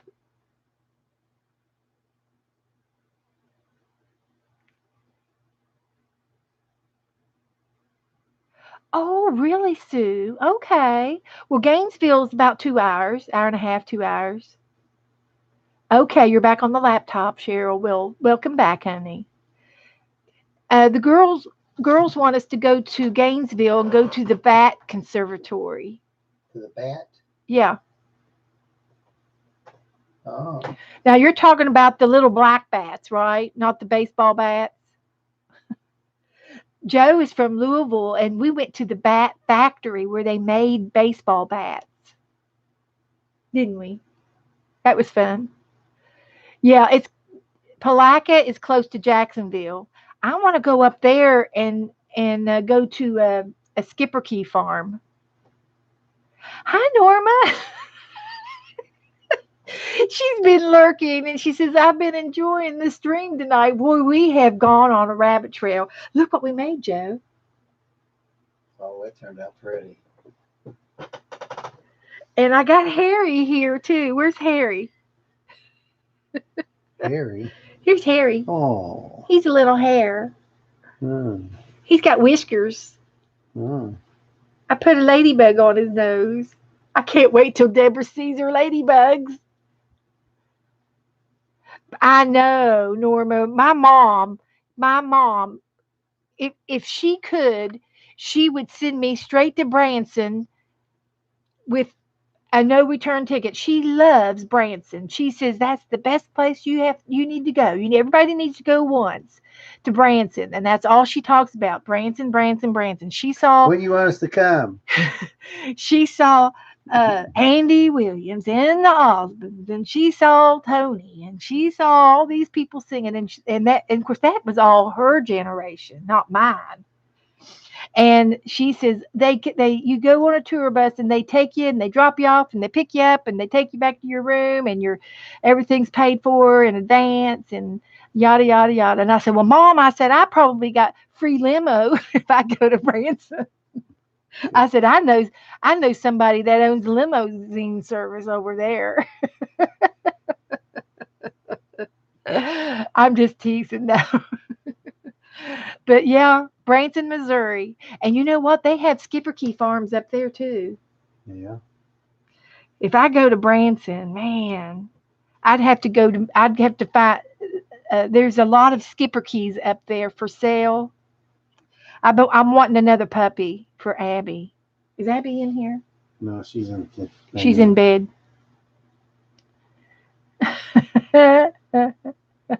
Anytime, Joe. I think Norma would adopt all of us. Oh, okay. Okay.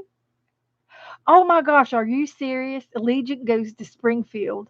Yes, I know. I looked at that tonight. Did you really? Yeah. It's not that high. It's about, the one I looked at was only like $84. We see anytime anything under 100 is doable, to me.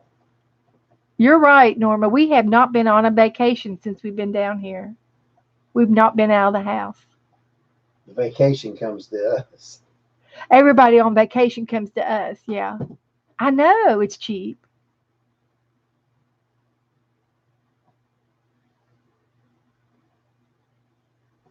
Oh, Sue said that she's been to the Grand Ole Opera and all the river dining boat dinner cruises all over Nashville, Tennessee. Woohoo! I've driven through Nashville. Does that count for something? Branson, Missouri. Yeah, that's way up north. You'll have to get your new lolly out. It's in the kitchen, living room. You could hit. Look right there. What is it? Oh, it's Missouri's up here somewhere. MO. Okay. I can't see that far.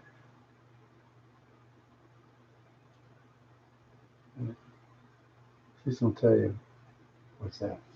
I thought it was over here. Oh no! It's north. Okay. I'll find it. I thought it was up in here. Branson, Missouri. Right there. Oh, okay. Yeah. Yeah. Oh, that's It's just a hop, skip, and a jump over from Louisville. yeah. Yeah. I'm on a constant vacation, Cheryl. I live on vacation. I sleep when I want to sleep. I get up when I want to get up, and I go jump in the pool when I want to jump in the pool. Yeah, right above Arizona, but you're right next door to, real close to Western Kentucky, because Joe's from Kentucky. Well, one of these days, We might have to get an RV and travel across the states. Wouldn't that be awesome? Do you all remember? Um, Chevy Chase. oh, no, it's not going to be that kind of vacation. I know. I have to come see all my peeps if I ever did that. But there's a girl from Australia, Jenny, that came to the States, and her sister lived in California, and that's where they flew into from Australia. And then they rented a car and drove the western part of the United States, drove east, and then they went north, and then they drove west on the upper end of the United States. And she stopped and visited like 10 different crafters. She saw Dee Dee, and there was a bunch of them. There was a bunch of girls that she stopped to see. And she didn't stay with anybody, but she stopped in and saw all these people that were on her video shows. Yep. I would see that would give me a reason to go on vacation if I had to do that, if I got to do that. Yeah, I know. I know Branson is very, Branson has a good name. It's a 5-star place to go. And my mom's been there and she highly recommends it. Yep, it would be best peeps visiting tour. But you see, every place that Jenny went, they streamed. She was there. She stayed until they streamed, and she was their guest online. I know it. And one of the things about Jenny, when she living in Australia, they don't have the stores that we have. They don't have Hobby Lobby, and they don't have Walmarts and all of this shopping. And she said she spent, I don't know how many thousands of dollars on supplies and had it shipped home. She had so much stuff that she bought, and she had it all mailed home to her house. And because they don't have a lot of stuff over there. I know. I know. There's an RV in everywhere. And we could probably get a good deal on an RV down here too, to buy one, because people selling them right and left all the Ask her time. how far she lives from Chicago. Chicago's way up here, honey, Yeah, and where's she at? right here. Okay. Why do you want to go to Chicago? That's where Ken goes. Who? Ken. Oh, he drives to Chicago. Yeah. We got a friend that he drives a truck. And 18. no, I'm not taking an 18-wheeler with you, ride. No, I'm not going to do that. No, He hauls Yeah, I love Asheville, and I've been through the Appalachian Mountains. I was born and raised. I've come through 75 and the turnpike so many times I could go there blindfolded. Yeah, yeah, yeah. Well, he was talking about Chicago. We have a friend down here that lives close to us that we go to church with, and he has a trucking business, and he he hauls orders. Uh, he's got refrigerated trucks, and he hauls food from all the way from Chicago clear down to Miami and back and forth all every week. But he doesn't stay in Chicago. He stays in his truck. Yeah, I don't know. I have fun right here. This is this is where I live. I don't know if I'm going anywhere. We talk about it, but we we've been married for 22 years, and he's taken me to Myrtle Beach a couple times,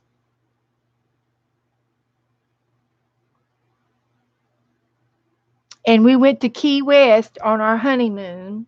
We took a week and went down there. When he retired, he took a month off, and we stayed right over here on the beach in an apartment for a month. We got a good deal for a month, and we looked around for houses down here while we were here. But we didn't find this house until after we went home, and I found it online. So we flew back down to look at this house and bought it. So that was good. That was one of the best days of my life right there. And I'm just 1 mile from my mom, which I love.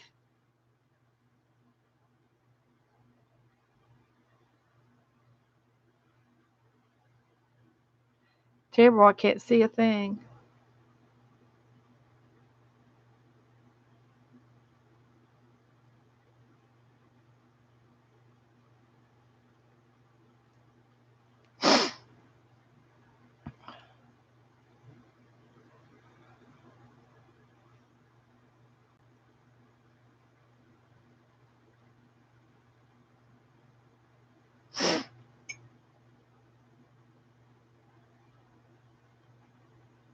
Yeah, that's where I like to be, Sue, right here.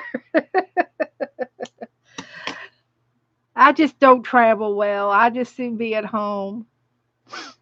When we went on our honeymoon, I swear I thought I got food poisoning, but I found out several months later that it wasn't food poisoning, it was my gallbladder.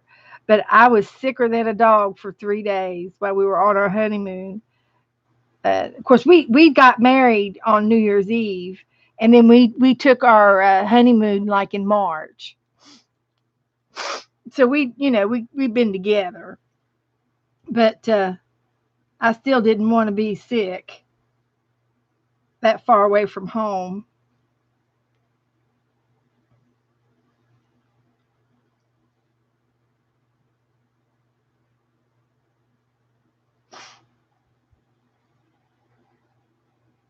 I've got one, and I've got one of those little needle threaders too. I just have to get it out. Oh, thank you, Teresa.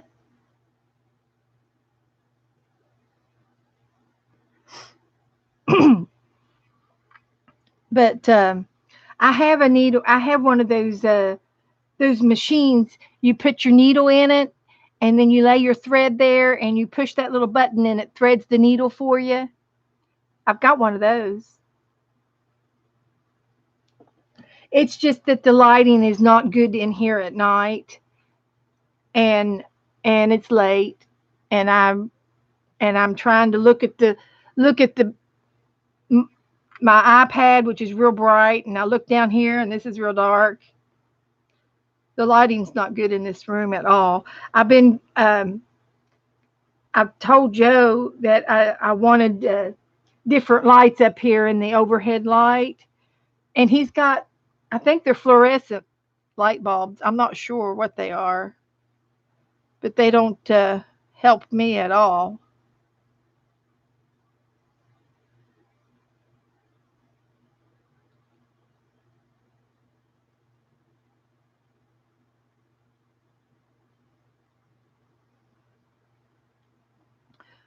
But oh well,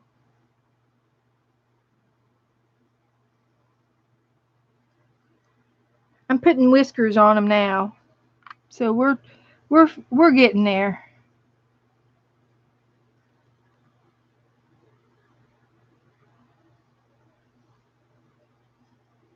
I think I need another set.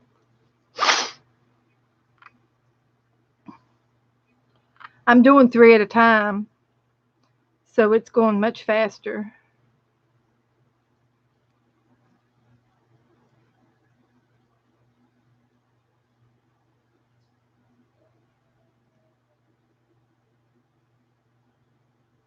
Oh, well, good. Well, I'm glad you found all of us. Okay. I'm sorry you lost her. Yeah. And I think, I told Joe, I said, I don't have any I don't have any natural kids. Joe's got kids. He's got two daughters, and I claim them, and I claim the grandkids. I know, Jennifer. We got off on a tangent tonight, and we're still at it. But I think it would be awesome to be in the same nursing home with my other friends. I thought, oh my gosh, how are we going to get together? And I said, I'm going to stream as long as I have.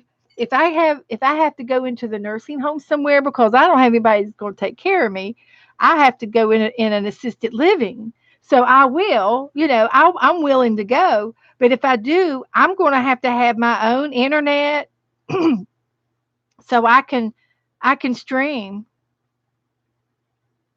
And I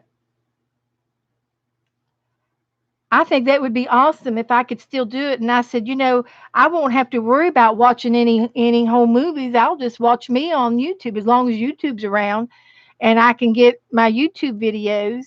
I'll just sit around and watch them all day long. I think that's funny.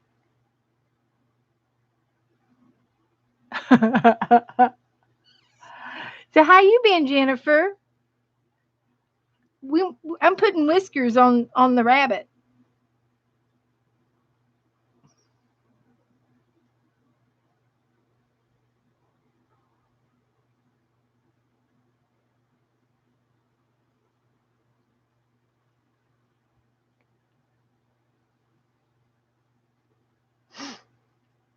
Yep, I think you found your place with us.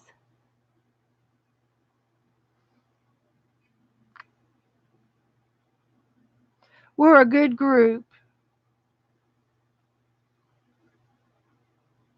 We're a caring group.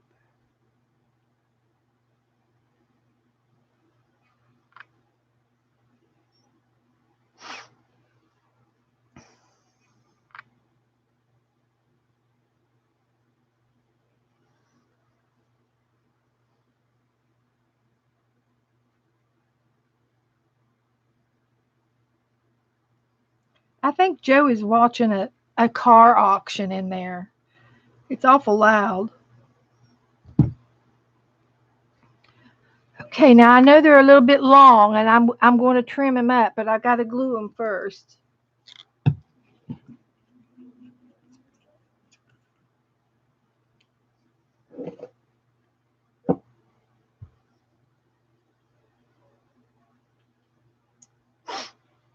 We are fun, funny, corny in a corny way.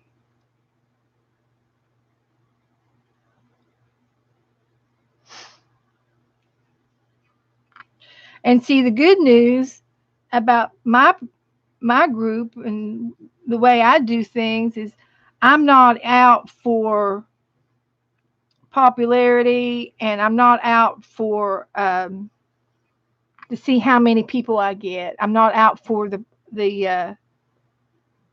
profit side of YouTube, which is what YouTube is for. They're for it's for people who want to do their little businesses, and they want to get a lot of people and become famous and all this stuff.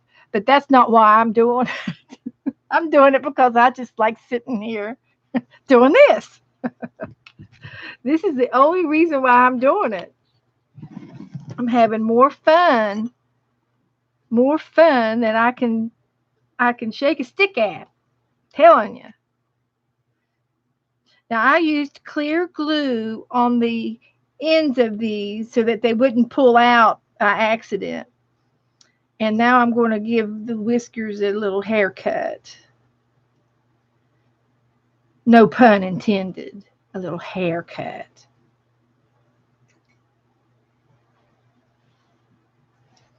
And we can thank Sharon Lombard for sending me the horsehair. She was wonderful in sending that. That, I'm sorry, but that's just stinking cute.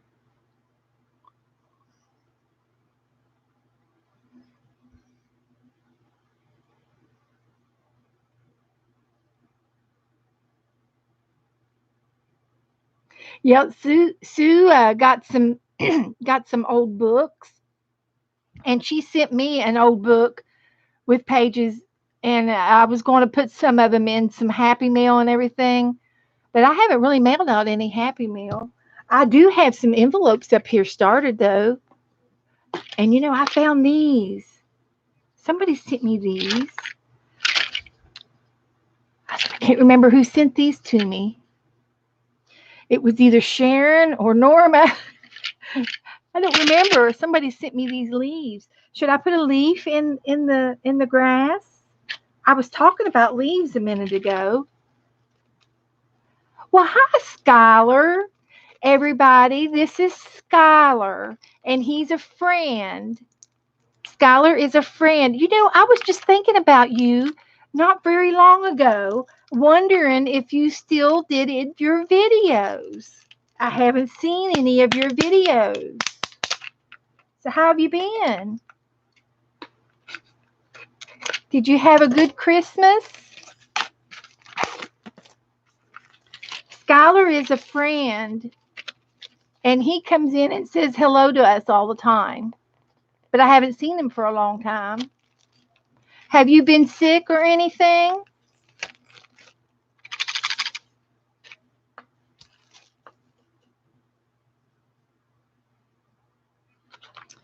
I think the green leaves would be good.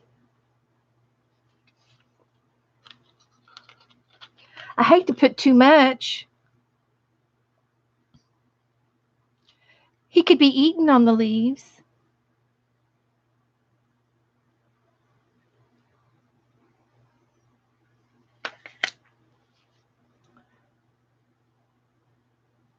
Let's see what Skylar says.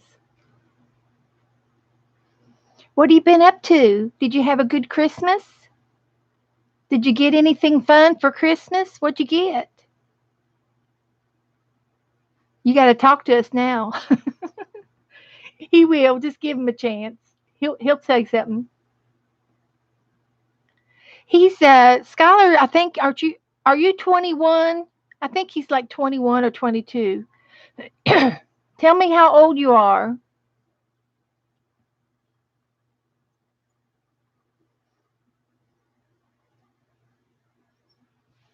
Here's what we made.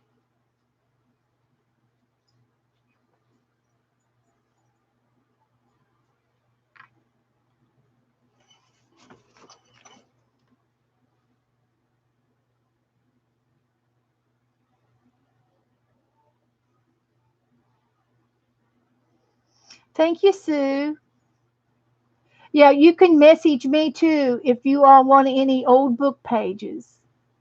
And I can pass you on to Sue if you all forget.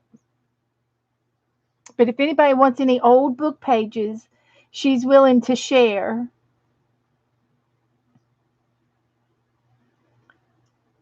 See, Sue, I go to my library and I get all kinds of stuff there. And I don't have anything old like what you sent me, but I get used discarded books all the time from them. Okay, Jennifer, I'm going to have to quit too. We are just having a ball tonight. We're just having too much fun. I'll save these envelopes for Saturday, guys. Oh, you have an Etsy shop. Okay. Okay. See, I've got these already filled up and stamped and ready to go. So we'll do these Saturday night. Good night, Cheryl. Good night, Jennifer. And if Sue's got an Etsy shop, is it under your name? And Skylar didn't answer us. Skylar. I'll do these Saturday. I think there's 3 or 4 of them here. Oh, there's 5. We'll do a giveaway Saturday. I don't remember what's in here, but I've got some material in the window. I've got some fabric in there, and they're already stamped and ready to go.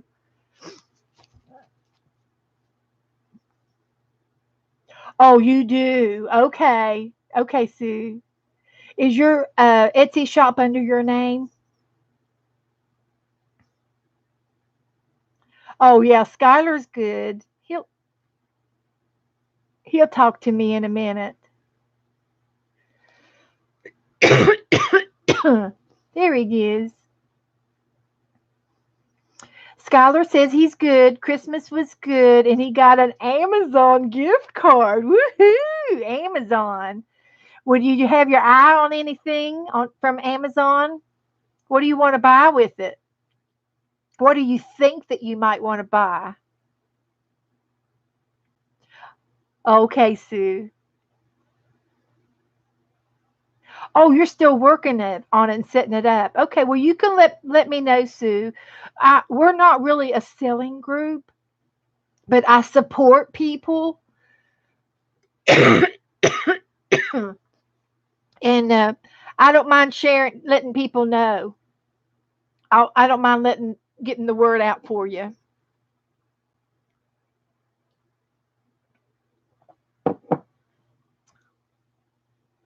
Okay, Skylar. Good deal, Skylar. No, he likes hanging out with us sometimes. Well, you're welcome, Colleen. I've had a ball, and I'm going to have to quit. I'm getting too excited. I'm going to glue these leaves down.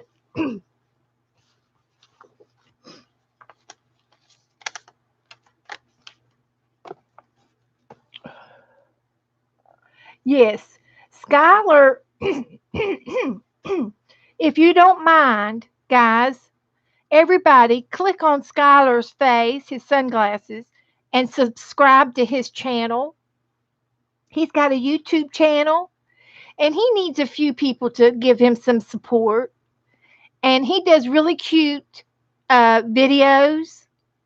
And the only ones I remember are, oh, I saw the one where you were driving the old truck, or was it a truck or old car, an old timey antique car, and I saw the one where you showed your snow globe collection, and I also saw the video where you made the jewelry, Skylar.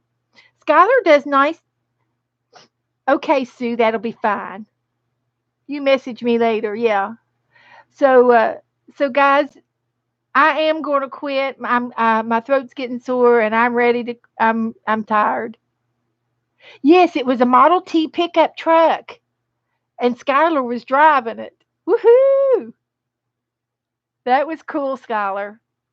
That was real cool. I saw that.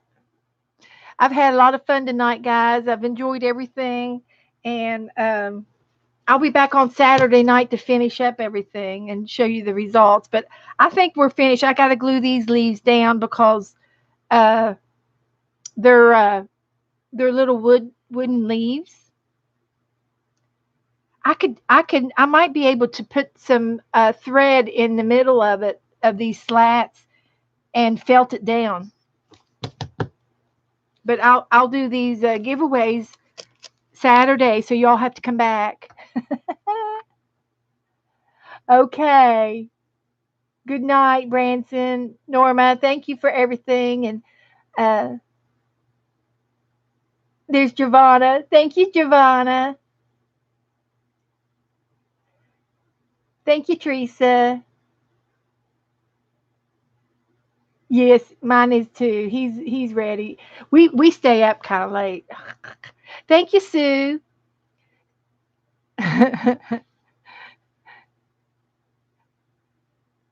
Let's see. I know I've subscribed to Skylar.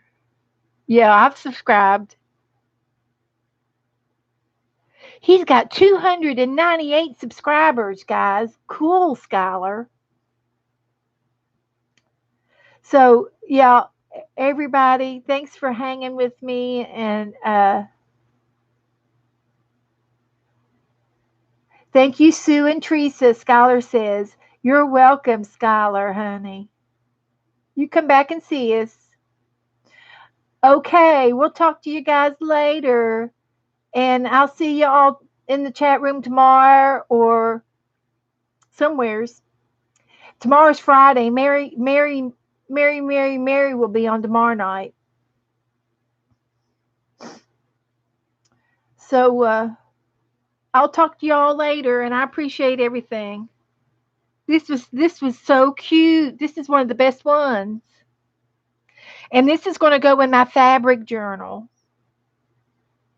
That's where I'm going to keep all my felted stuff. So good night, Skylar. Good night, Sue. Good night, Cheryl. Good night, Colleen. Good night, Mary. Okay. Night, night. I don't want to stop. Come on, Abby. We got to go.